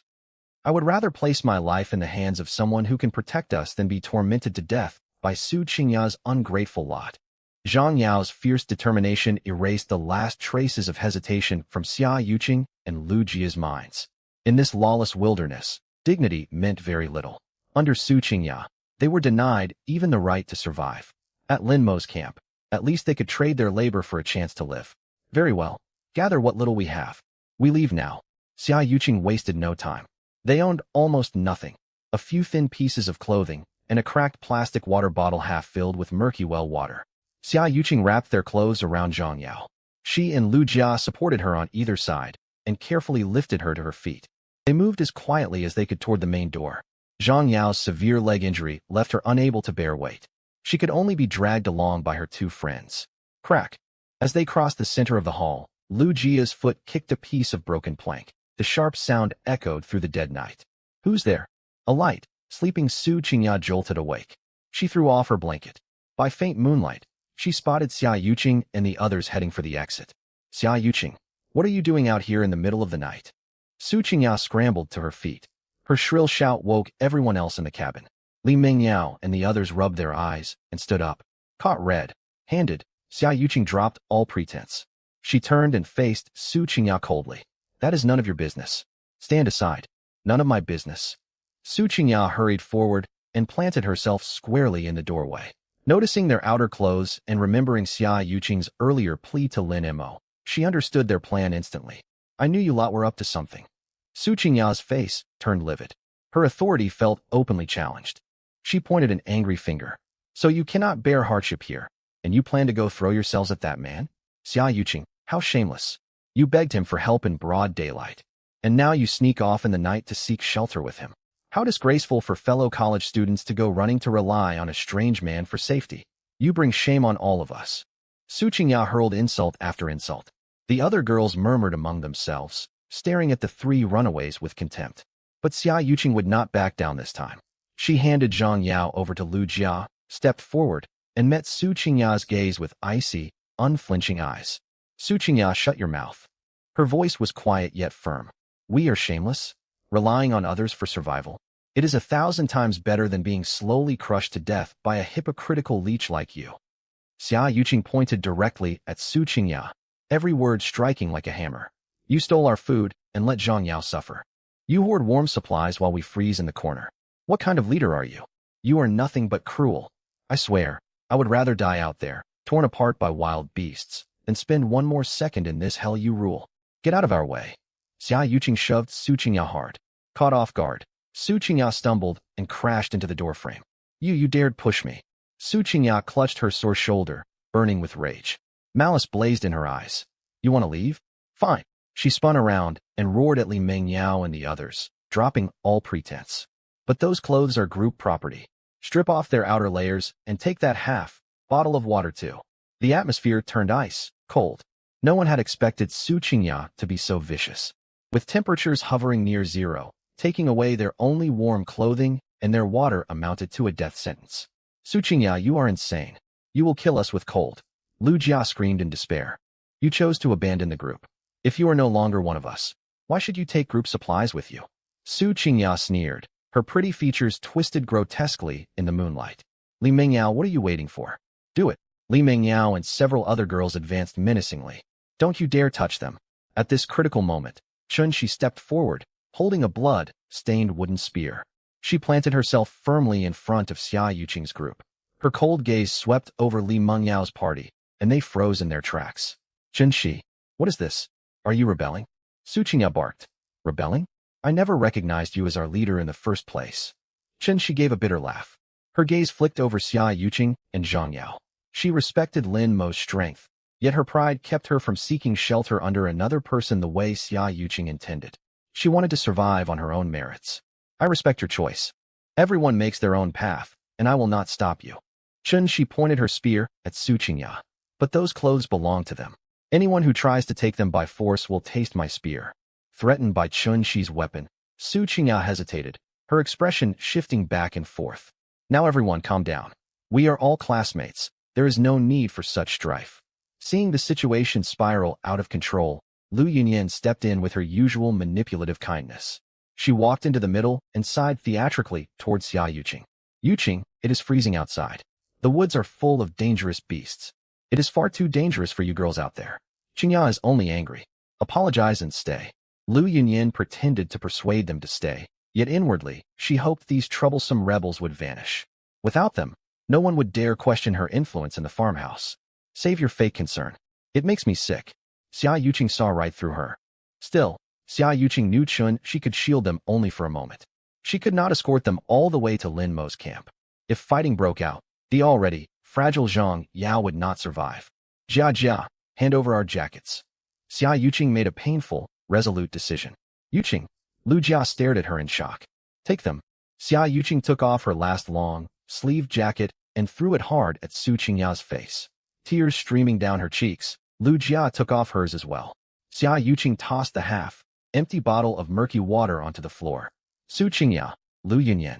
This is the last thing we give to this so-called group. Dressed only in a thin short-sleeved shirt and shivering in the chill, Xia Yuqing held her back straight. From this moment onward, we owe you nothing. If we die out in the wild, that is our fate. But if we manage to live, her eyes burned like a wolf's as she stared at Su Qingyao. Every wrong you have done to us today will be paid back many times over. Then Xia Yuqing and Lu Jia supported Zhang Yao between them. The three girls, clad in only light clothing, stepped out of the broken farmhouse door without looking back, vanishing into the pitch-black, frigid night. Watching them go, Su Qingyao picked up the discarded jackets, a cruel smile tugging at her lips. Go on then. Run to him. Let us see whether you can even make it to his camp alive. Outside the farmhouse, the wind cut like blades, biting into Xia Yuqing's exposed skin. Without warm outerwear, the bitter cold seeped straight through their thin shirts, draining their body heat. So cold, it hurts. Zhang Yao's consciousness blurred. Her lips turned purple. Every step sent tearing pain through her wounded leg. Yao Yao, hold on. We are almost there. Lin Mo's camp is just ahead. Xia Yuqing's teeth chattered violently. She bit her tongue hard, using pain to keep herself awake. She and Lu Jia dragged Zhang forward with every last ounce of strength across the dark forest edge. 800 meters would normally take 10 minutes. But in this pitch-black, deadly wilderness, it stretched into an endless road toward death. Dry twigs cracked under their feet. Every rustle in the bushes sent terror racing through their hearts. They had traveled roughly 300 meters when, rustle, heavy, menacing sounds came from the thick bushes off to their right. Xia Yuqing froze. Every hair on her body stood on end. A crushing sense of mortal danger washed over her like ice, cold water. Yuqing, what is it? Lu Jia's voice shook. Be quiet. Xia Yuqing stared hard at the swaying bushes, barely daring to breathe. The scent of blood from Zhang Yao's injury, mixed with their own exhausted, vulnerable presence, had drawn a deadly predator out of the darkness. Snort, snort, rough, wheezing breathing echoed. Two enormous shadows emerged from the underbrush, blocking their path. Beneath the pale moonlight, Xia Yuqing and Lu Jia saw what they were facing. Two full, grown wild boars, each as big as a small tank. Coarse black bristles jutted from their bodies. Heavy hooves scraped against the dirt. Most terrifying of all were their long, curved tusks, more than 10 centimeters long, glinting coldly in the moonlight. Boars had poor eyesight, but an exceptional sense of smell. They had caught the scent of blood. To them, these three defenseless girls were tonight's prey. Snort, snort. The larger male boar lowered its tusk-lined head, pawing furiously at the ground. It was getting ready to charge. Even large predators avoided enraged adult boars. Faced with these ferocious beasts, the girls' courage crumbled completely. They had no weapons. Their strength was nearly spent. They could not even run. In the bitter wind, the shadow of death closed in around them. Are we going to die here? Lu Jia squeezed her eyes shut, silent tears streaming down her face. Xia Yuqing shielded Zhang Yao behind her. Staring at the boar about to charge, she was filled with bitter hopelessness. Would they die out here, before they even reached Lin Mo's camp? Snort, snort. The ragged wheezing carried on through the dark woodland. The stench of mud and rot washed over the three girls. Two tank-sized wild boars blocked their path. Moonlight glinted off their sharp, pointed bristles and dripping, curved tusks. Those tusks could shatter thick tree trunks, let alone human flesh and bone. We are going to die. Lu Jia shook uncontrollably and sank to her knees in the freezing mud. Tears poured down her face. Terror had robbed her of the instinct to flee. Don't be afraid, Jia Jia. Don't be afraid. Xia Yuqing bit her chapped lips hard, using the pain to force herself to stay conscious. Clad only in a thin short-sleeved shirt, her frail body blue with cold stood firmly between Zhang Yao, Lu Jia, and the danger ahead. Yet her violently trembling legs betrayed the fear churning inside her. College students raised in a civilized world had never laid eyes on terrifying beasts that belonged only to nightmares. Yuqing, Jia. Just then, Zhang Yao, sheltered behind them, let out a desperate cry thick with sobs. Let me go? Run while you can. Summoning the last shred of strength in her body, Zhang Yao shoved Xia Yuqing, who was supporting her. The force threw her off balance, and she crashed heavily onto the leaf-strewn muddy ground. The deep gash on her right leg tore open once more. Fresh scarlet blood welled up at once, staining the soil beneath her.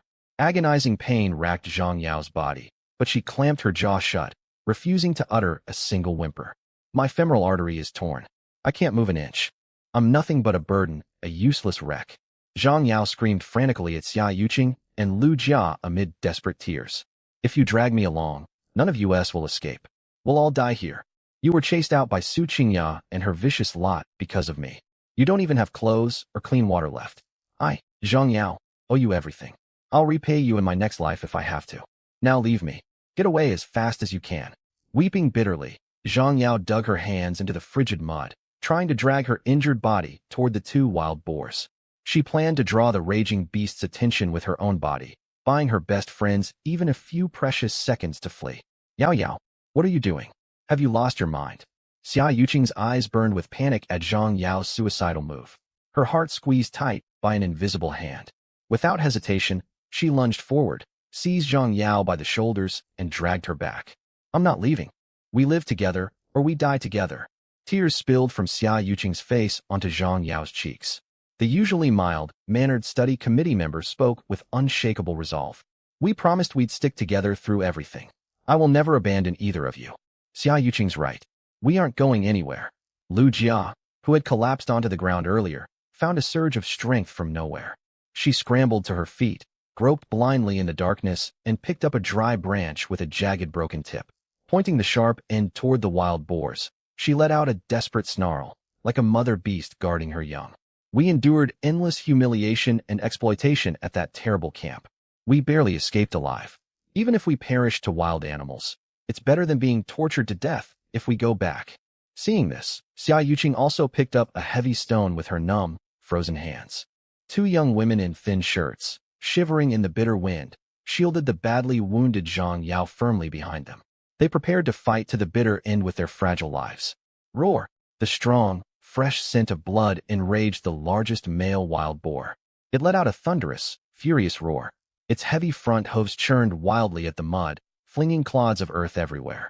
Bloodshot small eyes glinted with cruelty. Its massive body lowered slightly, every muscle tense to the limit. A deadly charge was imminent.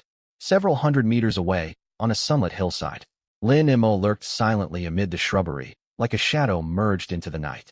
He gripped a gleaming high-carbon steel machete tightly in his hand, his breathing steady and calm. His physique, strengthened threefold, left him unaffected by the near-freezing temperatures.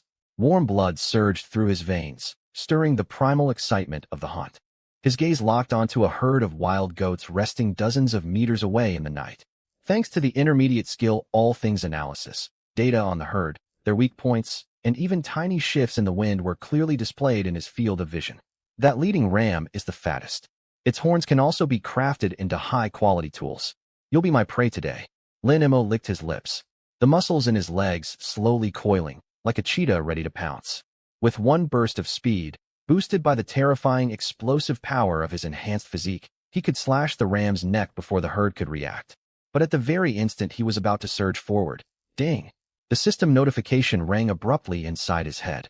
A special survival incident detected within 500 meters of the host.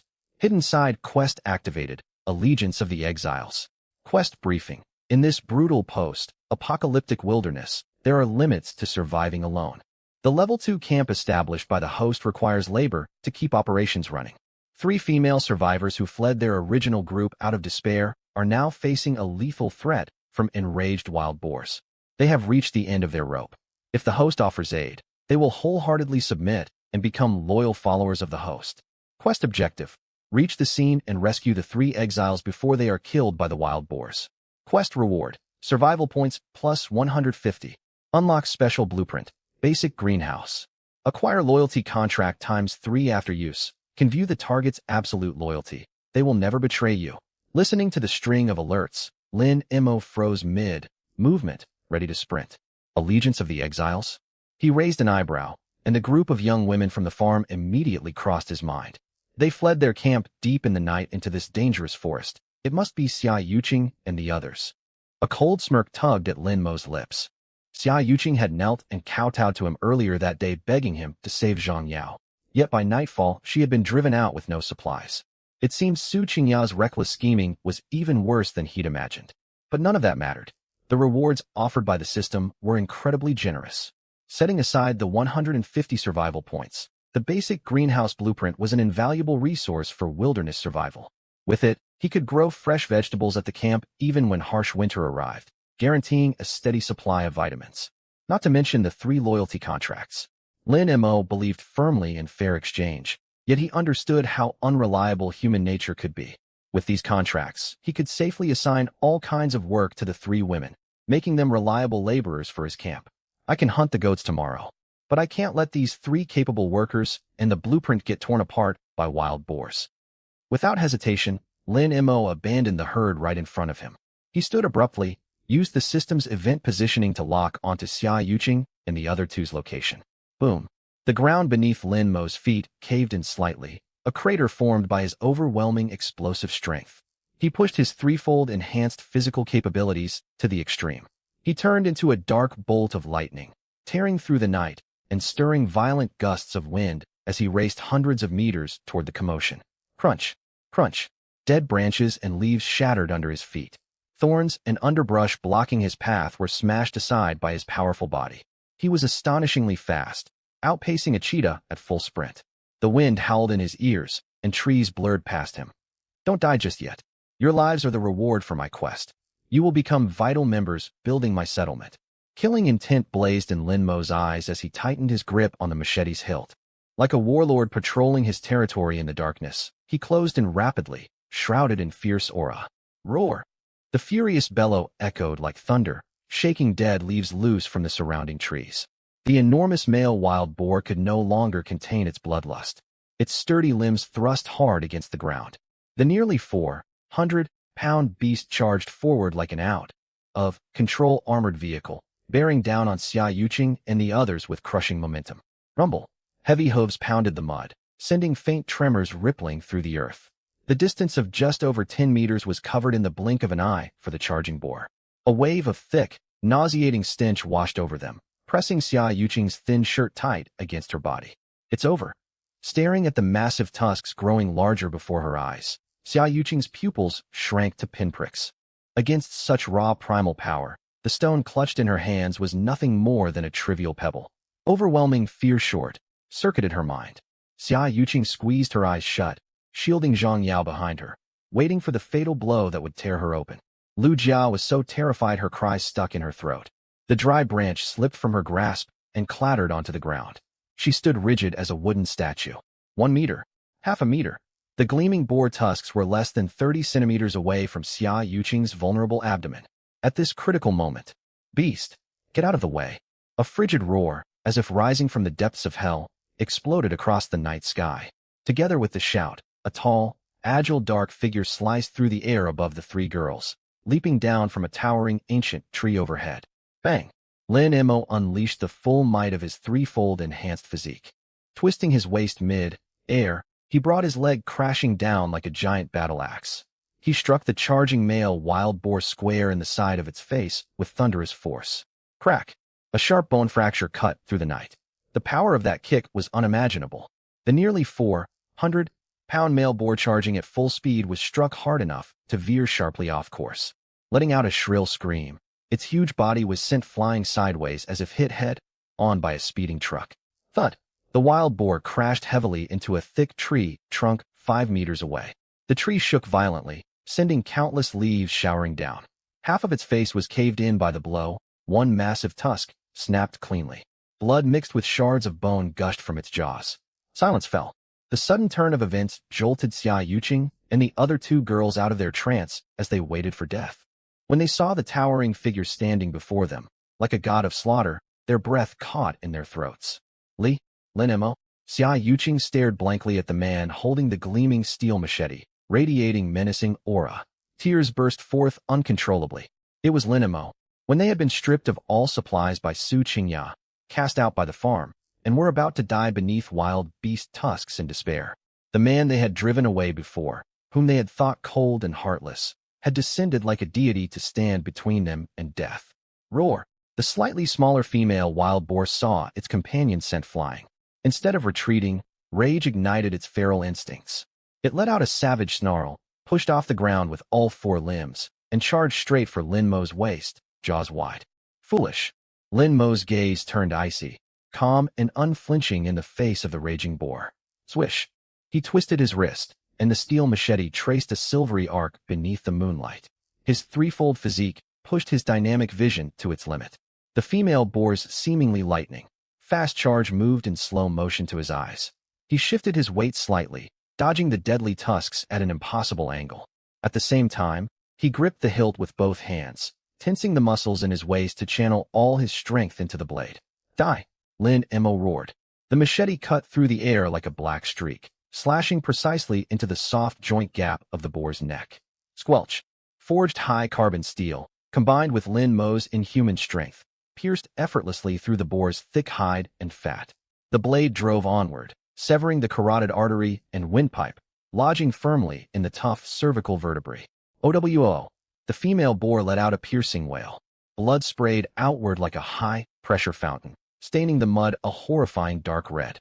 Its body continued forward by momentum for several steps before collapsing onto the blood-soaked ground. Its limbs twitched violently, life fading fast. Huff! Huff! Just then, the male boar Lin Mo had kicked struggled back to its feet. Half its face crushed and one tusk broken, the beast's incredible vitality and bloodlust drove it into a crazed frenzy. It charged forward once more, determined to tear the human to shreds. Remarkably tenacious vitality. Lin Mo let out a cold laugh, yanking the machete free from the female boar's neck. A string of scarlet droplets flew from the edge. He advanced rather than retreating against the enraged male boar. Muscles coiled in his legs, he rushed forward like a tiger descending the mountain, meeting the charge head-on. At the split second before collision, Lin Mo suddenly dropped low, executing a tricky sliding dodge, slipping cleanly beneath the boar's tusks. Slash! As they passed one another, Lin Mo swept the machete upward, carving a long gash across the boar's soft underbelly. The blow split its abdomen wide open. A horrifying half-meter wound split open. Viscera and blood spilled onto the ground in a gruesome stream. Thud! The nearly 400-pound male boar crashed onto the mud, sliding more than 10 meters forward from inertia and leaving a gory trail behind it. It let out a faint whimper, twitched a few times, and then fell completely still. Less than 1 minute. In barely 60 seconds, 2 wild boars powerful enough to dominate the forest and overwhelm a dozen grown men were slain by Lin Mo's overwhelming strength, reduced to a bloody mess. Ding. Successfully hunted adult wild boar ×2. Survival points +100. Hidden side quest. Allegiance of the Exiles completed. Quest rewards have been stored in system space. Please check. Hearing the system's notifications in his mind, Lin Mo exhaled slowly. He straightened and flicked his wrist. Splat.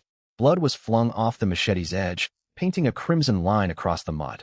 Beneath the moonlight, Lin Mo's body was splattered with boar blood. An intimidating aura clung to him, as if he were an invincible war god returned from hell. Witnessing this staggering scene, Xia Yuqing, Lu Jia, and Zhang Yao lying on the ground saw their mental defenses crumble completely. They had never imagined that at the lowest point of their despair, facing certain death, this man would snatch them from the jaws of the Reaper with such brutal, overwhelming power. Lin Mo, Xia Yuqing could hold back no longer. She cast aside all reserve, ignored every boundary between men and women, and forgot Lin Mo's stern warning from earlier that day. Staggering to her feet, she ran to him like a frightened bird finding shelter. Ignoring the thick, pungent blood covering his body, she threw herself straight into his embrace. Wah, Lin Mo, thank you. Thank you for saving us. Xia Yuqing wrapped her arms tightly around his waist, burying her face against his chest and weeping openly. All fear, grievance, and despair poured forth in endless tears. Lu Jia rushed over crying as well, clinging to his arm, sobbing uncontrollably. Even Zhang Yao, who had lain in the blood prepared to die, burst into tears. She looked up at the man who seemed like a god. Alongside boundless gratitude, profound submission and reliance filled her gaze. In this cruel post-apocalyptic wilderness, notions of pride and independence meant nothing when survival and overwhelming strength were on the line. Only by relying on this man could they stay alive. They were willing to work diligently for him, and they would not regret it for a moment. Xia Yuqing held Lin Mo's waist in a tight grip, while Lu Jia clung firmly to his arm. Both girls wept bitterly. Hot tears mixed with boar blood streaked pale trails across Lin Mo's solid chest. Lin Mo looked down at the two shivering girls in thin short-sleeved shirts, then turned his gaze toward Zhang Yao lying on the muddy ground, tears streaking her face. He did not push them away. If it had been Su Qingya and her group, he would have kicked them away without hesitation. But these three young women had brought him water and spoken up for him a few days prior. More importantly, they were valuable laborers for his camp as designated by the system. Enough crying. Stand up now. Lin Mo's tone was calm, lacking the savage ferocity he had shown while slaying the boars. He raised a broad hand and patted Xia Yuqing's back gently. The heavy smell of blood here will draw other predators soon. If you want to live, follow me quickly. The words jolted Xia Yuqing and Lu Jia back to their senses. They hastily pulled away from his embrace. Tear tracks marked their faces, and their lips trembled blue from cold, yet their eyes shone with unprecedented trust and security as they looked at Lin Mo. Lin Mo, what should we do with these two wild boars? Xia Yuqing stared at the boar carcass that looked like a mound of flesh, a flicker of regret crossing her face. All told, the two beasts yielded nearly 400 kilograms of prime meat, but there was no way to haul it away out here in the wilds. Who said we can't move it? A faint smile tugged at Lin Mo's lips. He walked straight over to the boar bodies, and beneath the stunned gazes of the three girls, he waved his hand casually. Whoosh! In the next instant, the two massive beasts on the ground, along with the puddles of flesh and blood scattered around, vanished into thin air. It was as if they had never existed at all. How is that possible? Xia Yuqing, Lu Jia, and Zhang Yao, who was still lying on the ground, all widened their eyes as if they had seen a ghost. Those enormous boars had disappeared in the blink of an eye. Could it be that Lin Mo had awakened his superpower ahead of time? Don't ask what you shouldn't. Knowing too much will only bring you trouble.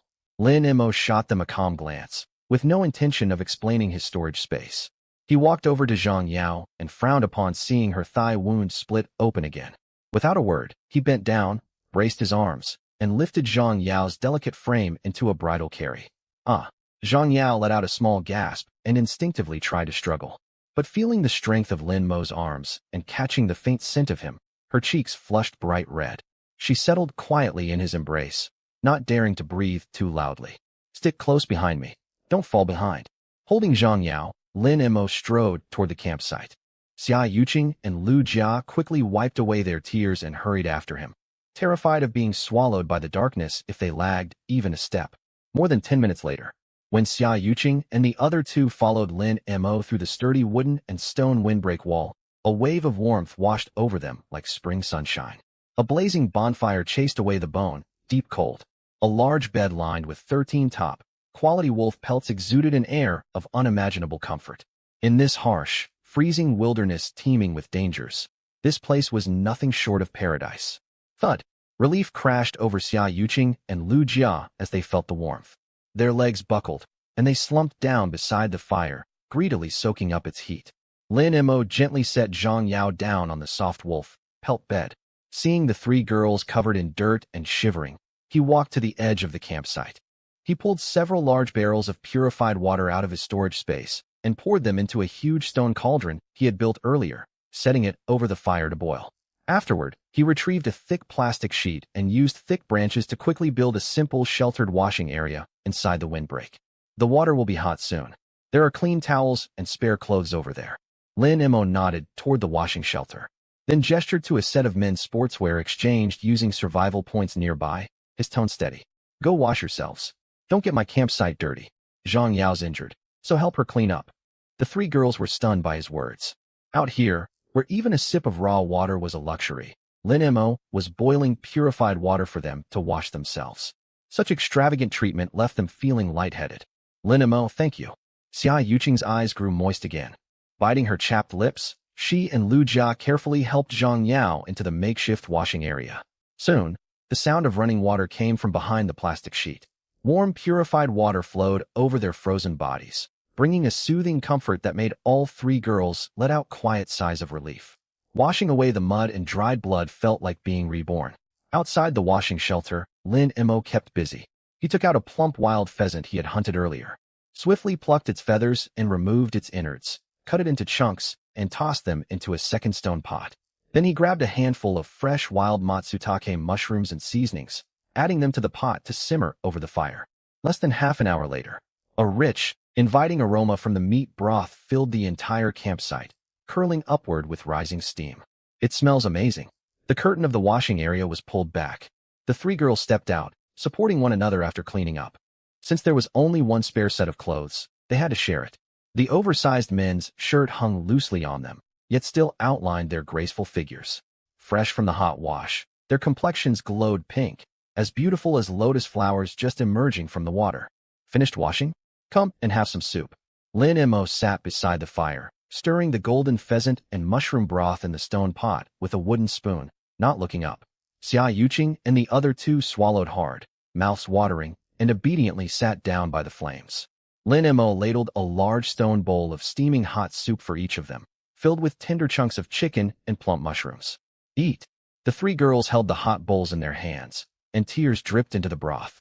They sipped the delicious soup slowly. The chicken was cooked so thoroughly it fell off the bone, and the rich flavor of matsutake infused every drop of liquid. With each mouthful, a warm current spread through their bodies, chasing away hunger and cold. It was a stark contrast to their hellish time at the farm, where Su Qingya had snatched even half a bottle of dirty water from them, leaving them shivering in the wind waiting for death. This place truly was paradise. Lin Mo, Lu Jia clutched her stone bowl, staring at him with deep remorse, her voice shaky. I'm sorry, back at the farm, when Su Qingya and the others forced you to leave. Zhang Yao and I only wanted to survive. We chose to stay out of trouble. We didn't stand with Xia Yuqing to speak up for you. We even pulled her back. I've regretted it ever since. After being driven out by them tonight, I can't help thinking, this was our punishment. Zhang Yao, lying on the wolf, pelt bed, also had red eyes and spoke weakly in agreement. Yes, we were cowards. You saved us despite everything, and treat us so well. We don't know how we can ever repay you.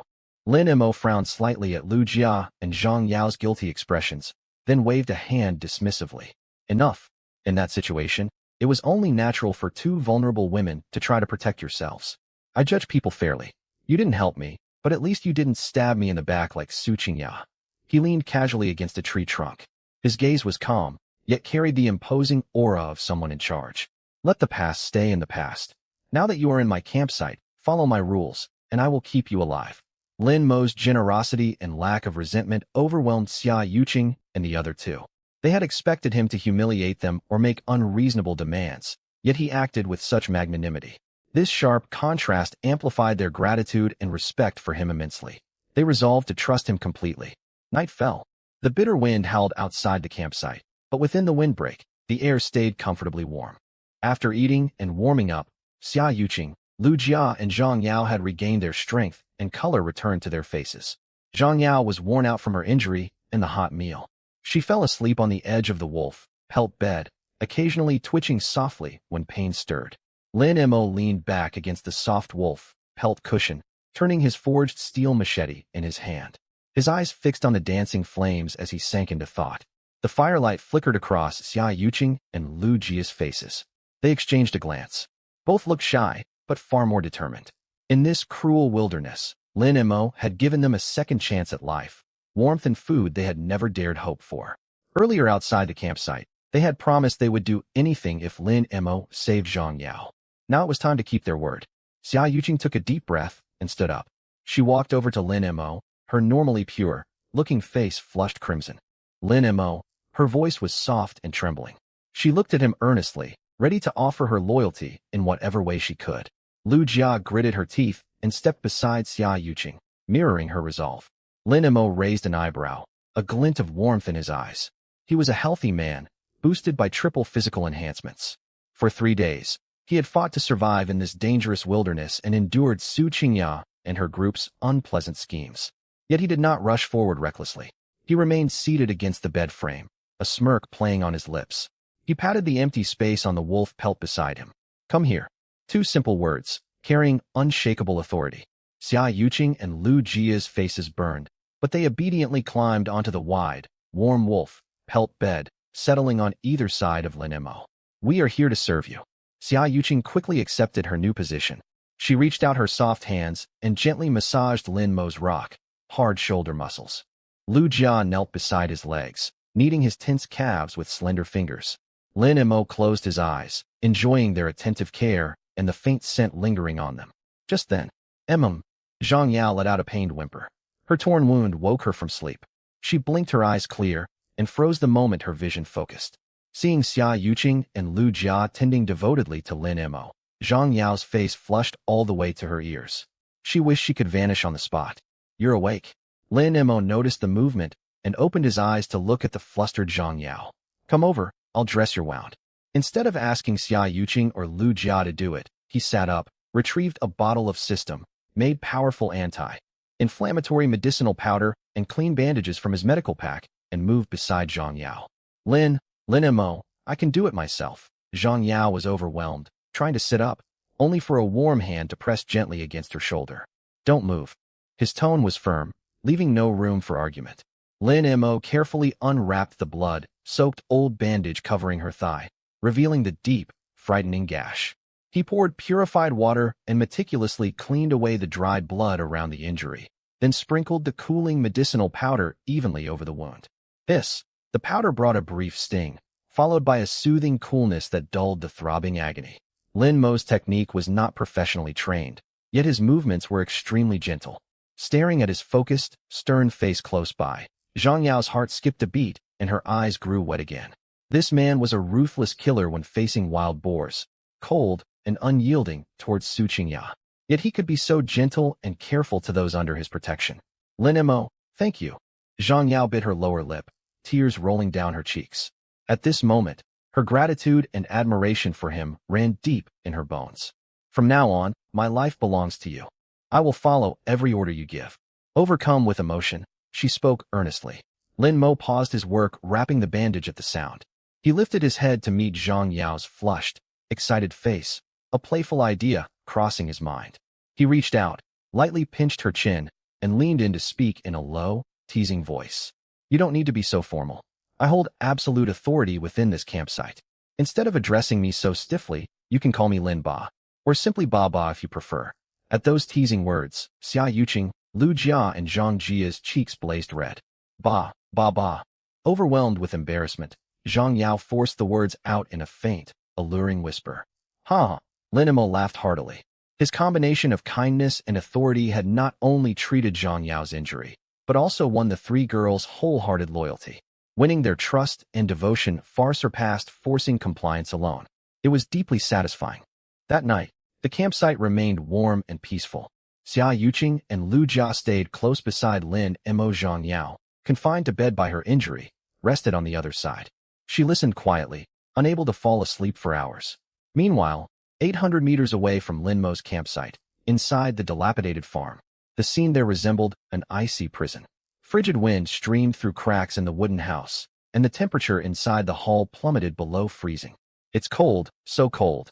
Su Qingya wrapped herself in a moldy, tattered blanket, shivering uncontrollably, her lips turning blue. Fighting over scarce warm supplies had split the women at the farm into hostile factions. With a rusty kitchen knife, Su Qingya and Li Mengyao had seized the best sheltered corner and several blankets for themselves. The other women huddled together in groups, scrambling over scraps of cloth, fighting one another just to share body heat. She sat alone by the main door gripping a wooden spear, watching everything with cold eyes. She felt sorrow watching them tear each other apart over blankets. Xia Yuqing and the others should have reached Lin Mo's campsite by now. She thought silently.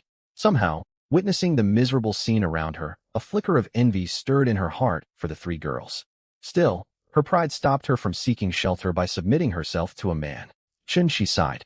It would be more than 20 days until superpowers awakened and the next phase began. She wondered if their all-female group could survive until then. Dawn broke. Thin mist still hung over the primeval forest, and a cool morning breeze rustled the treetops. Within Lin Mo's Level 2 campsite, however, it was as warm as paradise. The sturdy stone and wooden windbreak wall blocked the bitter cold outside, and the bonfire burned steadily.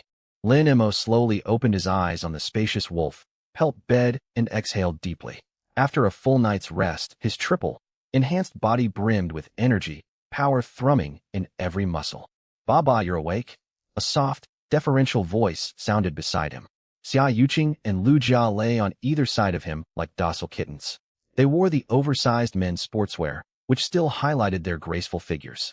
They had woken long before but stayed still, afraid to disturb his rest. As soon as Lin Mo opened his eyes, Xia Yuqing gently reached out and massaged his temples. Lin Mo enjoyed the attentive care, turning his gaze toward the other side of the bed. Zhang Yao's thigh wound had formed a thick scab after treatment. She could not move vigorously yet, but her fever had broken completely, and her complexion looked healthy again. Baba, I'll prepare breakfast. Zhang Yao's face was flushed, her expression full of sincere devotion. She tried to push herself upright. Your leg's injured. Stay lying down. Let the other two handle it. Lin Mo gently pushed her back onto the wolf pelts, then patted Xia Yuqing and Lu Jia's hips. The two girls blushed and stood up, hurrying over to the fire. The leftover pheasant and mushroom soup from the previous night was reheated in the stone pot, bubbling and releasing an appetizing aroma. Lin Mo focused his mind and summoned the two giant wild boars he had killed the night before from his storage space. Boom, boom. The massive boar carcasses materialized in the corner of the campsite, an imposing sight. Process these two boars. Cut the meat up for roasting, and dispose of the internal organs far away. Lin Mo instructed casually, looking at the fearsome beasts that had nearly cost them their lives, now destined to become their food. Xia Yuqing and Lu Jia felt their admiration and awe for Lin Mo rise once more. They did not complain. Taking the daggers Lin Mo had given them, they immediately set to work. Sipping warm soup while watching two beautiful women busy working for him, a satisfied smile curved Lin Mo's lips. This was the privilege that came with unmatched strength. Still, he only had 3 people following him now, and that was far from enough. Back at the farm, apart from troublesome women like Su Qingya and Li Mengyao, there were other female classmates worth recruiting. If he could gain their loyalty too, life would be even better. At the same time, back at the wilderness farm, more than 30 girls lay sprawled in piles. They had endured a freezing night, their lips blue and heads throbbing from cold by early morning. Hunger and cold were slowly draining their last reserves of strength. Water, I need water. One girl moaned weakly, but the well water collected the previous night had formed a thin layer of ice. In this moment of despair, She stepped forward. She gripped her wolf, blood-stained wooden spear tightly, her gaze clear and resolute. No more lying around waiting to die. Zhao Shui, Wang Qian, come with me to fetch water from the backyard. Everyone else break apart all the useless wooden furniture in the house to burn for warmth. Xi's strength and courage standing up to Su Qingya the night before had quietly earned her great authority among the desperate girls. All right, we'll listen to you. Several light-headed girls struggled to their feet from hunger and followed Shi obediently. Even Lu Yunyan, who was always fond of moral manipulation, kept quiet for once and quietly helped gather firewood. She knew clearly that at a time when no one could get enough to eat, whoever could lead the group to survive held real authority. This scene pierced Su Qingya's heart like a poisonous thorn as she watched from the corner. Damn it, who does Shi think she is, stealing my spotlight? Wrapped in a moldy, tattered blanket, Su Qingya stared venomously at Shi's busy figure, her features twisted with jealousy. She was the eldest daughter of the Su group, the officially recognized core leader of their all-female group. Yet now everyone took orders from Shi, treating her as if she did not exist at all. No, I cannot be pushed to the sidelines like this. I have to do something to seize back control. Su Qingya gritted her teeth, consumed by ambition and vanity that clouded her judgment entirely. She threw off her ragged blanket and kicked Li Mengyao, who was pretending to be too weak to move. Get up. Come with me to look for food. Li Mengyao's legs trembled from hunger, and she pleaded with a tearful face. Qingya, it's too dangerous outside. We can't even catch hares. Where are we supposed to find food? Shut up. Just come. Su Qingya forced Li Mengyao to stand, called over 2 other loyal followers, and slipped quietly out the back door of the wooden house. They dared not venture deep into the forest and wandered aimlessly among the bushes on the outskirts of the farm. Hunger blurred their vision, making everything look edible.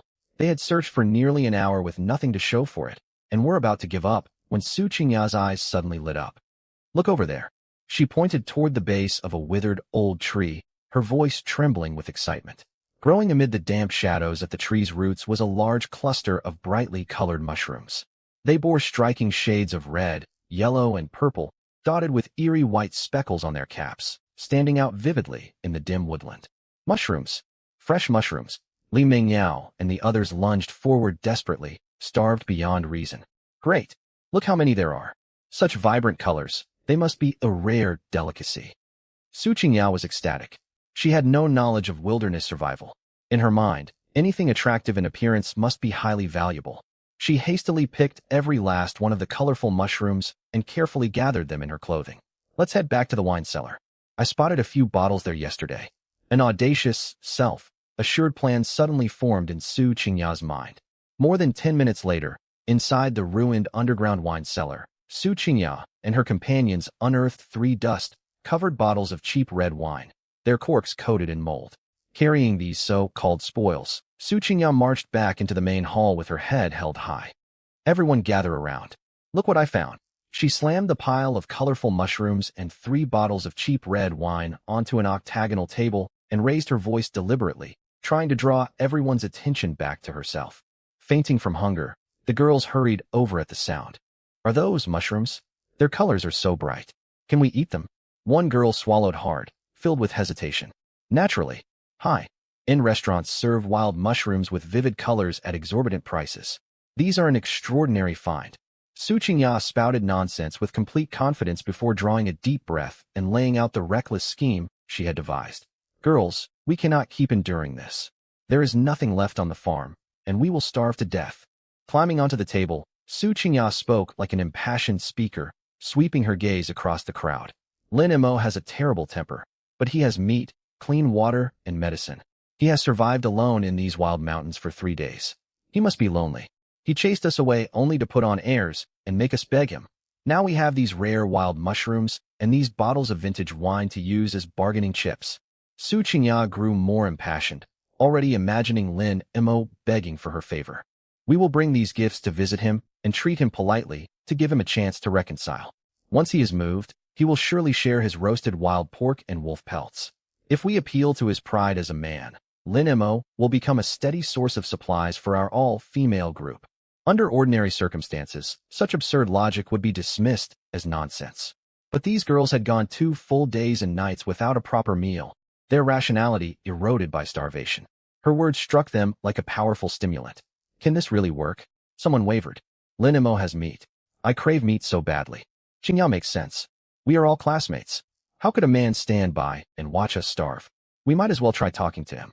Most of the girls were overcome by hunger and convinced by Su Qingyao's claims. Even Lu Yunyan was lightheaded from lack of food. She swallowed and agreed half-heartedly. There is some truth to what Qingyao says. We are all classmates. Lin Mo would not let us perish. Trying to negotiate is worth a shot. With their teacher backing the idea, all remaining doubt vanished. Let's go. We will trade with Lin Mo for meat. The all-female group will not give up. Fueled by blind confidence and crippling hunger, Su Qingyao and Lu Yunyan led more than 30 gaunt, weak-legged girls out of the farm gate once more, heading toward Lin Mo's campsite. She watched the ridiculous scene unfolding and could not help but shake her head. They were university students after all. How could they be so naive and short-sighted? After a frigid night trapped on the farm, the girls were on the verge of collapse. The 800-meter journey felt endless for the freezing, starved group stumbling through the forest. Cold wind howled as they supported one another, trudging unevenly across the rough terrain. Hunger temporarily pushed all fear of Lin Mo aside. Each of them dreamed that offering the rare wild mushrooms would win them his roasted meat. Eventually, Lin Mo's sturdy stone and timber windbreak came into view. Before they drew near, a rich aroma of roasted meat seasoned with cumin and fat drifted toward them on the wind. Gurgling sounds echoed as every single girl swallowed heavily, the scent tormenting their empty stomachs. Meat? Roasted meat. It smells amazing. Li Mingyao's eyes widened with hunger. If Su Qingyao had not held her back, she would have rushed forward immediately. Su Qingyao suppressed her excitement, regained her haughty demeanor, and led the group around the side of the windbreak. Yet the moment they saw inside the camp, every face froze. Shock crashed over them. Beside a large bonfire sat 2 massive cuts of wild pork roasting, golden fat dripping sizzling onto the embers. What stunned them most were 3 women seated beside the flames. Xia Yuqing, Lu Jia, and even Zhang Yao, whom they had assumed would not live through the previous night, sat comfortably on soft wolf fur mats. Far from dying, their complexions looked healthy and clean. Though they wore oversized men's clothing, they radiated relaxed contentment after a full meal. Holding a dagger, Xia Yuqing neatly sliced off a piece of crispy roasted wild pork and carefully fed it to Zhang Yao. Slow down, it's hot. Lin Mo said this wild pork is nourishing. Eat more. Xia Yuqing smiled warmly, clearly at peace. It tastes incredible. I have never eaten anything so good, Zhang Yao said with her mouth full, thoroughly satisfied. The sight crashed down on Su Qingya, Lu Yunyan, and the others like a heavy blow. An overwhelming sense of unfairness squeezed their hearts. Just the night before, they had stripped Xia Yuqing and her friends of warm clothes and driven them from the farm like outcasts. Su Qingya had even predicted wild beasts would tear them apart. Now, those who stayed on the farm endured cold and hunger, barely clinging to survival. Meanwhile, the expelled trio enjoyed an enviable life at Lin Mo's camp, eating roasted wild pork they could only dream of. Why them? This isn't fair. Su Qingya's eyes turned red. Consumed by raging jealousy, she lost all sense. She stared fixedly at the glistening meat in Xia Yuqing's hand, grinding her teeth hard. The girls following her wavered completely. Xia Yuqing and the others survived, and they're living so well. If only I had left with them last night. Lin Mo really has meat and can protect people. I don't want to starve on the farm anymore. I want to go to Lin Mo's side too. Whispers spread through the crowd. Most girls watched Xia Yuqing and her companions with undisguised longing. Quiet, all of you. Su Qingya snapped angrily, sensing her group's unity fraying. She would not allow her position to be threatened, nor tolerate Xia Yuqing showing off in front of her.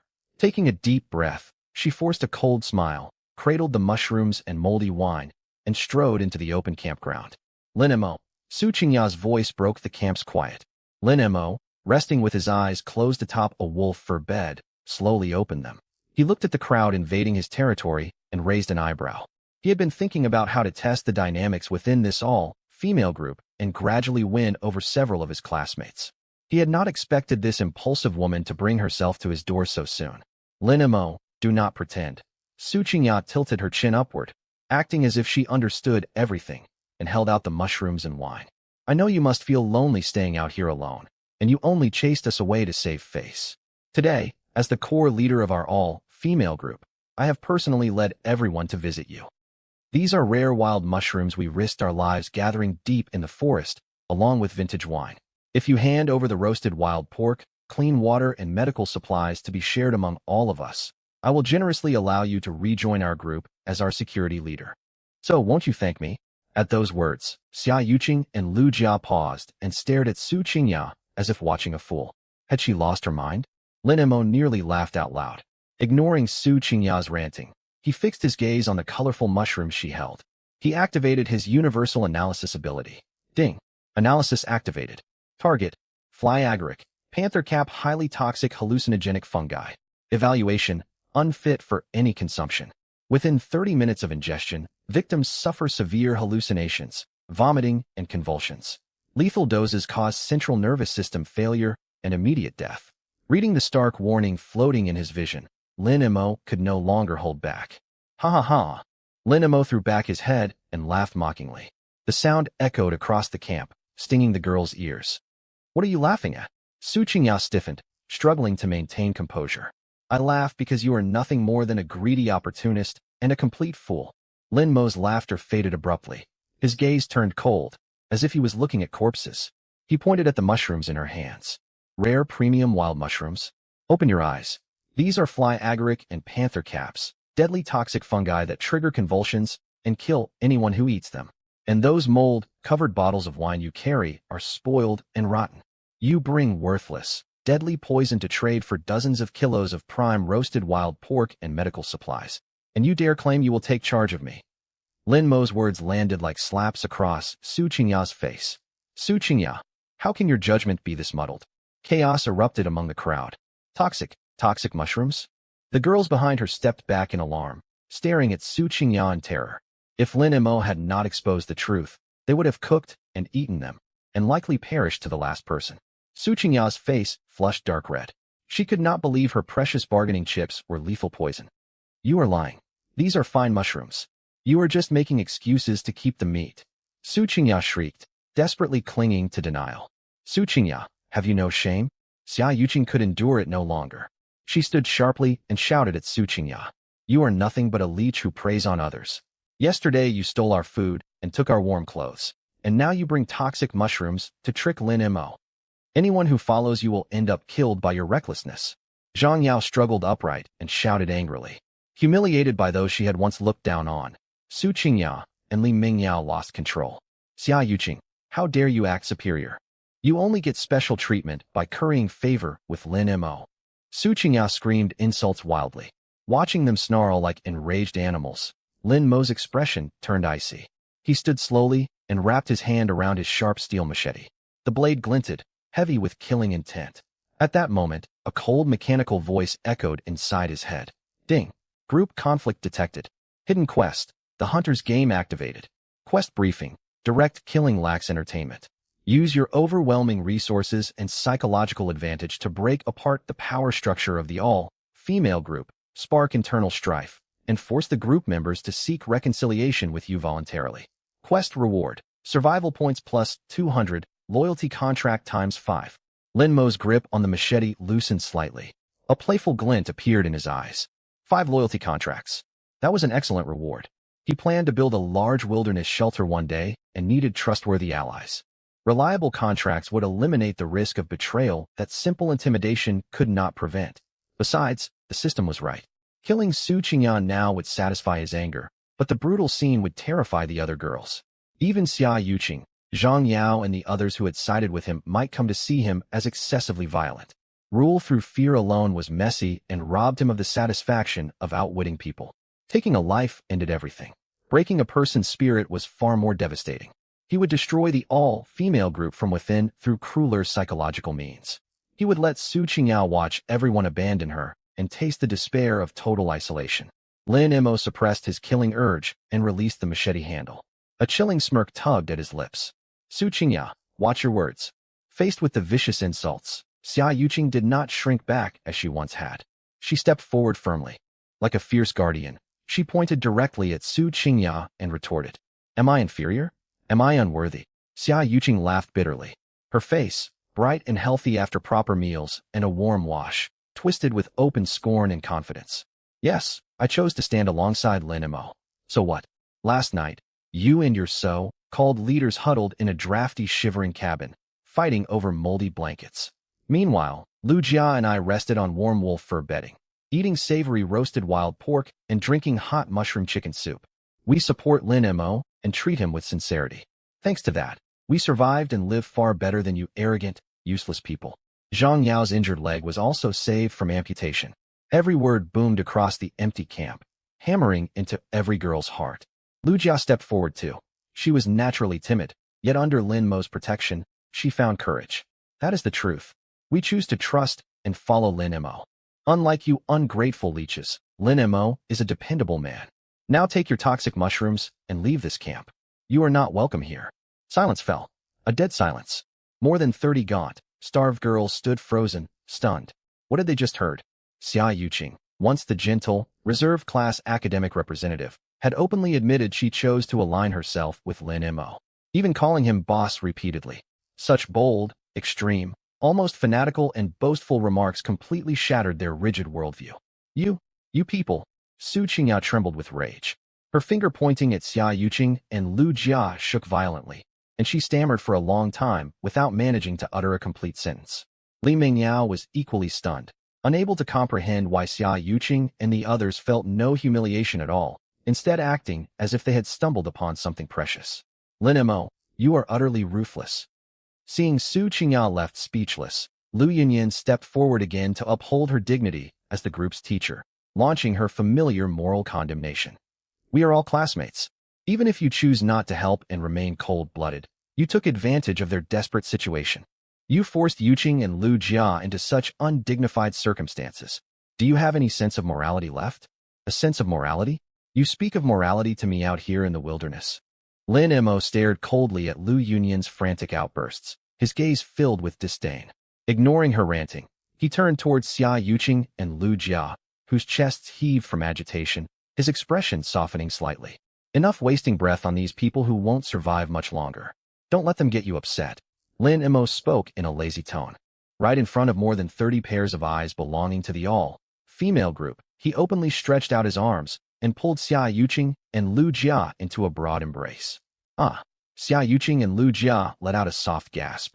Their faces, already flushed from anger, took on a gentle pink hue. They leaned obediently against Lin Mo's chest like tame kittens. The scene landed like a sharp slap across the faces of Su Qingya, Lu Yunyan, and the others. It was provocation, blatant and deliberate provocation. Lin Mo's actions made it clear to them all. Within this camp, he held absolute power. The young women they had once looked down upon now stood under his protection. You treacherous lot. Jealousy gnawed at Su Qingya. The pride she took in being a campus beauty was trampled relentlessly beneath Lin Mo's feet. Just as Su Qingya was about to fly into another furious tirade, a devilish smirk tugged at Lin Mo's lips. He recalled the new system quest, the Hunter's Game. Simply driving them away would be far too merciful for these ungrateful people. He intended to play a far more ruthless game. Lin Mo released the two girls beside him and casually settled back onto the luxurious wolfskin mat, watching the others like a cat toying with mice. He picked up a gleaming steel dagger and sliced a large 2-pound chunk of sizzling, golden roasted wild boar meat from the massive joint cooking over the fire. Gurgle, when Lin Mo lifted the meat on the tip of his blade. 30 young women all swallowed in unison. Crushing hunger turned their eyes a hungry, sharp green. They could not tear their gaze away from the roasted meat. Lin Mo held little regard for these women ruled by vanity and foolishness, yet he understood just how fragile human nature became in the grip of starvation. You want this meat? Lin twirled the dagger in his hand and waved the glistening roasted meat before everyone's eyes, his voice laced with temptation. I can give this meat to you for free. At those words, every girl in the group held her breath. Free meat? Even Su Qingya and Lu Yunyan froze. Could it be that Lin Mo had a change of heart after their accusations and planned to compromise? Lin Mo's next words, however, crashed over them like frigid, icy water, extinguishing every trace of hope. It detonated a force capable of breaking all human decency within the crowd. But there is one condition. Lin Mo's cold smile deepened. His icy gaze slowly swept over the shocked, contorted faces of Su Qingya and Li Mengyao. My condition is simple.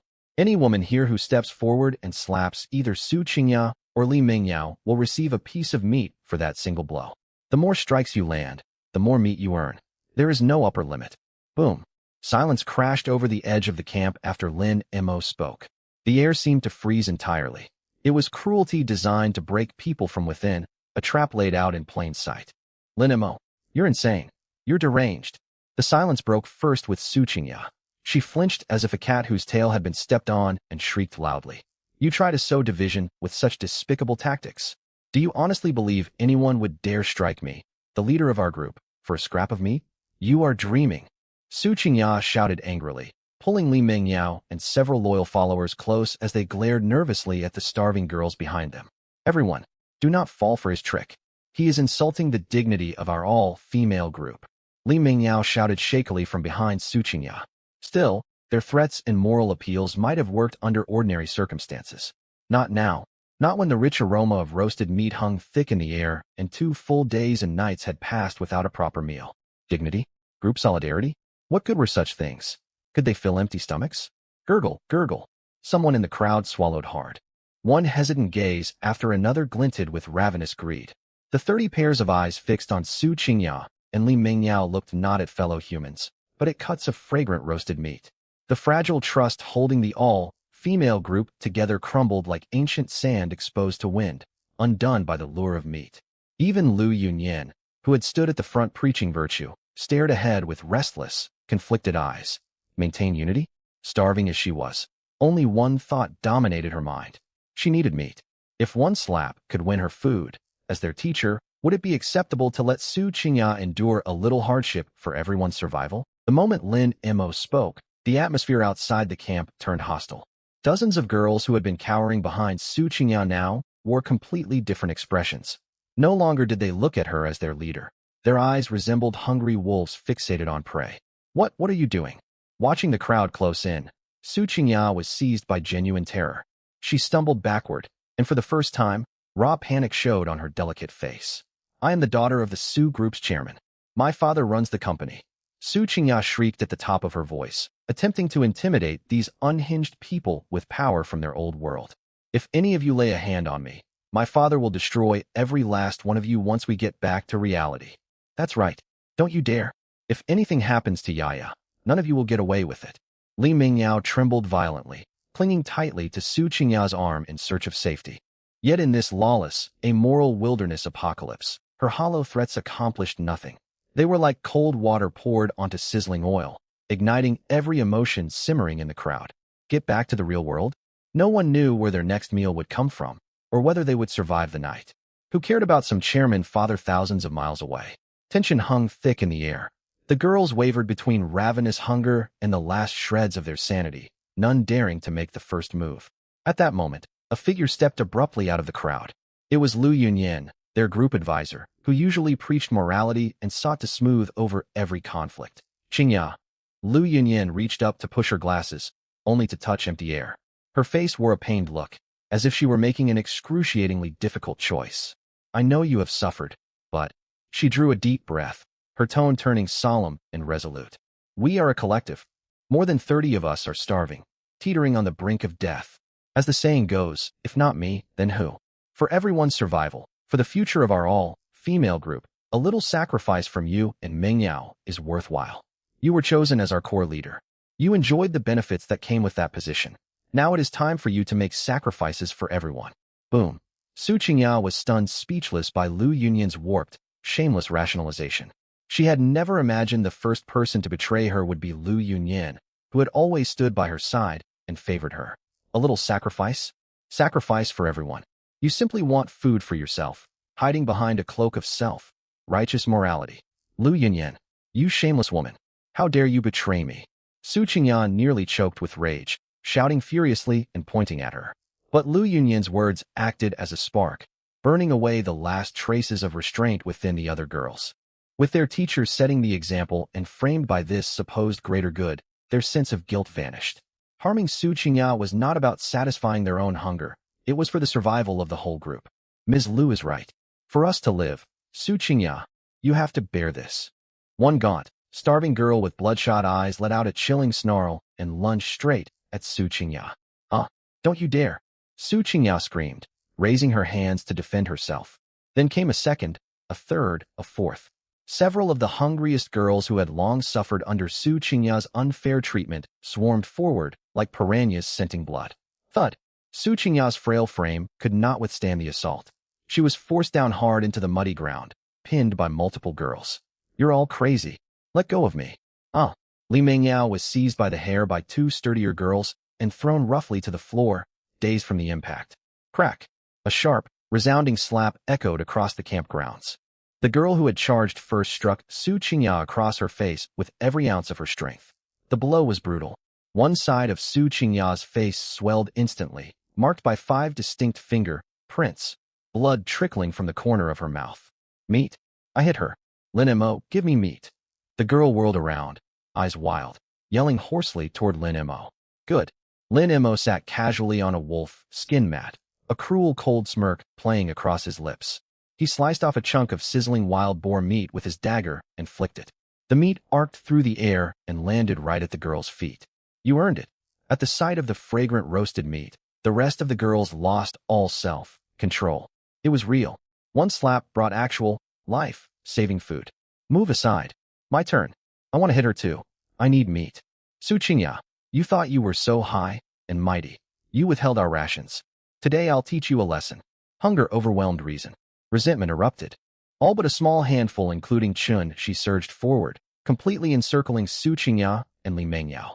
Slap, slap, slap, slap.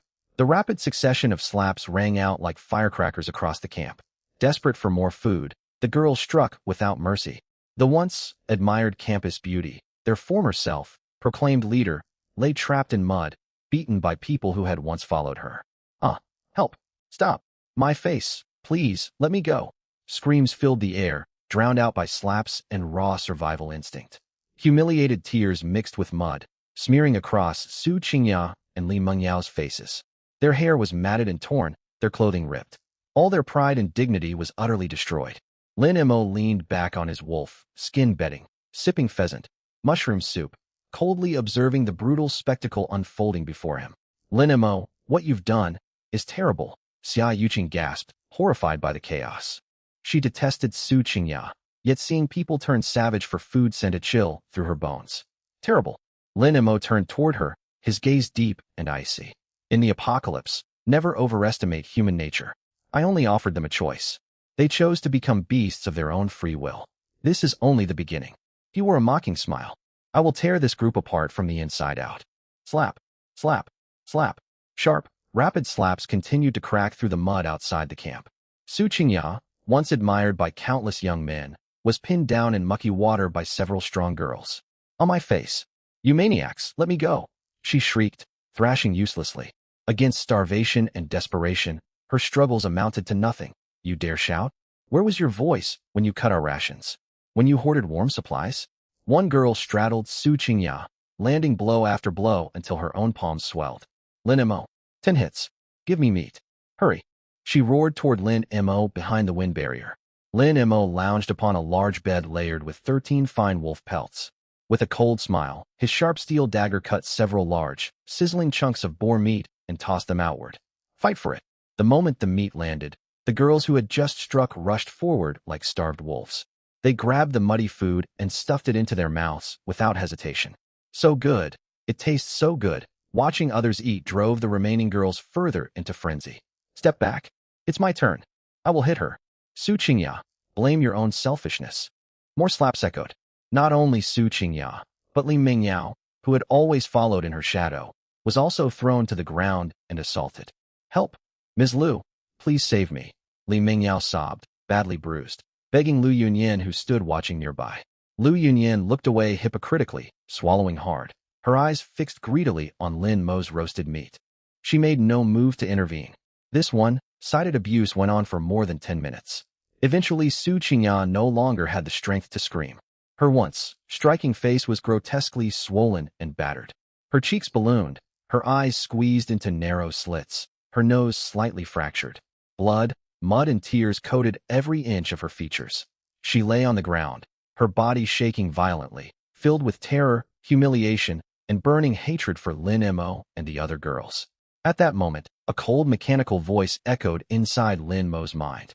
Ding! Detected. Mutual trust within the all-female group has collapsed completely. Their power structure has fallen apart. Hidden quest. The Hunter's Game preliminary phase completed. Quest rewards granted. Survival points plus 200. Item obtained. Loyalty contract times 5. Note. Can forcibly bind a target and display absolute loyalty values. Permanent loyalty only unlocks when the target submits voluntarily in utter despair. Lin Mo's eyes lit up at the system notification. Enough! His loud command boomed, amplified by his enhanced physique.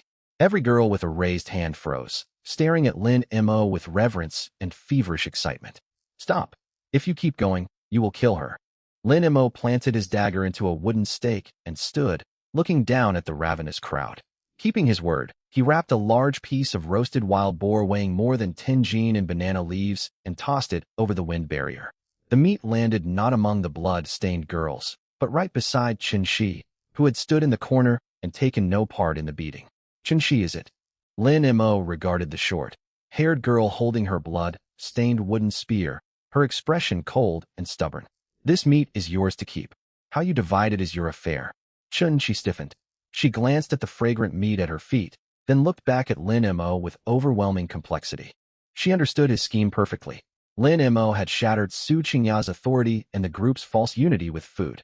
Now he placed this meat tainted by violence into her hands, forcing her to build new order amid this broken collective.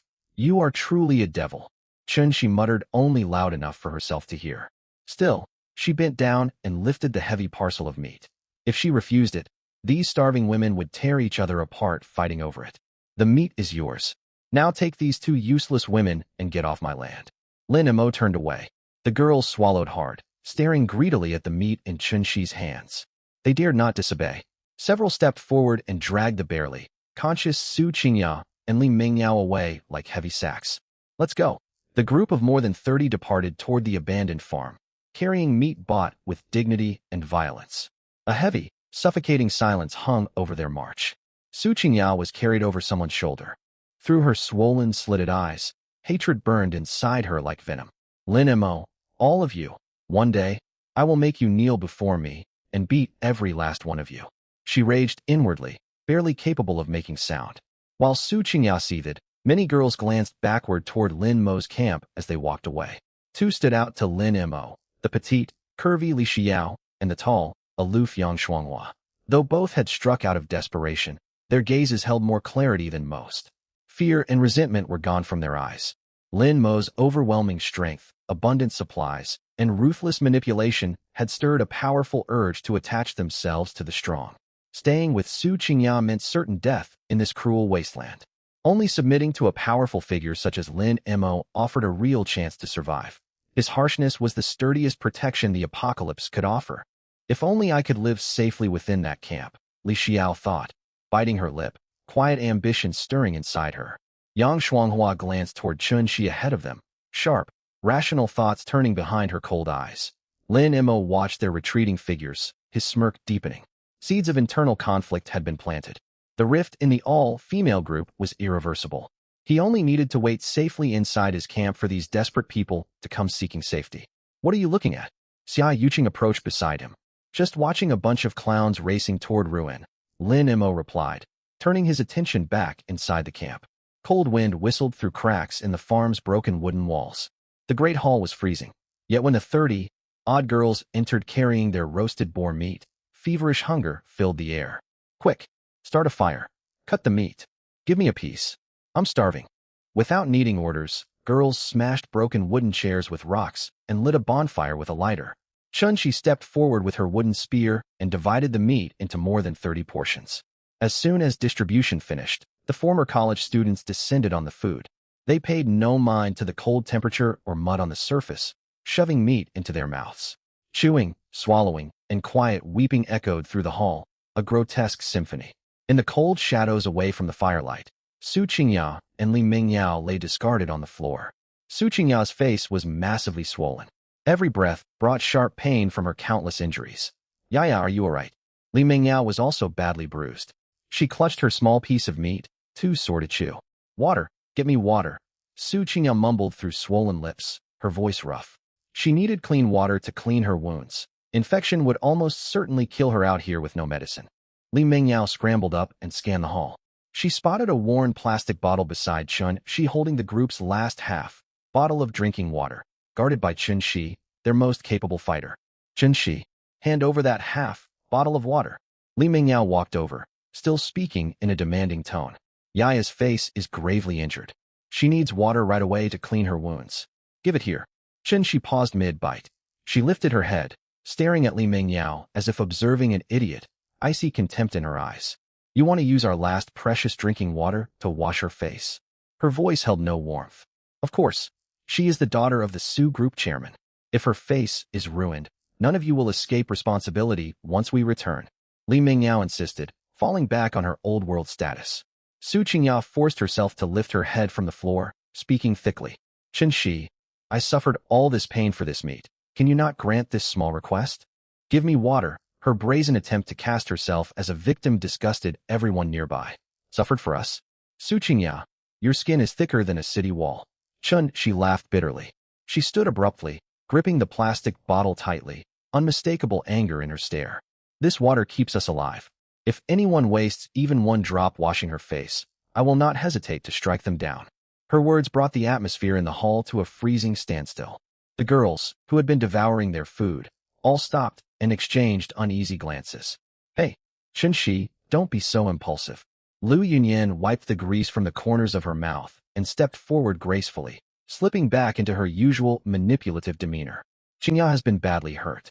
Her face is all swollen. We're classmates after all. Girls care deeply about their appearance. If her face gets permanently scarred, we'll have a hard time explaining things to Director Su once we get back to the real world. Lu Yunyan touched the bridge of her nose and put on a solemn, earnest expression.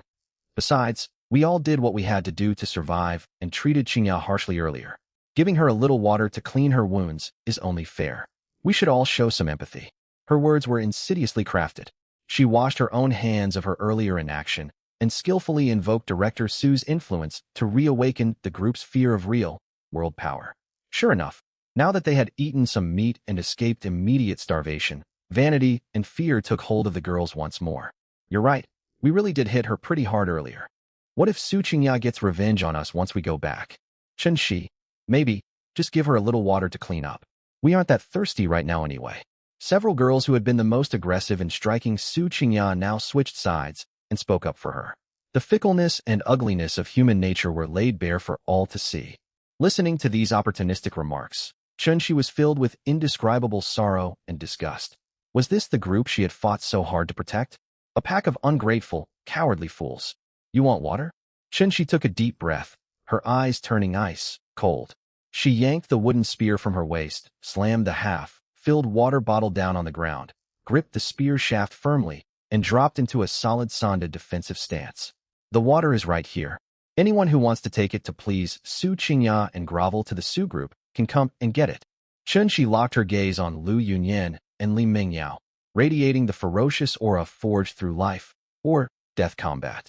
But mark my words, if anyone takes one step forward, I will drive this wooden spear straight through her throat without hesitation. Come try me if you dare to die.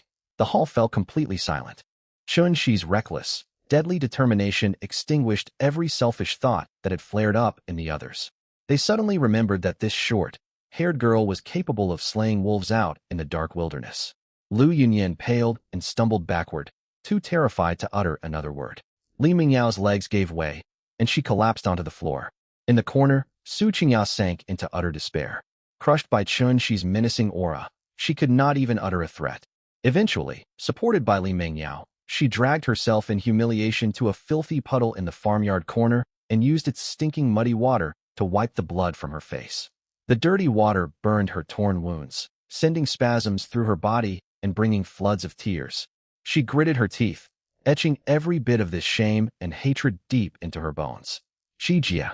Li Xiao edged over to Chunshi, her large eyes wide and innocent, and lowered her voice. Su Qingya is finished. No one listens to her anymore. Why don't you lead us? We'll all follow you. Yang Shuanghua also walked over, her cool face sharp with rational analysis. Chunshi, our group is falling apart. We need someone with real strength and good judgment to take charge. If you step up, we will fully support driving Su Qingya out for good. Chunshi gave a cold sneer at the two girls scheming quietly to build a new faction around her. Save your petty court intrigue. Focus instead on surviving the next 20-odd days. Holding her wooden spear, Chunshi gazed out the broken window toward Lin Mo's camp. Her mind had never been clearer. Factional infighting? Fighting for authority? What was the point of vying for control over a run-down wooden shack out here where food was scarce? She saw the truth more clearly than anyone. Everything that had unfolded, the conflict Lin Mo had sparked with a piece of meat, was neither compromise nor charity. He was like a lofty hunter, toying with them, his prey, in the cruelest, most demoralizing way imaginable. All this factional fighting will only get you killed faster. Chunshi tossed out the cold remark, carried her spear, and sat down in the corner closest to the main door. She closed her eyes, tuning out all the scheming fools inside the hall. In the corner of the farm hall, Li Xiao and Yang Shuanghua withdrew their gazes from Chunshi. Their attempt to win over the group's strongest fighter had failed, yet they would not give up. If brute force would not work, they would use their wits. In this desolate place, whoever controlled survival resources held absolute power. Yang Shuanghua pushed her glasses up her nose, glanced over the girls who had eaten a little raw meat, yet suffered dry, cracked lips from thirst, and spoke in a hushed tone. Eating meat alone won't sustain us. People die after 3 days without water. No one dares seize Chunshi's half-bottle of purified water. We have to solve our water shortage to gain influence over everyone. Li Xiao blinked her big, innocent eyes, and a plan formed in her mind. The underground wine cellar. I remember besides those broken crossbows in the cellar corner, there are old oak wine barrels connected to rusted copper pipes. We can repurpose them. We can boil muddy outdoor water to build a simple distillation setup. Yang Shuanghua's eyes lit up. If they could produce clean drinking water, they could completely replace Su Qingya and become the new core of the group. Without delay, they sought out Lu Yunyan, their supervising teacher, who was pretending to inspect gaps in the walls. Teacher Lu, everyone is suffering from terrible thirst, and we cannot drink the raw outdoor water. We want to use the old wine jars and copper pipes from the wine cellar to make distilled water, Li Xiao reported meekly. Yang Shuanghua added calmly. We pour raw muddy water into the wine jars and bring it to a boil. Steam travels through the copper pipes and condenses, giving us perfectly safe, purified water. At those words, the restless, thirsty girls lifted their heads, their eyes burning with desperate longing. Lu Yunyan's gloomy face brightened. This was a perfect chance to stabilize the group. Xiao, Shuanghua, you two have done something vital. Lu Yunyan assumed the authoritative demeanor of a supervising teacher and spoke loudly for everyone to hear. With purified water, we can hold on for many more days. This is a matter of life and death for all of us. Before Li Xiao and Yang Shuanghua could savor their new prestige, a sharp, sarcastic voice cut through the room. This is hardly some great achievement. It's basic middle school knowledge. Supported by Li Mengyao, Su Qingya hobbled over. Her badly swollen face was smeared with cold mud, her eyes nearly swollen shut, yet she held her chin high, clinging stubbornly to her privileged attitude. Even after enduring such public humiliation, she refused to let two ordinary girls steal the spotlight. Gritting through searing pain in her cheeks, she issued orders arrogantly. The plan is workable, but it needs unified organization and direction. As the group's original leader, I order everyone to move at once and carry the wine jars up from the cellar. Su Qingya's shameless behavior drew undisguised snickers from the hall. Only moments earlier, they had pinned her to the ground and struck her for meat. Now she dared to give them commands. Su Qingya, who do you think you are? Why should we obey you? One girl rolled her eyes. Su Qingya sneered, wincing as the movement pulled at her injuries. Yet her tone dripped with arrogance and threat. Why? Because once these 30 days are over and we return to the real world, the Su group can decide your career prospects after graduation with a single word. I will overlook what you did to me out of desperation. But now we are building our group. Anyone who defies my orders will find their life in Jiangcheng made impossible. The threat of real, world power silenced the young college students. Though resentful, none dared talk back. Seeing she had reasserted control, Su Qingya lifted her chin triumphantly and pointed toward the heavy-set girl in the corner. Zhang Biding, you are the strongest. Go down to the wine cellar and bring up the largest ceramic jar. The rest of you gather firewood and fetch water. Zhang Biding stood 160 pounds heavy. She was often treated as free labor by the more conventionally attractive girls around her because of her appearance. Still, when Su Qingya gave her command, she did not move. Frowning, Zhang Biding retorted gruffly. Why do I have to carry the heaviest thing? That jar weighs 70 or 80 pounds, and the cellar steps are steep. Why aren't you and Li Mengyao doing any work? How could we possibly work? Li Mengyao immediately flared up, gesturing at her own bruised face. We were severely injured. We handle intellectual work. You have all that bulk, so you should do hard labor. Don't expect us wounded people to do it. Zhang Biding clenched her fists, her face flushing bright red. Furious that someone she considered beneath her dared contradict her, Su Qingya's spoiled temper erupted. She had endured enough humiliation for one day. She would not be humbled by this girl. She stumbled over to her backpack, unzipped it, and pulled out a limited edition Chanel handbag and a diamond-encrusted Patek Philippe lady's watch. Before every pair of eyes in the room, she walked up to Zhang Biding and hurled the luxury items straight at her face, as if tossing alms to a beggar. Smack! The heavy watch struck Zhang Biding across the bridge of her nose, slicing open a bleeding gash. Listen to me, Zhang Biding. Su Qingya pointed at the luxury goods lying in the dirt and spat venomously. This bag is worth 300,000, and the watch 800,000. Together they are over 1 million. If you take on all the grueling work today, these are yours. You poor nobody would never even dare walk through a luxury boutique's doors. $1 million is being thrown right at you. Get to work like you ought to. Dead silence fell across the hall. Everyone held their breath and watched Zhang Biding clutch her bleeding nose. Zhang Biding hung her head, her broad shoulders heaving violently. Blood dripped from her nose onto the $30,000 Chanel bag. In civilization, she might have bowed for such wealth. But out in the wilderness, where death by thirst loomed, $1 million handbag could not buy even a moldy steamed bun. If even this celebrated rich girl could be beaten and dragged through the mud, why should she endure such degradation? To hell with your Chanel.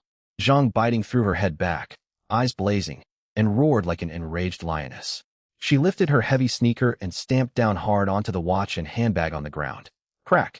Crunch! The Patek Philippe's crystal shattered, its delicate internal parts scattering. The limited edition Chanel bag was crushed and deformed in the mud. Ah, my watch. My bag. Su Qingya shrieked in horror. You wretched girl. Completely unhinged, Zhang Biding's large frame charged forward like an out-of-control battering ram. She grabbed Su Qingya's hair and slammed her hard against the dusty floor. Ah dash! Su Qingya screamed as her scalp was nearly torn from her head. You thought you could throw money at people? You think you were so superior? Take this. Zhang Biding straddled Su Qingya and rained powerful open-handed blows onto her already battered face. Every strike landed with brutal force, drawing more blood and screams from Su Qingya. Zhang Biding, you've lost your mind. Let her go. Li Mingyao rushed forward, scratching Zhang Biding's arms with her fingernails. Get off me, lapdog. Zhang Biding's two heavier, set friends rushed in to help. They seized Li Mingyao by the hair and tore her thin outer garment apart.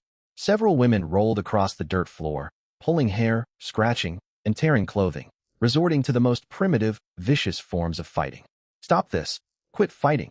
Lu Yunyan scrambled backward, shouting helplessly from a safe distance. The other girls scattered to avoid getting caught in the brawl. Sitting in the corner, Chunxi watched the absurd spectacle unfold, a mocking smirk playing on her lips. After more than 10 minutes, the others finally pried the combatants apart. Zhang Biding gasped for breath, her arms covered in bleeding scratches. Yet her eyes burned with fierce triumph. She would not tolerate being ordered around by Su Qingya any longer. On the other side, Su Qingya and Li Mingyao were in a terrible state. Clumps of Su Qingya's hair had been ripped out, leaving bleeding patches on her scalp. Mud and blood coated her face, and her clothes hung in ragged shreds, making her look worse off than a beggar on the street. Zhang Biding, mark my words, I will destroy you. Su Qingya lay collapsed on the floor, sobbing in despair. Huh. Zhang Biding spat blood, tinged saliva onto the ground. Don't threaten me with the outside world. Out here in this farm, might makes right. Cross me again, and I will beat you every time I see you. Tensions in the hall ran dangerously high. The smallest spark could ignite total chaos. Zhang Biding and her two friends stood like angry guardians, glaring at the trembling Su Qingya and Li Mingyao. Enough. Everyone calmed down. Afraid the group would disintegrate and leave her, a defenseless teacher, to die before the next night. Lu Yunyan forced herself to step forward. She walked over to Zhang Biding, her tone unusually gentle, almost appeasing. Biding, I know you were wronged. Qingyao truly went too far. But survival is our priority. Without water, we will all die. You can settle your scores only if we stay alive. Lu Yunyan took Zhang Biding's hand and spoke earnestly, then turned toward Li Xiao and Yang Shuanghua. Xiao, Shuanghua, since you proposed the distillation plan, you will oversee the work. Everyone must cooperate and set aside their anger. Li Xiao normally had a gentle disposition, but at this life, or death juncture, she straightened her back and tried to project authority. She cleared her throat and surveyed the room to assign tasks. This is a survival situation. No one gets to do nothing. Zhao Shui, Wang Qian, take a few others to fetch raw water from outside. Li Mingyao, gather others to collect dry firewood along the edge of the woods. As for cleaning the wine jars and copper pipes, she glanced at Zhang Biding's sturdy build and spoke in a conciliatory tone. Biding, you and your friends have great strength. Could you go down to the cellar, bring up the wine jars, and clean them? Still simmering with rage, Zhang Biding understood that dying of thirst was no trivial matter. She snorted, shot a venomous glare at Su Qingya, and headed for the underground wine cellar with her two friends. Driven by the urge to survive, the girls suppressed their tempers and got to work. The underground wine cellar was damp and dark, thick with mildew. With immense effort, Zhang Biding and her friends hauled two large ceramic wine jars out into the backyard open space. Ting, why are we working for that awful girl? Her friend Xiaoli panted, full of resentment. Su Qingya threw that bag at you, and still we labor to make water for her to drink. I can't stand it. The other friend agreed. Exactly. The others took sides during the fight. They think we should handle all hard work just because of our size. I wish we could make them pay. Zhang Biding stared at the wine jars caked in filth and old residue. Thick layers of black rotten wine sludge coated the bottoms, the inner walls covered in green and multicolored mold. Desiccated corpses of rats and insects lay inside, releasing a revolting stench. Thoroughly cleaning these neglected jars would require repeated scalding with boiling water and heavy scrubbing with sand. Starved and exhausted, they lacked the energy for such grueling labor. Clean them? Forget it. Zhang Biding sneered and threw her cleaning rag onto the ground. They want purified water? We'll give them something extra.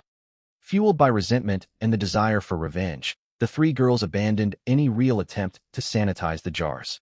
They poured muddy puddle water inside, swished it around carelessly, and dumped it out. Toxic mold, poisonous fungal spores, and ages, old fermented sludge remained on the inner surfaces. It looks clean enough from the outside. When we heat it, all those mold toxins will vaporize with the steam. Let's see what happens when Su Qingya and the others drink this tainted distilled water. Zhang Biding muttered viciously. Half an hour later, everything was set up. The two poorly cleaned wine jars sat on a makeshift stone stove, filled with muddy puddle water. Rusty copper pipes ran from the jar tops to a comparatively clean iron bucket meant to collect the condensate. Fire blazed beneath the jars. More than 30 girls sat around the setup, their lips cracked and parched, eyes burning with desperate hope for water. Even Su Qingya huddled in a corner, staring intently at the copper pipe. As temperatures rose, the water inside the jars began to boil. It's steaming. It's steaming, Li Mengyao cried excitedly, pointing at the pipe's outlet. Yet instead of fresh-looking water vapor, a horrid stench filled the air, like rotting flesh mixed with rank fermented alcohol.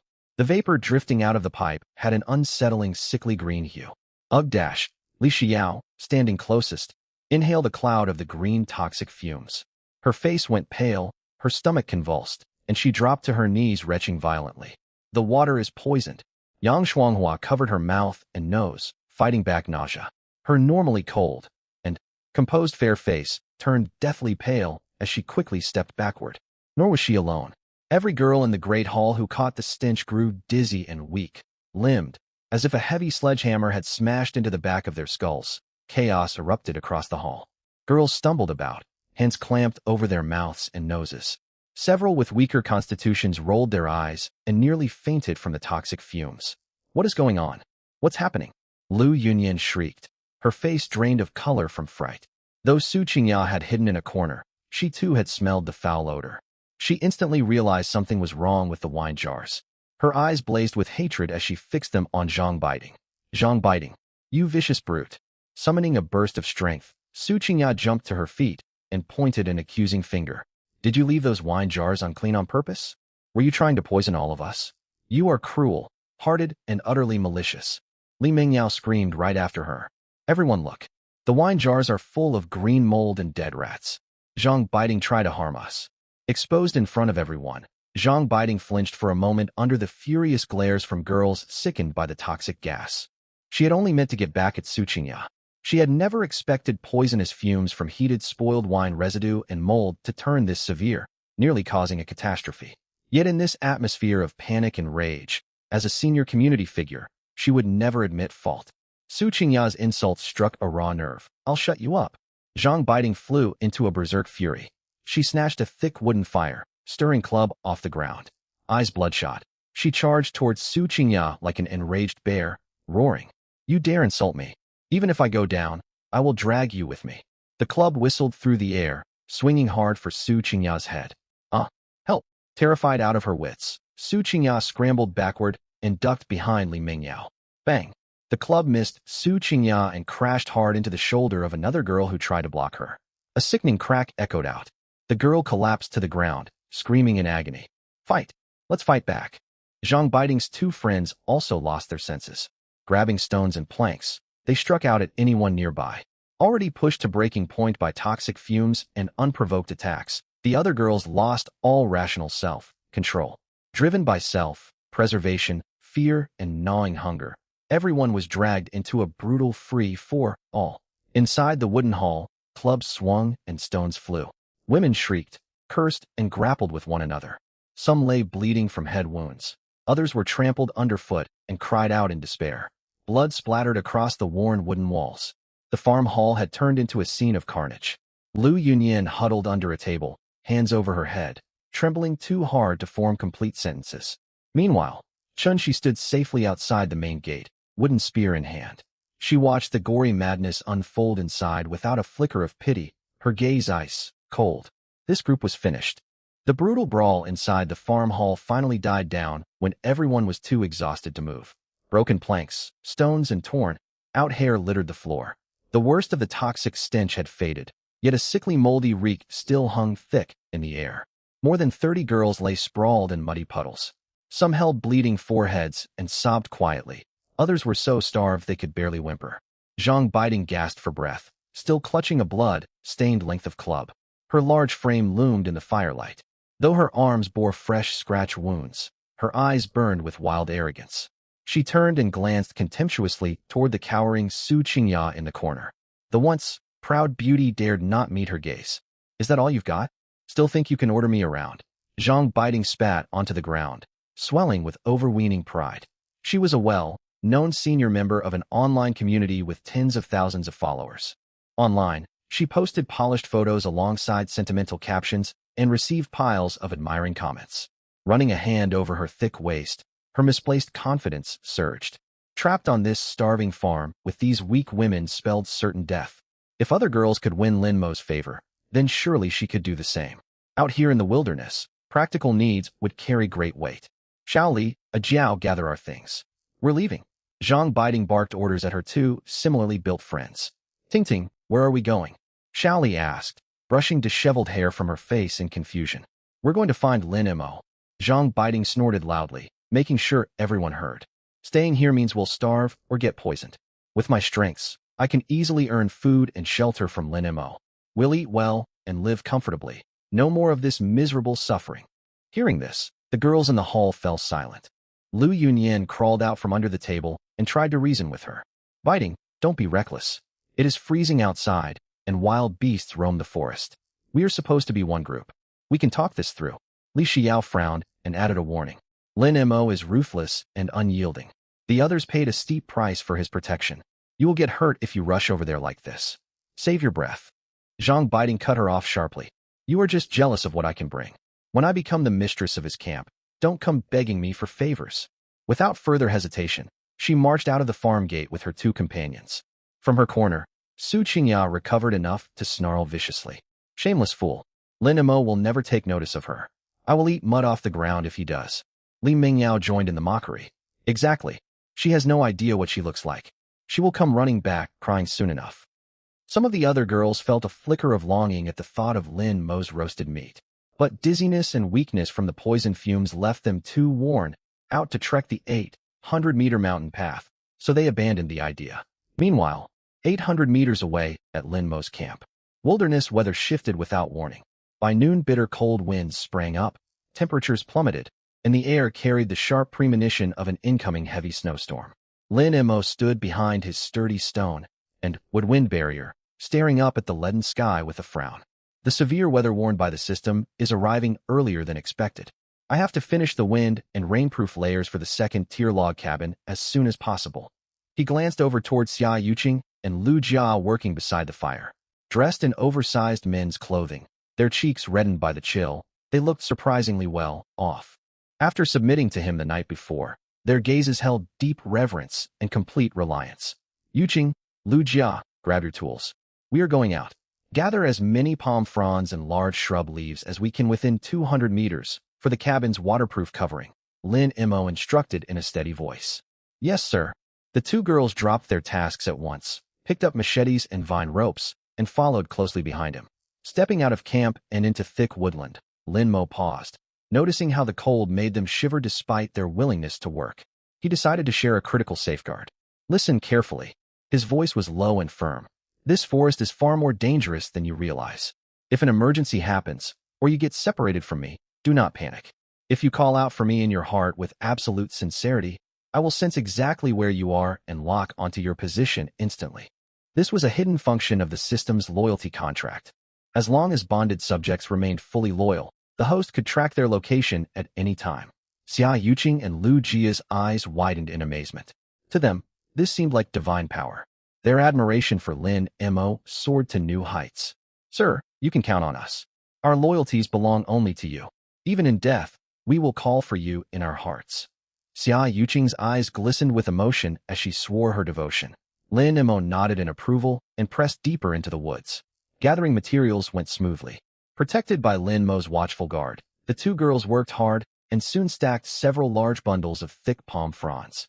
Just as they prepared to head back loaded with supplies, Lin Mo's intermediate universal analysis system flashed a harsh red warning inside his mind. Ding! Detected tracks of an adult wild goat, heard 150 meters directly ahead. Lin Mo halted, sharp hunting light flashing in his eyes. He had spotted this herd the day before, but got delayed building camp. Now they had come right to him. Stay right here. Do not make a sound, he whispered. He drew his sharp steel machete. His triple, enhanced physique surged to full power. Moving like a leopard in shadow, he advanced silently through shrubbery. Soon he spotted the herd grazing dry grass on a sun-facing slope. 7 goats in total. The lead ram was large, with curved, razor-sharp horns, constantly scanning its surroundings for threats. 30 meters, 20 meters, 10 meters. Now, muscles exploding with power, Lin Mo burst through underbrush. The ram barely lifted its head to sound an alarm before the steel machete swung down toward its neck. Squelch! The large goat head flew through the air. Its headless body crashed heavily onto the ground. The remaining 6 youths tried to bolt in terror, yet Lin Mo gave them no chance. He moved among them like a tiger, blade rising and falling. In mere seconds, all 7 fat wild goats lay dead. Ding! Successfully slain adult wild goat times 7. Survival points plus 70. Detected host has gathered sufficient timber, stone, and high-quality sheep hides for cold resistance. Final conditions for second tier camp upgrade completed. Mission settlement in progress. Congratulations. Survival points plus 200. Unlocked advanced blueprint mystery box times 1. Automatic reinforcement of second tier camp defensive wall initiating. As the system notifications played out, dramatic changes unfolded hundreds of meters away back at camp. The original thin wooden wind barrier merged with collected stone through the system's power, transforming into an indestructible 3-meter high stone, timber composite wall, strong enough to fend off any large wild beast. Lin Mo looked over the goat corpses and wiped blood from his blade with satisfaction. He stored 5 goats inside his spatial storage, kept 2 smaller ones, slung one over each shoulder, and walked back toward where Xia Yuqing and Lu Jia waited. Let's head home. Tonight we feast on roast goat. A faint smile tugged at his lips. Xia Yuqing and Lu Jia stared at him as though he were a returning warrior. Eyes shining, they hoisted their palm leaf bundles and followed him back toward camp.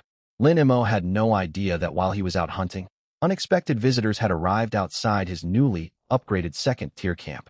By afternoon, the wilderness wind bit even sharper. Deep in the forest, Zhang Biding stumbled along through mud with Xiao Li and a Jiao. Escaping the nightmare of the farm had cleared some of the frenzy from their heads, yet cold wind stung their faces. Ting Ting, do you really think Lin Mo will take us in? Xiao Li shivered, teeth chattering, doubt plain in her eyes. Though gasping for breath from walking, Zhang Biding's misplaced confidence never wavered. What is there to fear? Practical needs count for a great deal out here. If less prepared girls can win his favor in food, someone with my strengths will surely receive good treatment. A Jiao hastened to agree. Exactly. You have thousands of online supporters. Out here in the wilds, Lin Mo will recognize your worth. Buoyed by one another's praise, they already pictured Lin Mo giving them roasted meat. A few hundred meters further, the trees thinned to an open clearing. There loomed the tall, solid stone, timber defensive wall of Lin Mo's camp, like a small fortress. Zhang Biding and her friends gaped in shock. They had imagined little more than a rickety wooden shack, not this imposing barrier built from stone and thick pine logs, holding the bitter cold firmly outside. Good heavens, it is practically a castle. Xiao Li swallowed hard, greed glinting in her gaze. Zhang Biding's heart raced. Becoming mistress of this camp would mean complete safety in the wilderness. They circled around to the main gate. Since Lin Mo had left with Xia Yuqing to gather materials, the wooden gate stood loosely ajar. Glancing around to confirm no one watched, Zhang Biding grew bold. She pushed the heavy gate open and strode right inside. Stepping behind the defensive wall, warm air washed over them, chasing away their chill.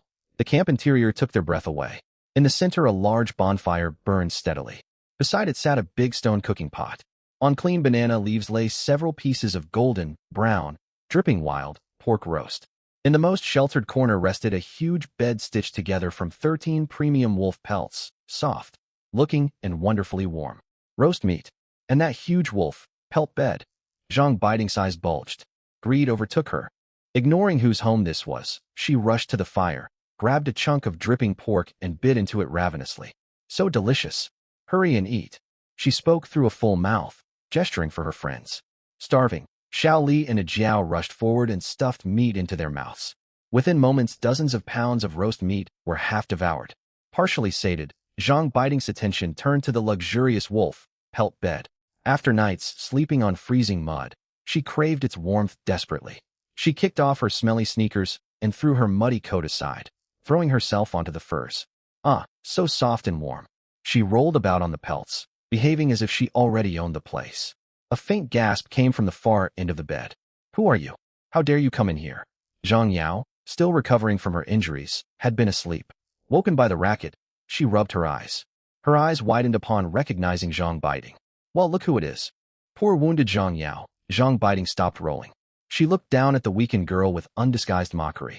She looked Zhang Yao up and down, her eyes filled with jealousy and disdain as she stared at the oversized men-style tracksuit the girl wore. You sure fool people. You act all pure and high-minded back in class, but out here in the wilderness, you will do anything just to get by. Zhang Baiting snorted contemptuously. You are so scrawny. I wonder what Lin Mo even sees in you. He probably just takes pity and gives you scraps. Now that I'm here, those easy days of yours are over. Zhang Yao trembled all over at those shameless words. The movement pulled at the gash on her thigh, making her gasp sharply from pain. Yet she knew what Lin Mo was like. Lin Mo hated anyone trespassing on his territory or touching his supplies. These three women had shown up uninvited and misused his bed. If Lin Mo found out, they would pay a terrible price. Out of leftover consideration for their former classmate bond, Zhang Yao held back her anger and tried to warn them. Zhang Baiting, you need to leave right now. Lin Mo has a terrible temper. If he comes back and sees what you've done with his belongings, he will not spare you. Lin Mo, how pathetic the way you speak of him. Far from being frightened, Zhang Baiting doubled over laughing, her flesh jiggling. She was convinced Zhang Yao was only bluffing out of fear, afraid that she, the popular online figure, would take her place in the camp. Don't try to scare me with Lin Mo. Zhang Baiting stepped close, her gaze fierce. Do you really think you have any say here just because you stay in his shelter? Men are naturally drawn to women with my full-figured charm. Even before we were stranded, I caught Lin Mo glancing at me many times in class. When he gets back, all I need to do is show him some kindness, and he will treat me like royalty. You are completely unreasonable. Get off that bed. Don't dirty Lin Mo's things. Desperate, Zhang Yao tried to push herself upright to shove her away. But that weak movement enraged Zhang Baiting. How dare you drive me away? Who do you think you are? Zhang Baiting's vicious temper exploded. She raised her thick arm and roughly shoved Zhang Yao backward. Thud! Zhang Yao's fragile body crashed hard onto the wolf skin mat. By terrible misfortune, her recently scabbed, deep wound on her right thigh slammed against a hard wooden beam beneath the hide. Ah! A shrill cry tore from Zhang Yao's throat. Her face turned deathly pale, and cold sweat poured down her forehead. Fresh red blood soaked through her bandages. The healing wound had split open once more. Serves you right. Stop putting on airs. Zhang Baiting showed no mercy and spat scornfully. Zhang Yao bit her pale lip hard, overwhelmed by humiliation and rage. She suddenly remembered what Lin Mo had told her before he left. If she called out to him with sincere urgency in her heart, he would sense her. Without hesitation, she closed her eyes, pouring all her fear and suffering into a silent, desperate cry in her mind.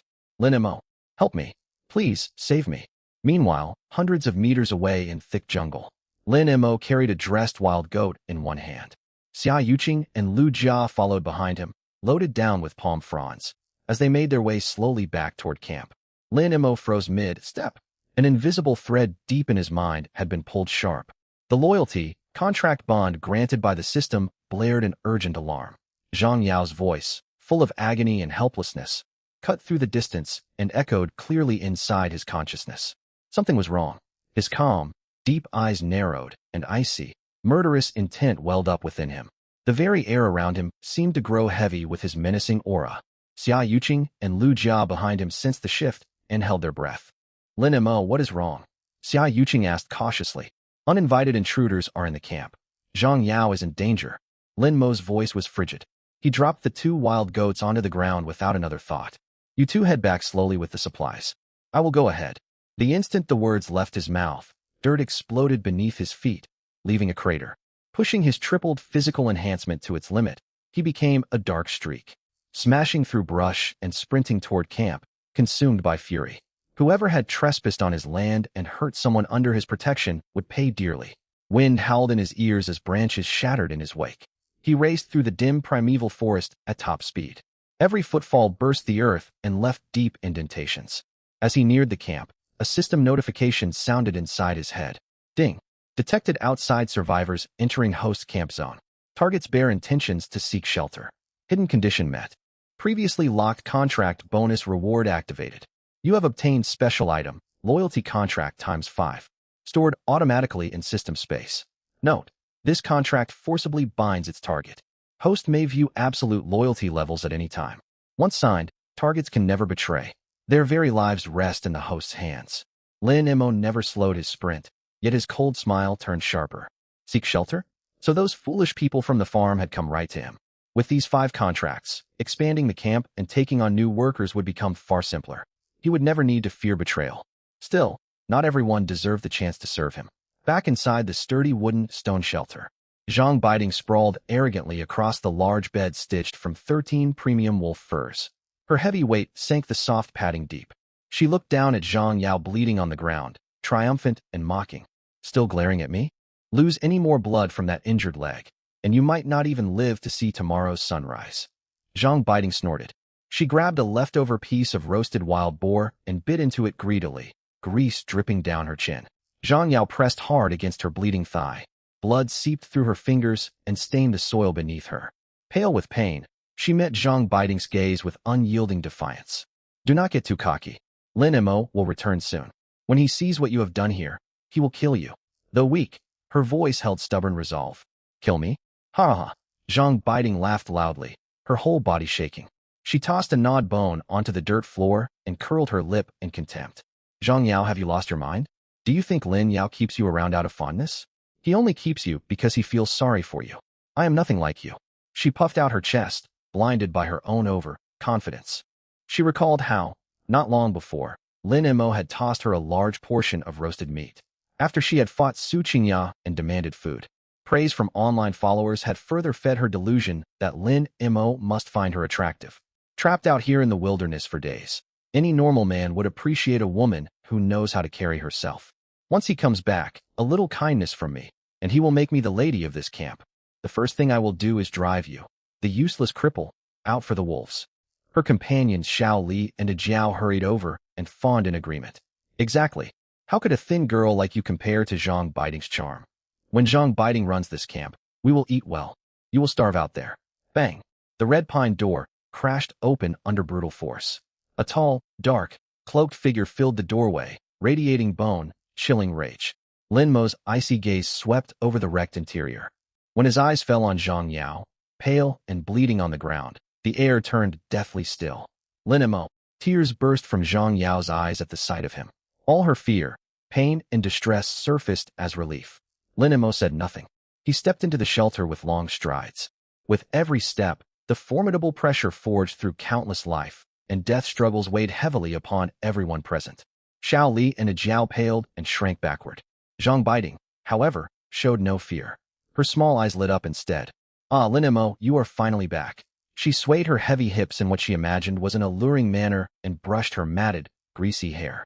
Far from feeling guilty for breaking in, she walked toward him with a condescending, entitled air. A strong stench of sweat and unwashed body odor wafted off her. Lin Mo's nose wrinkled in revulsion. Disgust was plain on his face. Oblivious, Zhang Biding stopped 1 meter before him and puffed out her chest, speaking in an affected, sugary tone. I cannot stand staying on that farm any longer. This camp of yours is decent enough, barely worthy of me. I am generous. I know what you meant when you gave me meat before. If you keep serving me roasted wild boar every day and hand over that wolf skin bed, I might condescend to stay here. I could be the lady of this camp for you. Imagine how pleasant life out in the wilds would be with someone like me by your side. She batted her eyes and stretched her thick arms out, trying to embrace his neck. In her distorted mindset fed by online admirers, Lin Mo ought to feel honored by her offer. Instead of a welcoming hug, overwhelming force slammed into her. Enraged by her arrogance and foul presence, Lin Mo felt his revulsion peak. He wasted no words on her. Get back! His roar boomed inside the shelter. Power from his tripled, enhanced physique surged through his arm. His palm cut through the air at nearly invisible speed. Smack! A deafening slap echoed across the enclosure.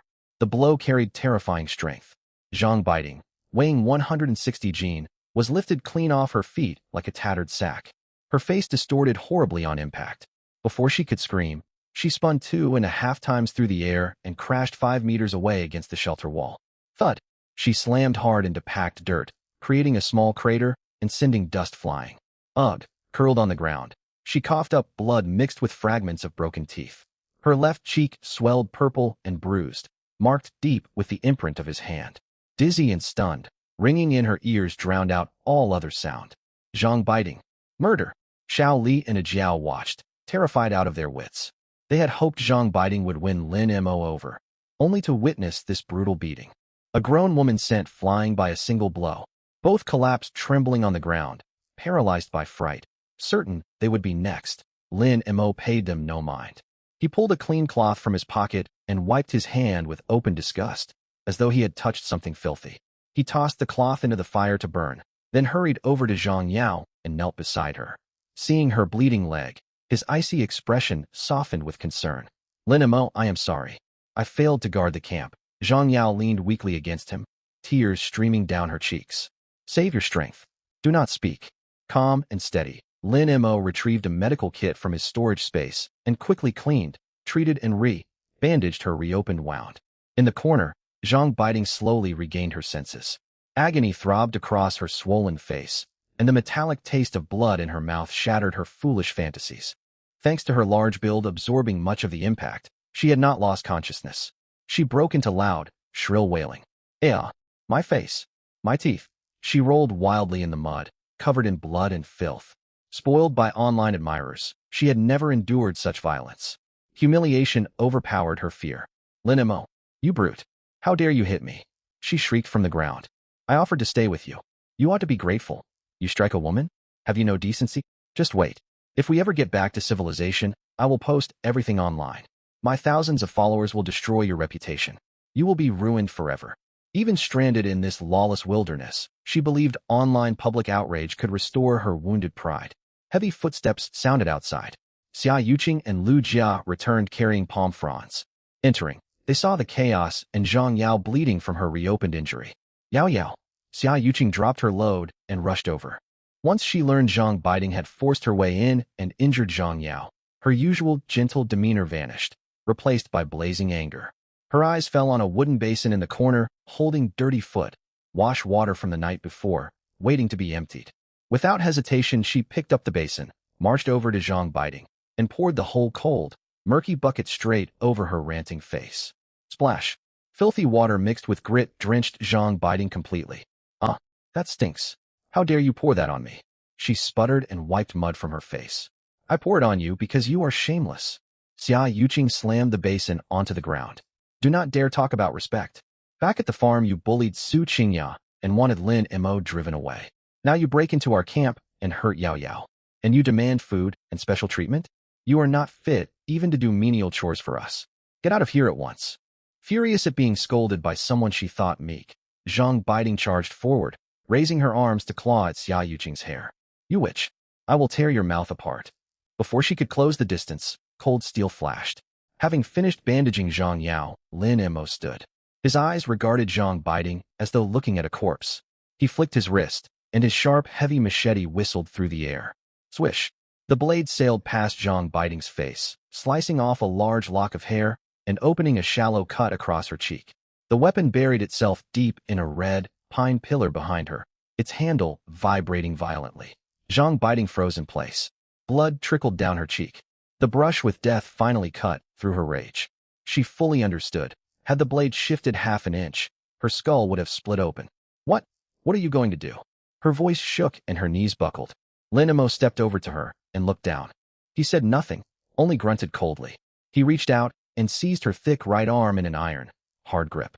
Let go. What are you doing? Zhang Biding struggled uselessly. Her strength meant nothing against him. A lesson. His tone was icy. He twisted both hands sharply. His tripled, enhanced physique unleashed its full force. Crack! The sickening sound of snapping bone echoed through the shelter. Aoeawea! Zhang Biding screamed in unbearable torment. Her right arm bent grotesquely backward, jagged bone piercing through torn skin and bleeding freely.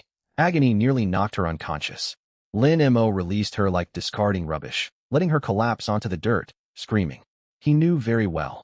Out in this dangerous wilderness with no proper medicine, a shattered arm was as good as a death sentence.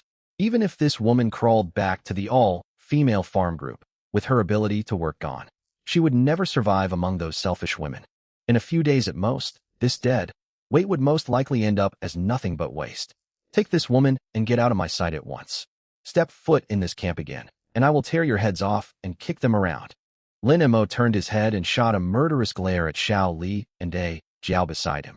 who had been so terrified they had lost control of their bladders. Yes, yes, we'll leave right away. Right away. Xiao Li and Jiao dared not utter another word. Scrambling forward, each grabbed one of Zhang Baiting's arms and dragged her out of the camp. Like beaten dogs, the three stumbled into the wind, howling depths of the forest, leaving only Zhang Baiting's intermittent cries of agony in their wake. With the departure of these three troublemakers, calm returned to the camp. Xia Yuqing and Lu Jia hurried to shut the camp gate and propped it shut with heavy wooden beams. They turned to look at Lin Mo, his face cold and stern, their eyes filled with admiration and affection. In this cruel world, to have such a protective man to rely on was their greatest fortune. Lin Mo walked over to the water bucket and washed the blood from his hands. The chaos of the fight, along with the ferocity unleashed when he had killed the wild goat, had sent his blood surging. A restless heat burned low in his abdomen. He turned and looked deep into the eyes of Xia Yuqing and Lu Jia, his gaze heavy and commanding. The two women understood his look immediately. Without coyness, color rose to their cheeks. They stepped forward and slipped one arm each through his. "You've had a hard time just now," Xia Yuqing said softly, her eyes glistening. "Rest now." Lu Jia leaned gently against his shoulder, pressing her body lightly to his. Outside the camp, bitter winds howled, yet within the wind, break walls it was warm. The dancing glow of the bonfire fell over them, chasing away all gloom. Zhang Yao, who had been lying on the inner side of the bed, watched. Her heart overflowed with gratitude and fondness as she thought of how Lin Mo had broken Zhang Baiting's arm to avenge her. Her leg was still injured. She could not tend to Lin Mo the way Xia Yuqing and Lu Jia could, and this filled her with quiet guilt. Biting her chapped lip, she steeled herself. Dragging her injured right leg, she hobbled over to Lin Mo's side. Under Lin Mo's surprised gaze, her pure-looking face flushed bright red. She lowered her head, determined to do whatever she could to offer him comfort in the ways available to her. Meanwhile, 800 meters away, inside the farm's wooden cabin, the great hall was as silent and cold as a tomb. Though the poison gas crisis had eased, a foul stench of mold, vomit, and dried blood clung thick to the air, nauseating anyone who breathed it in. More than 30 young women lay sprawled across the muddy floor. Severe dehydration had left them gaunt, their cracked lips oozing fresh blood. Even breathing rattled in their chests. 2 full days without water, plus the brutal brawl they had just endured, had left every one of them dizzy and weak. They no longer even had the strength to curse Zhang Baiting. Chun-Shi sat alone in the corner closest to the door, her wooden spear stained with blood. She watched her classmates, who looked scarcely more alive than corpses, without the slightest trace of pity. She had stayed out of the carnage and conserved her strength, yet her own throat burned with thirst. In another corner, Li Xiao and Yang Shuanghua exchanged a glance. Strong resentment and a fierce will to survive smoldered in their eyes. "We cannot just wait here to die." Yang Shuanghua pushed her glasses up her nose and lowered her voice. "The big wine jar is full of poisonous residue, but there are small earthen jars for storage in the basement. Scrub them thoroughly, fetch muddy pit water, and we can distill it again." Li Xiao blinked her wide, innocent-looking eyes and nodded rapidly. Bracing their wobbly legs, the two stood and called over several girls they got along with to set to work. Having nearly been poisoned last time, they scrubbed the earthen jars over and over with sand, cleaning them dozens of times. Only when they were certain no trace of green mold remained did they fill them with raw water from the mud pit and set them over the stone stove. Discarded copper tubing was reconnected, its other end positioned over a barely clean iron basin. Flames licked the bottom of the jar. At the sound, every half-conscious woman in the hall roused herself. Dozens of wolfish eyes locked onto the rusted copper pipe. Time dragged by. As the water inside the jar came to the boil, clean steam traveled along the tubing. Gone was the rotten chemical stench. In its place rose the sweet vapor of desperately needed fresh water. Drop. A single clear bead of water dripped from the edge of the pipe into the iron basin. "It's working. Water is coming out." Li Mingyao shrieked and scrambled toward the basin. That single drop lit the fuse. The women, half mad from thirst, erupted. Like vultures spotting carrion, they surged toward the stove. "Give me a sip. I'm dying of thirst. Get back. I was here first." They shoved, scratched, and fought over the tiny amount of life-giving water. Su Qingya, her face swollen and bruised, had mud pressed to her injuries. She had long abandoned any pretense of being the campus beauty. Protected by Li Mingyao and her loyal followers, she clawed her way through the crowd and threw herself down before the basin. She pressed her cracked, bleeding lips to the bottom of the basin and lapped at the small pool of collected water. The cool liquid soothed the burning agony in her throat. After drinking, she dabbed a little water onto her beaten face. Damn Zhang biting, she spat. When she gets driven back from Lin Mo's camp, I will kill her. She laid all her humiliation at the feet of Zhang biting and Lin Mo. If not for Lin Mo and his roasted meat schemes, how could a young lady from the Su family end up being slapped and thrown into mud by common girls? Enough. Stop fighting. She sprang to her feet and slammed the butt of her wooden spear hard against the floor. Boom. The sound echoed. The savage killing aura she had earned fighting wild wolves froze the frenzied women in their tracks. The water is still boiling. If you want to live, line up. One sip each. Her stare was ice cold. Anyone who fights again gets thrown outside to the wolves. Faced with brute force they could not resist, the women reluctantly formed a queue and took their turns. An hour later, the water in the jar was exhausted. Each person had received only a small sip, yet immediate death from dehydration had been averted. She looked out at the darkening sky and frowned. Thirst is temporarily held off, but this little water will not last us till tomorrow. She turned to the room. Before night falls, someone has to go out and collect empty mineral, water bottles and containers. There is rubbish we discarded near the farm. Gather as many vessels as you can so we can store more water overnight. At the thought of going outside, every girl shrank back. Temperatures hovered near zero, bitter winds howled, and wild beasts roamed. No one wished to freeze and risk being killed. In the corner, however, Li Xiao and Yang Shuanghua shared a knowing look. Each had already formed a plan. Shuanghua, do you think Zhang biting will succeed with Lin Mo? Li Xiao whispered close to her ear. Yang Shuanghua gave a cold laugh, sharp calculation in her elegant features. With her repulsive bulk? Only if Lin Mo has lost his mind. She paused. Still, if he would even let someone like her into his camp, he must be badly in need of women. If that is the case, Li Xiao bit her lip and glanced down at herself, ambition burning in her eyes. What if the two of us go over to him? Our chances would be excellent. If we can gain Lin Mo's favor, we will never starve or freeze in this wretched place again. We could eat roasted meat and sleep on wolf skin beds. They reached an unspoken agreement. They would use the bottle, collecting errand as cover to sneak close to Lin Mo's camp. They would see what had become of Zhang biting and judge their best chance to approach him. Let us go, Li Xiao said at once, putting on a meek, helpful expression. We were the ones who came up with the distillation. It is only right we take on this task while the others rest. Yang Shuanghua nodded and picked up 2 sturdy wooden sticks for self-defense. She studied them with faint surprise. In this place, where everyone sought only to exploit others, their eagerness stood out. Still, she did not press for details. Do not wander far. Be back before full dark. Li Xiao and Yang Shuanghua nodded repeatedly. They pushed open the heavy wooden door and stepped out into the wilderness. Once out of sight of the farm, they changed direction entirely. Instead of searching the rubbish heaps for bottles, they followed a hidden forest path straight toward Lin Mo's camp. The mountain wind cut like knives against their skin. With the sun gone, the temperature plummeted. In the dim light, dead branches loomed like twisted phantoms. Dry leaves crunched underfoot, an unnerving sound. Li Xiao clung tightly to Yang Shuanghua's arm. Their hearts hammered the closer they drew to the camp. A strange, heavy foreboding crept up their spines. All bird and insect noise had vanished. The air felt dead and still. Shuanghua, I am so cold. Li Xiao trembled, her body shaking. She had the uncanny feeling that somewhere in the darkness ahead, blood-thirsty eyes were fixed on their throats. The sun dipped fully below the horizon. Light drained fast from the wilderness. Gale, force winds moaned through the trees like wailing ghosts. Huddled together, Li Xiao and Yang Shuanghua stumbled forward along the leaf-strewn trail. Near zero cold made their teeth chatter. Shuanghua, night is almost here. Should we turn back? Fear clouded Li Xiao's large, deceptive eyes. These would feel cursed. What if wild animals are out here? Yang Shuanghua's grip on her wooden stick whitened her knuckles, yet ambition outweighed terror. Go back? To drink poisonous muddy water and wait for death in that hovel, she hissed. If we learn Lin Mo's disposition, we can escape all these fools. Only a few hundred meters left. Stop scaring yourself. The words had barely left her mouth when a scream of utmost agony burst from the thick underbrush ahead. Branches cracked and snapped under enormous weight. Ah, the pain, my arm. The hoarse, distorted cry resembled the death wail of some fat beast. Li Xiao and Yang Shuanghua's blood ran cold.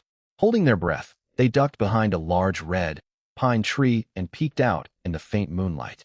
Down the trail, two plump, built girls were carrying a bulky figure, staggering toward them. It is Xiao Li and A Jiao. Li Xiao clamped a hand over her mouth to muffle her gasp. The heavy form between them was none other than Zhang Baiting, who had once boasted she would become mistress of Lin Mo's camp. What they saw made both women recoil in revulsion, their stomachs lurching. She barely looked human. Her broad face was swollen like an overripe, bruised melon. Deep purple, black hand prints marked one cheek. Her lip was torn, and several teeth were missing. Thick blood mixed with dirt and saliva coated her thick neck. Worst of all was her right arm. Thicker than an adult man's thigh, it bent backward at a grotesque, unnatural 90-degree angle. Splintered white bone jutted through layers of fat, fresh blood dripping steadily onto the mud. Mad, Lin Mo went far too far, Yang Shuanghua whispered, her normally composed face drained of color. She had expected him merely to drive Zhang Baiting away, not maim her so brutally. His cold disregard for human life sent chills down their spines. They were thankful they had not walked boldly into the camp. This man could not be manipulated with petty scheming. After a moment's hesitation, they stepped out from behind the tree. Xiao Li and A Jiao shrieked in fright and nearly dropped Zhang Baiting. Recognizing the newcomers, they broke into desperate tears. Xiao, Shuanghua, help us. Tingting is going into shock from blood loss. Xiao Li's hands were slick and sticky with blood. Li Xiao stepped forward, fighting her nausea. Even half dead from agony, Zhang Baiting retained her vicious temper. Her eyes, squeezed almost shut by swelling, blazed with venomous rage. Lin Mo, that monster. That psychopath. She coughed up bloody foam as she snarled, ranting to distract herself from her mangled limb. I offered myself to him, and he broke my arm. He does not value women at all. Xia Yuqing and Lu Jia are nothing more than his captives in that camp. Do not go near that maniac. He will get what he deserves. Her curses hung in the air. From the dark woods beside the trail came a thunderous roar. Roar. The blast shook the ground. A wave of rank, beastly stench washed over the path. Dead twigs rattled down from above. All four women froze. Zhang Baiting's tirade died in her throat. They turned stiffly toward the source of the sound. 10 meters away, bushes were ripped apart by tremendous force. A huge adult brown bear burst out of shadow. Standing upright, it stood nearly 2 meters tall. Its fur bristled like steel needles. Its eyes glowed red with blood, lust. Thick saliva dripped from its fangs. It had been drawn by the heavy scent of Zhang Baiting's open wounds. In this harsh wilderness, a bleeding, injured human was prey of the highest order. A bear. Xiao Li and A Jiao screamed at the tops of their lungs. Driven by raw survival instinct, they let go and fled in blind panic. Deprived of support, Zhang Baiting's heavy 160 gene frame crashed into the muck. Her broken right arm twisted further under her weight, drawing another shrill scream. Don't leave me. Help. She stretched out her good left hand, trying to grab Xiao Li's ankle. It was too late. On all fours, the bear charged with terrifying speed for such a massive creature, like an out-of-control steamroller, straight for the bleeding woman. Weak, injured, and overweight, Zhang Baiting could not even roll over. In 2 bounds the bear was upon her. Roar. Its enormous forepaw slammed down and pinned her firmly into the mud. No, don't eat me. Help. Zhang Baiting shrieked in utter terror, her eyes bulging. She pushed feebly against the bear's rock, hard chest, yet her resistance was meaningless against brute wild strength. Then the giant paw, far larger than a man's head, swept down. Crunch. Beneath the bear's terrible force, Zhang Baiting's skull caved in like overripe fruit. Brain tissue and blood sprayed across dead leaves and mud. Her scream cut off instantly. Her heavy body convulsed once, then went limp. But the predator had only begun to feed. Opening its fetid jaws, the bear sank its teeth deep into her shoulder and tore backward. Rip. Large chunks of flesh and thick yellow fat were torn brutally from the skeleton. The brown bear gnawed greedily on its gory feast, letting out deep, satisfied growls from its throat. Warm blood stoked its savage ferocity. The crunch of bones being ripped apart echoed through the night, chilling anyone who heard it to the core. More than a dozen meters away, Li Xiao, Yang Shuanghua, along with Xiao Li and A Jiao, who had collapsed onto the ground, watched the horrific, hellish scene unfold before their eyes. The 4 women turned deathly pale, their blood running cold. Their minds went blank, and they even forgot to breathe. It was not until another sharp crack echoed as the bear crunched through a shoulder blade that the 4 snapped back to reality. Run. We have to run. Yang Shuanghua, who still retained some sense, broke the silence first. She let out a hoarse scream, grabbed the stunned Li Xiao, and spun around, sprinting madly toward the farm. Xiaoli and Ajiao scrambled to their feet out of the muck, weeping and wailing as they fled after the others. The four women stumbled blindly through the dark forest. Sharp branches sliced their cheeks, and cold mud splattered all over their bodies. Yet none dared pause for even a second. Behind them in the darkness, the sickening sound of tearing flesh rang on and on, a death knell hammering away at their frayed nerves. Bang! The dilapidated wooden door of the farm hall was slammed open with tremendous force. Frigid wind cut into the room like shards of ice. Li Xiao, Yang Shuanghua, Xiaoli, and Ajiao stumbled into the hall like refugees fleeing the underworld.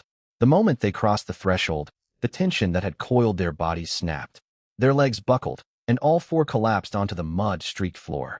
Wailing, "She's dead. Zhang Biting is dead." Xiaoli and Ajiao lay on the ground, gasping for air. Tears mixed with mud streamed down their faces as they broke into heart-rending sobs. Li Xiao and Yang Shuanghua fared no better. They clung to one another, trembling, their faces drained of all color, unable to utter a coherent sentence. The sudden chaos stunned the other young women inside the hall, who had just finished rationing water and were preparing to huddle together through the frigid night. Everyone froze, staring warily at the four haggard women. "What happened? Didn't you go to look for water bottles? Where is Zhang Biting?" Lu Yunyan struggled to maintain her composure as their teacher and stepped forward to ask. Her voice trembled the instant she spotted the blood-soaking Xiaoli and Ajiao's clothes. Su Qingya also hobbled over with Li Mengyao supporting her. Her face was badly swollen, and a flicker of malicious delight crossed her features. Sobbing, "Teacher Lu, Lin Mo crippled Biting." Xiaoli rambled incoherently, clutching tightly to the hem of Lu Yunyan's trousers. "That devil Lin Mo, he snapped Biting's arm clean through. Bone was sticking right out." A chorus of shocked gasps rippled through the hall. The smirk on Su Qingya's face vanished, replaced by overwhelming terror. She suddenly felt immense relief that she had not been the one to confront Lin Mo earlier. Where is she then? If her arm was broken, why didn't you bring her back? Lu Yunyan pressed urgently. "We couldn't bring her back. She's never coming back." Ajiao completely lost control of her emotions. She clutched her head and screamed hysterically. "On our way back, we ran into an enormous bear. That bear tackled Biting. One blow crushed her skull. It tore her apart and ate her, crunched every bone." Boom. Ajiao's words detonated like a heavy bomb inside the farm hall. Lin Mo's brutal acts had already terrified them, but the bear that had killed and devoured a human being shattered the last shred of psychological resolve among the female students. Dead silence fell over the hall. The silence was immediately shattered by panicked screams and cries. "A bear! There's a man, eating bear in the forest. Will it come after us? We're going to die? All of us will die here." More than 30 young women fled about like headless chickens. Lu Yunyan's legs gave way, and she crumpled to the floor. Su Qingya and Li Mengyao scrambled in terror, scurrying into the furthest corner of the hall and covering their heads with tattered blankets, shaking uncontrollably. Amid the widespread panic, only Chunxi remained calm and clear-headed. She stood abruptly, gripping the wooden spear stained with wolf blood, and strode quickly to the center of the hall. "Everyone, be quiet." Chunxi shouted sharply, slamming the spear heavily onto an old wooden table with a dull thud. "What good is crying? Can your tears kill the bear?" Her sharp gaze swept across the room. The resolve forged through brushes with death commanded enough authority to quiet the crowd. "Xiaoli and the others are covered in Zhang Biting's blood. The bear has tasted human flesh. It will follow the scent trail straight here." Her tone brooked no argument as she issued orders. "Everyone move now. Block the main door and every window with heavy objects. Hurry." Spurred by Chunxi's command, the stunned girls finally found a leader. They rushed to drag broken tables, chairs, and planks of wood to barricade the doors and windows. Blocking the doors won't be enough. This wooden cabin can't withstand a bear's charge." Yang Shuanghua regained a sliver of reason and warned anxiously. Chunxi knitted her brows, thinking rapidly. Suddenly, a thought struck her, and her eyes lit up. "The backyard. Yesterday we found piles of rotting, fermented wild fruit pulp among the ruins. It has an extremely pungent stench." Chunxi pointed toward the back entrance. "Bears have an exceptional sense of smell. Blood draws them in, but overwhelming foul odors can confuse their senses. Zhao Shui, Wang Qian, take a few others to the backyard. Bring all of that rotten pulp over here. Smear it along every crack in the doors and walls. Go now." Faced with mortal danger, No one dared disobey. Several girls pushed past their fear and disgust, rushing to the backyard. They carried the rank, black fruit pulp back using rags and broken clay pots. Then they shut the main door and reinforced the barricades. Smear it. Cover every gap along the door frame and baseboards. A revolting stench filled the hall, yet to them, it was their only hope of survival. Ignoring the filth, the girls grabbed the sticky pulp and spread it over every crevice of the wooden building. Shortly after they finished, heavy, slow footsteps sounded on the ground outside. Thud, thud. Each step seemed to press down on everyone's heart, carrying suffocating pressure. Moments later, ragged, heavy breathing drifted through the cracks in the door. The large subadult brown bear had tracked the trail of blood left by the women all the way to the farm. The air inside the wooden cabin turned icy still. More than 30 girls huddled together, clamping hands over their mouths. A few lost control of their bladders. Tears streamed down their faces, yet they dared not make a single whimper. Roar! A low growl rumbled outside. The next instant, boom! The bear's massive body slammed into the main door like a battering ram. The two-story wooden building shook violently under the impact. Dust showered down from the ceiling, as if the whole structure might collapse at any moment. The tables and chairs propped against the door creaked under the strain, and a clear crack split the wooden planks. One girl could not hold back a faint gasp. She snapped her head around and fixed her with a fierce glare. Terrified, the girl stuffed her fist into her mouth until she tasted blood. Boom! The bear charged again. The cabin teetered on the brink of collapse, the shadow of death hanging over every person inside. Two heavy blows failed to break through the reinforced door, the stone and timber construction holding against the subadult bear's assault. As it prepared for a third charge, its sensitive nose caught the sharp, putrid odor seeping through the cracks. The overwhelming stench of rotten fruit pulp scrambled its ability to follow the blood trail, stirring irritation and frustration. It had already devoured most of Zhang Biding's body deep in the woods and was not hungry enough to destroy an entire building in pursuit of more food. The bear paced back and forth outside for a time. Finally, it let out a frustrated roar. It lowered its head, picked up a leftover fragment of Zhang Biding's leg in its jaws. Heavy footsteps faded away as the terrifying beast turned and lumbered back into the thick forest. When silence fell outside, the girls inside slumped to the ground, utterly drained. The immediate threat had passed, yet a heavier air of despair settled over the farm than before. Everyone understood clearly. The rickety door had held once, but it would not hold a second time. This farm had become an inescapable cage where they waited for death. Night deepened, and temperatures dipped close to freezing. The whole group of young women had been terrified beyond reason. No one dared close their eyes that night. They did not even light a fire, afraid flames and smoke would draw the predator again. 30. Some girls huddled together in darkness for warmth, listening to bitter wind howling outside and shedding silent tears of hopelessness. In the corner, Su Qingya and Li Mengyao's lips turned blue from cold. They tried to ease their fear by spitting vicious insults. That damn brute Lin Mo. I hope he runs into that bear too. Su Qingya's swollen face twisted with malice as she muttered through gritted teeth. The bear is surely still hungry. It ought to tear that monster Lin Mo apart and make him its next meal. Yes, let that madman suffer the same fate of being eaten. Li Mengyao echoed, clinging to that pitiful fantasy for comfort. Meanwhile, Chen Shi, Li Xiao, Yang Shuanghua, and the others heard the empty rage, and faint scorn flickered across their eyes. They knew better. Lin Mo had single-handedly killed over a dozen wolves in one night. His extraordinary strength far surpassed ordinary humans. Faced with the brown bear, Lin Mo would not die. He might even slay the beast. Trapped in this deadly wilderness, against all logic, they found themselves quietly hoping for the survival of the man Su Qingya cursed. Early morning. Thick fog still lingered above the forest, and bitter wind whistled through treetops. Inside the tall windbreak wall, however, warmth prevailed. Campfire embers burned steadily in the pit, occasionally sending up tiny sparks. On a large bed stitched from 13 prime wolf pelts, Lin Mo slowly opened his eyes. His physique, boosted threefold, brimmed with surging vitality. After a full night's rest, every muscle hummed with explosive power, and his mind felt razor-sharp. Beside him, Xia Yuqing and Lu Jia lay pressed closely to his sides. Both had soft pink cheeks and breathed evenly, sound asleep. Lin Mo shifted slightly. The two girls stirred awake at once, like startled fawns. They looked up straight into Lin Mo's deep eyes. Their faces flushed crimson to the ears.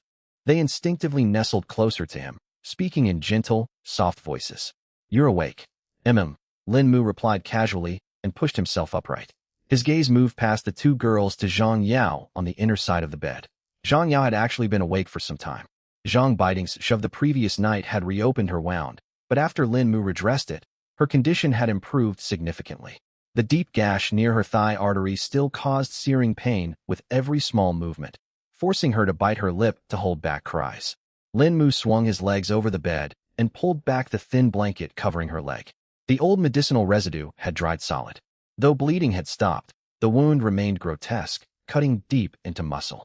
In this lawless wilderness, an injured person unable to move could not survive alone and would drag down the entire camp. Without unnecessary words, Lin Mo summoned the system shop. A virtual light screen flickered before him. He navigated to the medical section and selected Advanced Wound Ointment. Advanced Wound Ointment costs 100 survival points, stops bleeding, promotes tissue regeneration, and accelerates healing of damaged flesh and bone. Moderate wounds will scab and recover rapidly after application. Exchange. A faint glimmer of light flashed across Lin Mo's palm. A small bottle of pale green medicinal powder carrying a subtle herbal scent materialized out of thin air. "Lift your leg a little higher," Lin Mo instructed quietly. Zhang Yao obeyed. She stared intently at his stern profile, her eyes filled with unwavering devotion. Lin Mo carefully cleaned away the dried residue, then spread the green powder evenly over the open wound. Contrary to expectations, the powder did not trigger sharp agony. Instead, warm fluid spread outward, seeping into torn muscle and ruptured blood vessels. Zhang Yao let out a quiet gasp. It was not pain, but a strange tingling sensation, as if countless cells were regenerating at high speed. Visible to the naked eye, the hideous wound stopped bleeding and began to set. Within mere minutes, a thick, dry scab had formed across the injury. "All right, try standing up." Lin Mo put the medicine bottle away. Zhang Yao swung her legs over the edge of the bed and planted her feet firmly on the ground. She shifted her weight. Where tearing pain had flared at the slightest touch, only a mild, tight, itchy sensation lingered around the scab. I can walk. I won't be lame." Zhang Yao stared ahead in disbelief and took a light jog forward, moving smoothly. Tears welled up. She rushed forward and embraced Lin Mo tightly around the waist. "Thank you. Thank you for giving me this miraculous medicine." Xia Yuqing and Lu Jia watched in awe and joy. In the wilderness where medicine was scarce, such rapid recovery was nothing short of a miracle. Once again, they gained a deeper understanding of Lin Mo's hidden resources. "Your injury is healed, so there is work to do." Lin Mo patted her shoulder, then glanced toward Xia Yuqing and Lu Jia, his tone calm, yet resolute. "The sky is overcast today, and temperatures are dropping sharply. Severe weather is coming soon. We must reinforce the outer windbreak wall before the blizzard arrives." "Yes," the three answered in unison, voices full of determination. After a simple hot breakfast, Lin Mo led Xia Yuqing, Lu Jia, and the newly recovered Zhang Yao out of the camp gate. Cold wind howled outside the windbreak. Lin Mo wielded a high-carbon steel felling axe to cut thick Korean pine trees. The three girls divided the work. Xia Yuqing and Lu Jia hauled heavy logs and trimmed off branches. Though still recovering, Zhang Yao worked tirelessly, carrying sharpened wooden stakes over to Lin Mo. No one complained. Compared to the constant scheming and strife at the farm, hard labor that guaranteed shelter and food felt stable and reassuring. Working together, Lin Mo drove thick, pointed stakes into the frozen soil with one powerful swing, securing everything tight with thick vines. The camp's defensive barrier grew sturdier by the minute. Peace did not last long. As Lin Mo lifted another stake, the system alert suddenly chimed. Ding! Danger warning. A large aggressive wild beast is approaching rapidly. Threat level high. Distance, 120 meters. 80 meters. 50 meters. It carries intense killing intent and a heavy scent of blood, charging straight toward the host's location. A scarlet warning frame blazed across Lin Mo's field of vision. 30 meters away. It was moving far too fast. Lin Mo's pupils constricted sharply. In an instant, his blood surged like erupting magma, his muscles hardening to stone. "Get back. Stand behind me at once." Lin Mo let out a thunderous shout. Xia Yuqing and the other two girls shuddered in shock. Before they could grasp what was happening, crash! Dense underbrush 30 meters ahead exploded apart as if struck by a heavy armored vehicle traveling at high speed. Broken branches and leaves flew everywhere. A wave of sickening foul wind washed over them. A thunderous roar echoed. A massive subadult brown bear stood nearly 2 meters tall on its hind legs, its body covered in coarse dark brown fur as tough as bristles. It burst through the trees in a storm of rage. This was the same bear that had crushed Zhang Biting's skull and feasted on human flesh deep in the forest the night before. Carnivorous beasts that have tasted human flesh are highly sensitive to the scent. It had tracked faint traces of blood and living human scent all the way to this camp. Beast eyes blazed with bloodlust. Its powerful paws tore up mud as it charged forward. Its target was clear. It lunged straight for Zhang Yao, who stood slightly further out. Though her wound had healed, her movements still carried a faint, subtle stiffness. The gaping maw dripped with thick saliva, and a rank stench assailed everyone's nostrils. Faced with the nearly 2-meter tall terrifying beast charging furiously toward them, Xia Yuqing and Lu Jia instantly turned as pale as paper. The oppressive aura emanating from this apex predator was nothing like the gray wolves they had encountered before. Overwhelmed by terror and despair, tears streamed down Xia Yuqing's face as she shouted, "Lin Mo, run! This monster is far too big. Leave us behind. Save yourself." Lu Jia collapsed onto the ground, screaming through her sobs, "Lin Mo, go! Don't throw your life away for us." In their eyes, human flesh and blood were as fragile as paper before a beast of this size. But then, Lin Mo, who was the farthest from the brown bear, showed no trace of fear or panic when he saw the beast barreling straight for Zhang Yao. Instead of retreating, he advanced. Every muscle in his body tensed, and he surged forward like a tiger descending the mountain, hurtling toward the brown bear at a terrifying speed. Run? The word doesn't exist in my dictionary. The moment his voice echoed out, Lin Mo sprinted past Xia Yuqing and Lu Jia, arriving beside Zhang Yao. He shoved her backward out of harm's way. His gaze remained locked fiercely on the rapidly approaching brown bear. What's more, I've never made a habit of leaving my people behind. Almost as soon as Lin Mo finished speaking, the subadult brown bear closed in, carried on a gust of fetid wind. Its jaws stretched wide, revealing jagged, razor-sharp fangs, and thick, cloudy saliva dribbled from its muzzle. Its massive paw cut through the air with a shrill whistle, swinging like a heavy sledgehammer straight for Lin Mo's head. Faced with this earth-shattering blow capable of cracking stone, Lin Mo felt no fear. The muscles across his body bulged like coiled dragons, and faint popping sounds came from his bones. He pushed hard off the ground, darting sideways like a phantom to narrowly dodge the fatal strike head-on. At the same time, the steel combat knife in his hand flashed like a black bolt of lightning, slicing precisely toward the bear's outstretched paw. Squelch! The sharp blade tore through the tough bear hide, sending a spray of crimson blood into the air. A deep gash exposing bone opened across the beast's paw, yet the creature possessed monstrous strength. Even though Lin Mo evaded the full force of the strike, the residual momentum from the sweeping paw crashed into his left shoulder like an out-of-control pickup truck. Boom! Lin Mo let out a muted groan and was sent flying like a kite with a broken string. He twisted mid-air to dissipate the impact before his feet slammed heavily into the muddy ground, carving 2 deep grooves in the earth. Agonizing pain shot through his left shoulder, nearly wrenching it out of its socket. Lin Mo, Xia Yuqing, Lu Jia, and Zhang Yao screamed in terror, their faces drained of all color, their hearts pounding wildly. The agony in its paw ignited the brown bear's unbridled ferocity. It unleashed a deafening roar of rage, its eyes blazing blood, red with predatory hunger. Dropping low to all fours, it charged Lin Mo once more like a rampaging tank. Gritting through the sharp pain in his shoulder, Lin Mo rolled across the mud to steady himself. Staring at the massive beast bearing down on him again, he knew a direct clash was suicide. He had to rely on his agility to wear it down. Drawing a deep breath, a ruthless glint flashed in Lin Mo's eyes. He advanced rather than fleeing, pushing off the ground and darting sideways toward the brown bear, engaging in an extremely dangerous close-quarters battle. Over the next several exchanges, Lin Mo pushed his threefold physical agility to the absolute limit. He moved like a dancer balancing on the edge of a blade, weaving between the bear's rock-shattering attacks. Each dodge came down to a hair's breadth, teetering constantly on the brink of disaster. The constant evasion and skirmishing agitated the enormous brown bear further and further, and its attacks grew increasingly erratic. Then the moment came.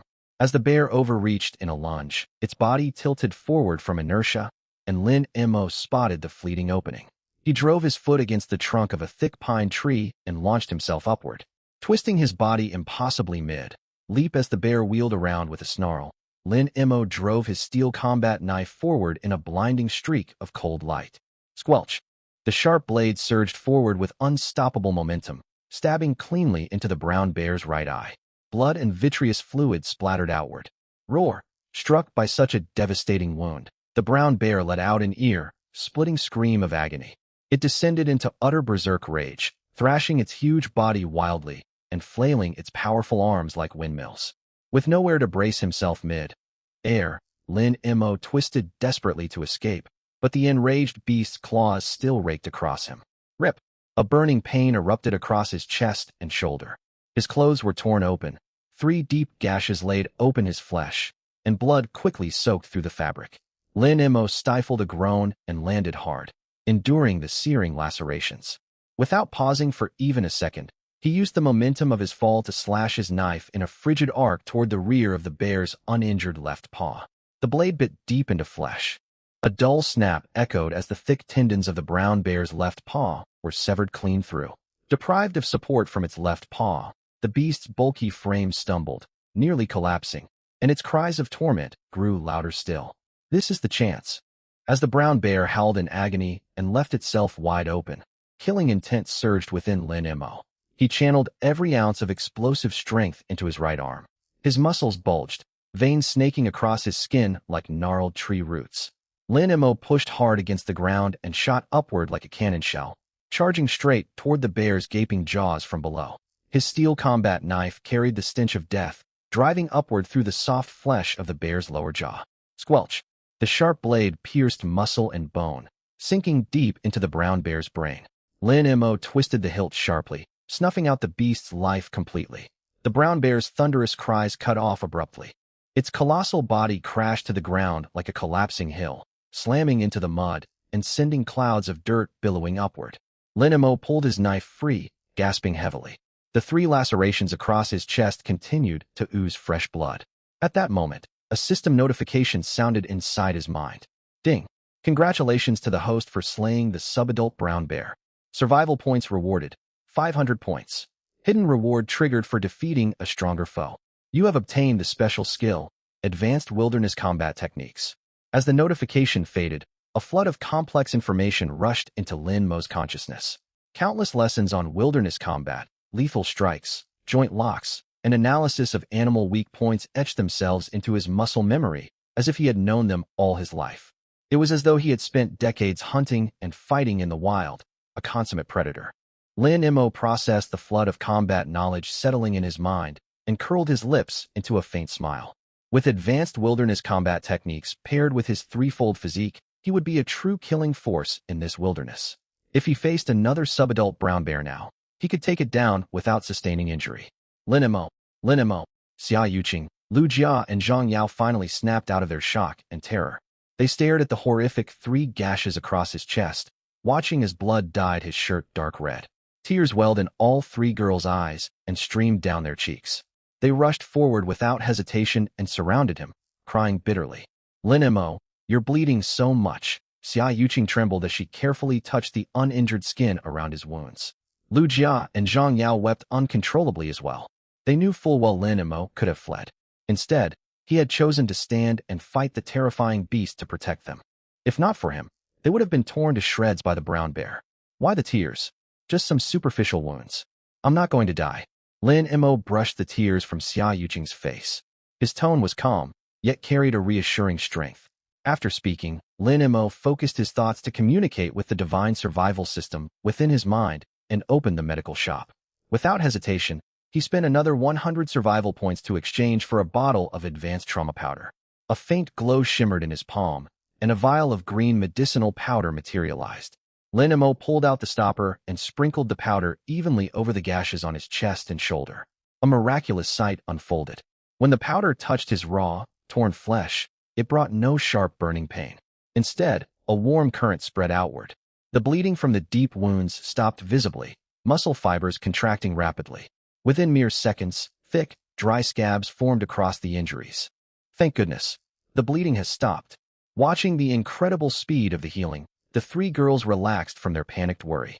They glanced nervously at the brown bear's corpse on the ground. Once his wounds were tended, Lin Mo walked toward the massive bear body lying in a pool of blood. He narrowed his eyes and activated intermediate universal analysis. Pale blue holographic scanning light shone from his eyes, sweeping over the entire carcass. A stream of detailed data appeared on his retina. Target analyzed, subadult brown bear. Age, 3 years old. Weight, 225 kilograms. Status, deceased. Cause of death, penetrating brain trauma from bladed weapon. Severe damage to left forelimb. Seeing the label subadult, Lin Mo's expression darkened slightly, and a heavy look settled in his eyes. A mere 3-year-old bear, not yet fully mature, already possessed such overwhelming size and destructive power. By the standards of nature, this signaled extreme danger. If subadult bears roamed this region, fully grown giant brown bears must live deeper within the forest. Adult bears boasted several times the mass and strength of this one, capable of fighting even tigers. If he encountered an apex beast of that caliber, even with his threefold physique and advanced wilderness combat techniques, the battle would be a fight with slim odds of survival. Lin Mo composed himself and tightened his grip on the steel combat knife. He spotted strands of blood-stained cloth caught in the bear's jaws. "This beast has eaten humans," Lin Mo said coldly. At those words, the 3 girls behind him paled and stepped back instinctively. Lin Mo wasted no time on further explanation. He raised his knife and sliced cleanly through the bear's thick hide, cutting open its stomach. A revolting wave of stomach acid and rot washed over them as partially digested bone fragments, organ remains, and chunks of fat spilled out amid pools of blood. Amid the grisly mess lay torn scraps of clothing, along with a half-eaten arm, mangled but still recognizable by its size. Ugh! Lu Jia and Zhang Yao clamped their hands over their mouths, fighting back waves of nausea, their faces ashen. "That fabric, it's the jacket Zhang Biding was wearing, isn't it?" Xia Yuqing recognized the color of the cloth, her voice shaking. Lin Mo stared at the remains and let out a cold chuckle. "It's her. Yesterday, I crippled one of her arms, expecting her to suffer among the other women in their group. I never thought retribution would come so quickly. She ended up without even a whole corpse." Learning the victim was Zhang Biding eased some of the 3 girls' fear, replaced by a sense of grim satisfaction. She brought this on herself. Xia Yuqing took a deep breath to steady herself. If she hadn't stormed our camp and jostled Zhang Yao until her old wound split open, she might not have met this end. Every bit of it deserved. Zhang Yao nodded, grinding her teeth. A vicious woman unable to understand reality. This fate is justice. I wonder how the other female students in the farm cabin are far away. This bear ate Zhang Biding. Could it have attacked the farm too? Lin Mo prodded the bone fragments with the tip of his knife and analyzed calmly.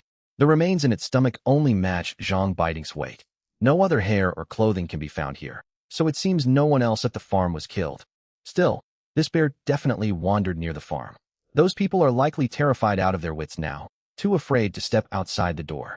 Having answered the girls' questions, Lin Mo wasted no more time. With the practiced skill of an experienced butcher, he began carefully butchering the 225-kilogram brown bear. His steel knife slipped effortlessly between muscle and bone. Before long, hundreds of kilograms of nutrient-rich bear meat, an intact, thick hide invaluable for resisting cold, and a precious bear gallbladder were separated from the carcass. Lin Mo focused his mind, storing all these vital survival supplies inside his 20-cubic-meter static preservation storage space. The camp's food reserves received a massive boost, more than enough to sustain them through the coming cold winter. As for Zhang Biding's remains and scraps of cloth, Lin Mo did not want them contaminating the campgrounds. He dug a deep pit beneath a tree outside the camp and buried them alongside the bear's internal organs. Once everything was dealt with, Lin Mo walked back to the fire, washed his hands, and turned to face the 3 girls watching him earnestly. Considering the incoming cold wave and the dangerous ecosystem of larger beasts lurking nearby, I've decided to adjust our plans. Lin Mo spoke solemnly. I need time to recover from these injuries. Venturing recklessly out now would be foolish. Besides, our current supplies can sustain us for more than 2 weeks. So over the next few days, we will stay and fortify our shelter. We will use our resources and survival points to reinforce our defenses. Relief spread across the 3 girls' faces at the news that they would not need to venture out to face deadly beasts. They nodded obediently. We will follow whatever you decide. Xia Yuqing stepped forward and linked her arm through Lin Mo's muscular one, lifting her beautiful face. While we remain here to rest, leave all the heavy camp work to us. We will take good care of you and help your injuries heal. Lin Mo felt the soft pressure against his arm and playfully pinched her cheek. All three of you looking after me? Aren't you worried my body, worn out from a deadly battle, won't be able to keep up? The girl's cheeks flushed crimson at his words. Lu Jia, the bolder of the three, moved to his other side and smiled teasingly. Lin Mo, don't underestimate yourself. You defeated that ferocious brown bear single-handedly. I'm sure you can handle anything. Zhang Yao kept her head lowered, her voice soft yet resolute. I will do whatever you need of me. Lin Mo laughed, his mood lightened. In this perilous wilderness, having three devoted, beautiful women by his side was an incredible comfort. Lin Mo and the three girls spent most of the rest of the day working around the camp. He sharpened the pine logs he had cut earlier, driving dense rows of pointed stakes around the outer side of the stone windbreak wall. He also dug lethal anti-beast traps along hidden approaches, turning the camp into a nearly impenetrable stronghold. Night fell once more. Frigid winds howled outside the wind barrier, yet inside the camp, firelight flickered warmly, and everything remained orderly. Lin Mo lay on a thick bed laid with 13 premium wolf pelts. Xia Yuqing, Lu Jia, and Zhang Yao removed their outer layers, fetched warm water, and gently wiped the sweat and dried blood from his body with soft cloths. They carefully checked the scabbed wounds on his chest. After confirming there were no signs of infection, they gently applied another layer of medicinal powder. Then the three girls looked at Lin Mo with warm, tender eyes. They were ready to look after him wholeheartedly, tending to his body exhausted from the brutal fight. The warmth and peace within Lin Mo's camp stood in stark contrast to the situation elsewhere. By early the next morning, 800 meters away at the farm cabin, a catastrophic food shortage had taken hold. After more than a day and night of constant fear, compounded by the terror of the brown bear ramming the door, more than 20 young women had reached the breaking point physically and mentally. Despair and lethargy hung thick in the cabin hall. The girls huddled in the corners, gaunt and hollow-eyed, dried blood crusting their cracked lips. Several of the weakest lacked the strength to sit upright, only able to lie weakly on the muddy floor, gasping for breath. I'm so hungry. I'm starving. If we don't eat something today, we're all going to die here. The agony of hunger finally overpowered their fear of the bear outside. Several girls, driven nearly mad by starvation, mustered the courage to shift the broken tables blocking the door and pulled it open a crack. Cold wind swept inward. No sign of the terrifying beast could be seen. The bear's gone. Let's go search for food. To survive, these once pampered university students cast aside all caution and dignity. Armed with rusted shovels, wooden sticks, and even their bare hands, they poured out of the cabin. They dared not travel far. Scattered across the barren farmland, they dug frantically for roots beneath the frozen earth and plucked bitter, withered weeds like refugees. Back inside the hall, they boiled the vegetation into murky, earthy, tasting soup, swallowing it down with soil still clinging to the roots, clinging to the faint spark of life. Meanwhile, in the farm backyard, Li Xiao and Yang Shuanghua had no interest in digging for roots. The two shrewd women had set their sights on the deep old well. Xia Yuqing had caught a large grass carp weighing more than 6 kilograms here once, giving them a glimmer of hope. Dizzy from hunger, the two struggled to twist vines together, bent rusted nails into fishhooks, and baited them with tiny scraps of a dead rat they had hoarded. They waited beside the well for over 2 hours. Reality crushed their hopes. When they hauled the vine upward, there was no large grass carp as they had hoped. Only 2 tiny, black, spotted fish reeked of stale water, flopping weakly on the mud. How could this be? They're far too small. This won't feed even a fraction of us. Li Xiao stared at the pitiful catch, her face etched with hopelessness. Yang Shuanghua pushed her glasses up her nose, a ruthless glint flashing in her eyes. Forget the others. We'll roast these 2 fish ourselves. Every bite keeps us alive a little longer. The two quickly carried the small fish over to the fire in the main hall. Without bothering to clean out the innards, they set them directly over the flames to roast. As the acrid stench of charring fish meat drifted through the air, it immediately drew the attention of Su Qingya and Lu Yunyin not far away. The swelling on Su Qingya's badly bruised face had gone down a little, but dark purple and blue marks still streaked her skin, leaving her features grotesque. Hunger made her vision swim, and it felt as though thousands of ants were gnawing at her stomach. When she caught sight of the grilled fish in Li Xiao's hands, the greed in her eyes could no longer be concealed. Supported by Li Mingyao beside her, she stumbled over and put on a haughty tone. Li Xiao, hand over the fish. I am the core leader elected by everyone. I'm so lightheaded from hunger that I need food to regain my strength and work out survival plans for the group. Lu Yunyin also stepped forward with unsteady legs, adopting her false teacher's demeanor to back her up. That's right, Xiao. Your teacher is getting on in years and can barely endure the hunger. You young people are stronger. Hand these 2 fish over to your teacher and Qingya as a show of respect. Looking at these 2 shameless leeches, Li Xiao and Yang Shuanghua seethed inwardly. These 2 tiny fish were barely enough to fill one person's stomach, yet they wanted to take them? MS. Lu, Su Qingya, we worked hard to catch these fish. If you want some, go fish by the well yourselves. Li Xiao dropped her demure act. She grabbed the half-cooked fish, took one along with Yang Shuanghua, and stuffed them straight into their mouths, swallowing everything whole without spitting out the bones. You? How dare you? Su Qingya stamped her foot in rage. The movement pulled at her facial wounds, sending a sharp pain shooting through her. Unable to seize food from Li Xiao, Su Qingya and Lu Yunyin let out venomous snorts and turned their gazes toward the corner of the hall. There, Chunshi sat with her eyes closed, leaning on a blood-stained wooden spear.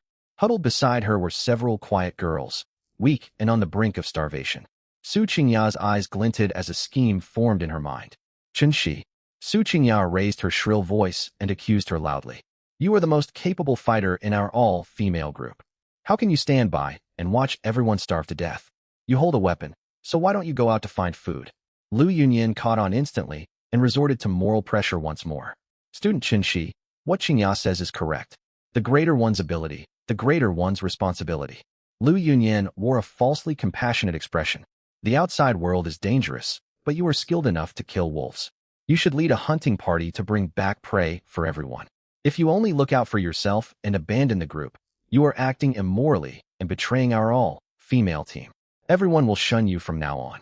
Plagued by hunger and muddled-headed, the other girls in the hall latched onto the hope of food. Their reason was swallowed up by the urge to survive. They joined Su Qingya and Lu Yunyin, ensnaring Chun-Shi with moral demands. She, please, go hunt something for us. If you don't, we'll all starve. Have mercy and save us. Faced with these selfish people who knew nothing but taking, Chun-Shi slowly opened her eyes. Her gaze held no warmth at all. She tightened her grip on the wooden spear and rose slowly, a mocking smile tugging at her lips. Do not try to coerce me with talk of the group and morality. Chun-Shi's voice was as cold as ice. You want me to risk my life while you stay safe inside this house? Su Qingya, Lu Yunyin, your audacity rivals the wooden walls of this cabin. Su Qingya's face turned red, then pale as she struggled to retort, yet Chun-Shi's murderous stare silenced her at once. Chun-Shi glanced back at the quiet girls who had stood with her and never taken part in bullying others, now far too weak to lift their heads. She knew clearly that there was not a scrap of food left on this run-down farm. Without hunting outside, these girls who trusted her would not live through the night. For their sake, she would concede this once. Very well. I agree to lead a hunting party outside the farm. Chun-Shi turned around and slammed the base of her spear against the floor, her tone unyielding. But let me make this clear. Anyone who wants meat must come out and face the dangers alongside me. Those who choose to stay here and wait for others to provide for them will not get so much as a sip of soup when I return. Silence fell over the hall immediately. Su Qingya and Lu Yunyin shrank back. A man, eating brown bear roamed outside, and they would never dare step foot out the door. Meanwhile, Li Xiao and Yang Shuanghua gritted their teeth. They understood the farm's desperate situation all too well.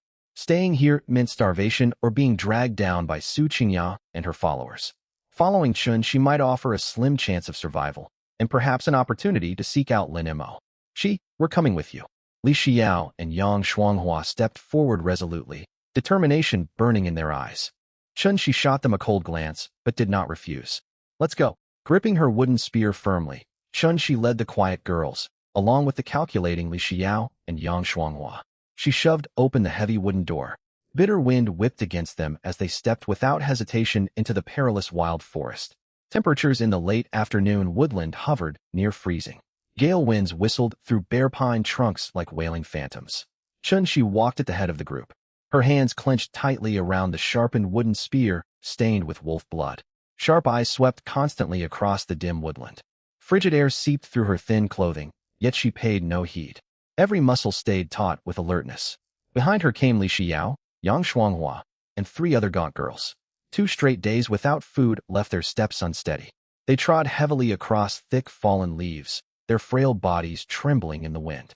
Keep your footsteps light. Try not to snap dry branches. Chun-Shi spoke in a low voice without turning her head. We are only 100 meters from the farm. The brown bear that killed Zhang Biting could be wandering nearby at any time. Watch closely for fresh claw marks on tree trunks or large paw prints on the ground. If you spot anything dangerous, run straight back without hesitation. The mention of the brown bear sent tremors through the girls behind her. Their already pale faces drained of all color. Li Xiao stayed close to Yang Shuanghua, her wide eyes filled with vigilance and anxiety. She knew venturing out with Chun-Shi carried enormous risk, but remaining trapped on the farm with no supplies guaranteed death. We understand, Shi. We will all be careful. Li Xiao replied obediently, clutching a fist-sized stone as a makeshift weapon. The group advanced cautiously through the forest. An oppressive silence hung over everything, broken only by wind rustling the treetops and their labored, hurried breathing. After confirming there were no obvious signs of large predators nearby, Chun-Shi's tense shoulders relaxed slightly. She led the group deeper a short distance, toward a sloped stretch thick with underbrush. Abruptly, Chun-Shi halted. She knelt down and brushed away dead leaves with her spear. Clear bird prints marked the damp soil, alongside scattered brightly colored feathers. Wild pheasants. A spark of hope lit up Chun-Shi's face. For a moment, the gnawing hunger faded before the prospect of survival. Yang Shuanghua leaned forward to examine the tracks, unable to hide her excitement. In this resource-starved wilderness, crossing paths with pheasants was a stroke of luck. But pheasants run fast and can fly short distances. We have nothing but wooden sticks. How can we catch them? One of the quiet girls swallowed hard, sounding defeated. Chun-Shi did not answer right away. She stood and surveyed her surroundings. Dense shrubbery crisscrossed with narrow paths worn by small animals. We cannot chase them down directly. We need a plan. Chun-Shi issued orders decisively. Yang Shuanghua, Li Xiao, take 2 others to gather tough vines and flexible fresh branches. The rest of you collect dry leaves. We will set snare traps along these animal trails. With Chun-Shi as their leader, the girls moved at once. The drive to survive pushed them to act quickly. Materials were gathered soon after. Drawing on skills learned during outdoor survival training, Chun-Shi tied vines into slipknot snares, fastening the opposite ends to bent elastic branches. She concealed the loops carefully across the trails, covering them with dry leaves. Once prey stepped into the snare, the spring of the branch would yank it up and suspend it off the ground. After setting 5 simple traps, Chun-Shi led everyone back to a hollow more than 10 meters away. They took cover behind a large boulder and waited patiently. Time dragged on. Cold steadily sapped their warmth. Several girls lost feeling in their hands and feet, and their stomachs rumbled loudly with hunger. Just as some were ready to give up, rustling noises came from the bushes ahead. Everyone held their breath, staring toward the traps. 2 plump, vibrantly feathered wild pheasants pecked at seeds on the ground, wandering unwittingly along the trail toward the snares. Flap! A trap triggered with a sharp snap. The bent branch sprang upward. The vine tightened instantly, tangling one pheasant by the leg and hoisting it into the air. The bird squawked in terror, thrashing wildly and shedding feathers everywhere. Spooked, the second pheasant tried to take flight, only to stumble straight into the neighboring trap. Another crack echoed out, and the second pheasant was suspended as well. We caught them. We actually caught them. The girls hiding behind the rock nearly cried out. Chun-Shi quickly gestured for silence, stopping them from rushing forward. Yet greater surprises lay ahead. As the 2 pheasants struggled noisily, heavy snuffling sounds drifted from deeper within the bushes. Chun-Shi's gaze sharpened, her knuckles whitening around her spear. A stocky young wild boar with coarse dark brown fur shambled out from the trees, drawn by the commotion of the pheasants. It appeared to have become separated from its mother, weighing roughly 30 to 40 pounds. Small as it was, to these starved girls, it represented a mountain of meat. Good heavens, a wild boar. Li Xiao covered her mouth, eyes shining with desperate longing. Chun-Shi's mind raced. Boars had tough hides. Even a juvenile could charge viciously, and these weakened girls would not withstand an attack. They needed to strike a fatal blow at the perfect moment. Li Xiao, Shuanghua, circle around behind it with stones to cut off its escape. The rest pick up thick sticks. On my signal, surround it. Do not let it get away. Chun-Shi whispered her battle plan. She took a deep breath, spear raised, and slipped toward the boar's side like a stalking leopard. The young boar rooted curiously at the suspended pheasants, unaware of the danger closing in. Attack! Chun-Shi shouted and surged forward like an arrow. Li Xiao and Yang Shuanghua emerged from behind, hurling stones at the boar. The other 3 girls summoned their courage, charging forward waving sticks to form a tight circle. Startled, the boar let out a shrill squeal and lowered its head to break free. She moved faster. Using momentum from her sprint, she gripped the spear with both hands and twisted her waist, channeling all her strength into a single thrust. Squelch! The sharpened spear drove deep into the boar's soft neck. The force pinned it to the muddy ground. Oink! The young boar let out a miserable cry, its limbs thrashing violently. Warm blood gushed along the spear shaft, staining the fallen leaves.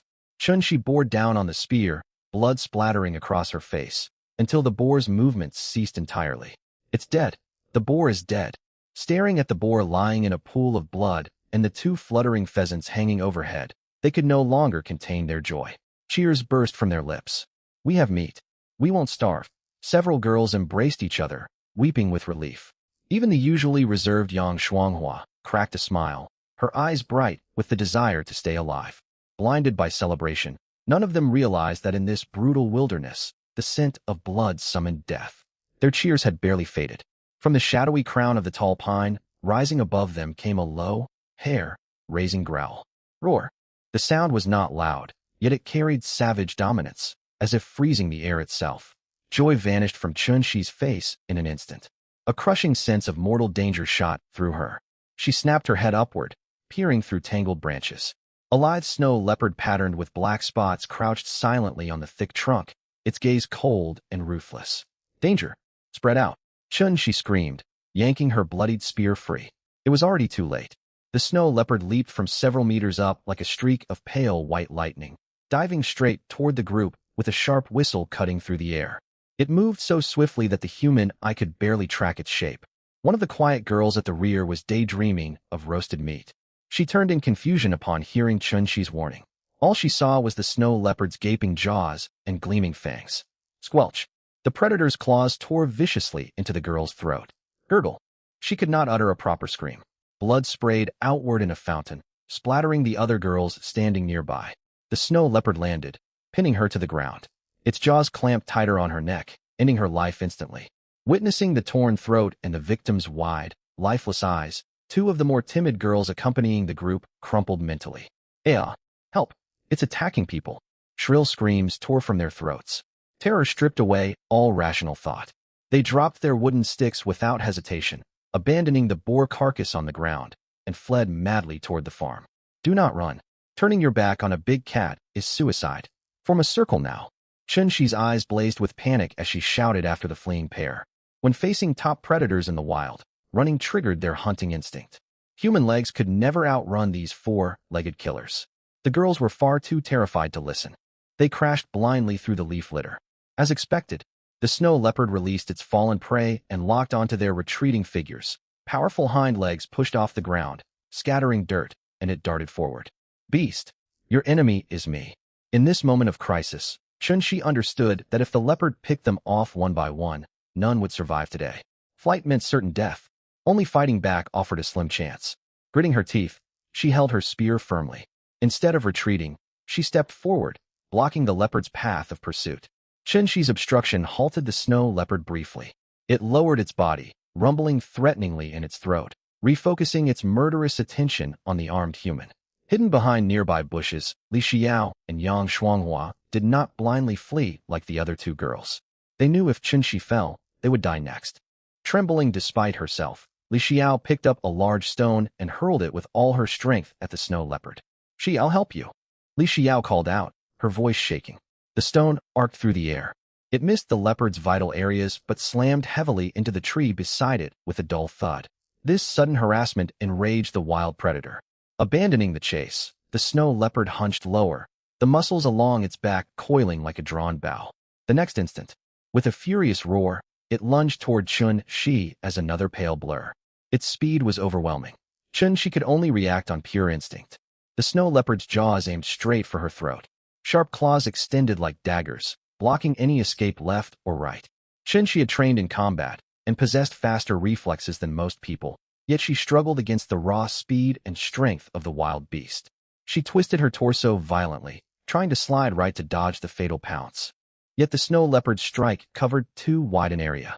Though Chun-Shi narrowly avoided the blow to her throat, the swiping claw still sliced unimpeded into her left arm. Rip! The sharp sound of fabric tearing rang out.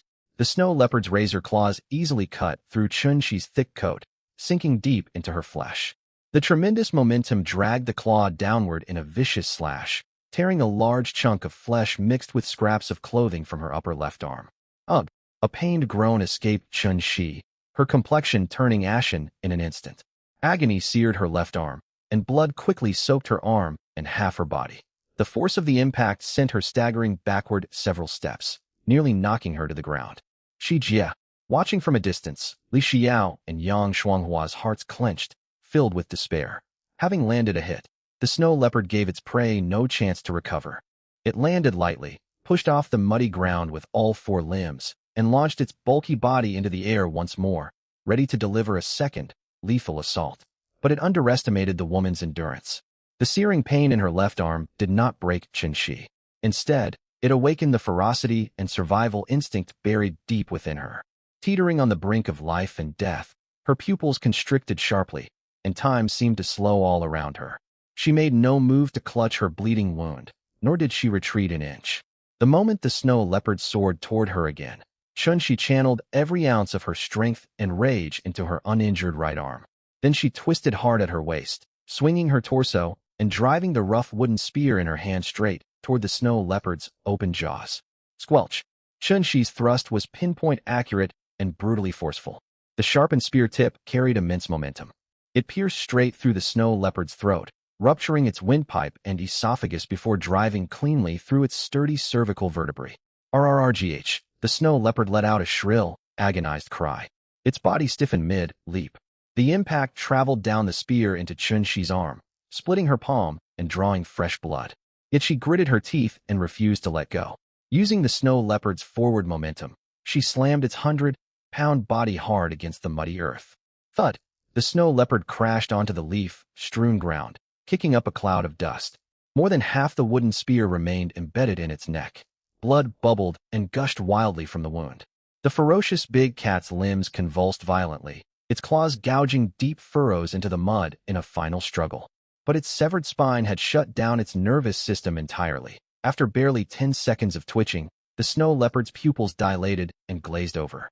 Its massive body went limp, life fading away completely. Only once she was certain the predator was dead did the taut tension holding Chun-Chi together snap. She released her grip on the spear and collapsed weakly onto the muddy ground, drained of all energy. Huff, huff. Chun-Chi gasped raggedly. Every breath pulled at the ragged wound on her left arm.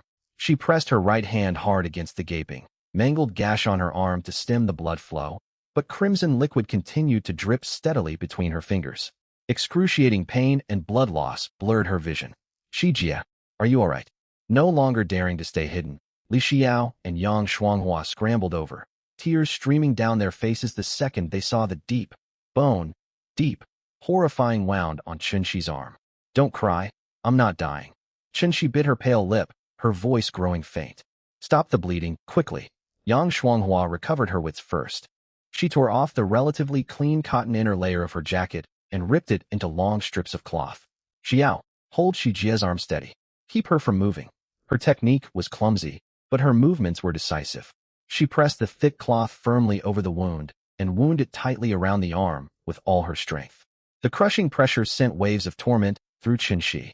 Cold sweat soaked her whole body, yet she clamped down hard on her jaw and did not utter a single cry of pain.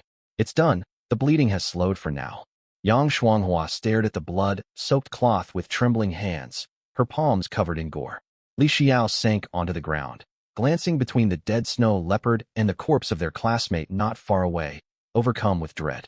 If Chun-Chi had failed to hold her ground just now, the three of them would have ended up as meat for the beast. Shi Jie, what do we do now? Li Xiao wiped tears from her cheeks and asked in a shaky voice. Chun-Chi struggled to lean back against a tree trunk. She glanced at the wild boar piglet and 2 pheasants they had caught, then at the dead girl's body nearby, resolve hardening in her eyes. Gather the game. Head straight back to the farm. The scent of blood will draw other predators soon. We have to leave immediately. One of their classmates was dead. Leaving the body out in the wilderness meant she would never receive a proper burial. But brown bears had been sighted in these mountains. They could not afford to waste time dealing with the remains.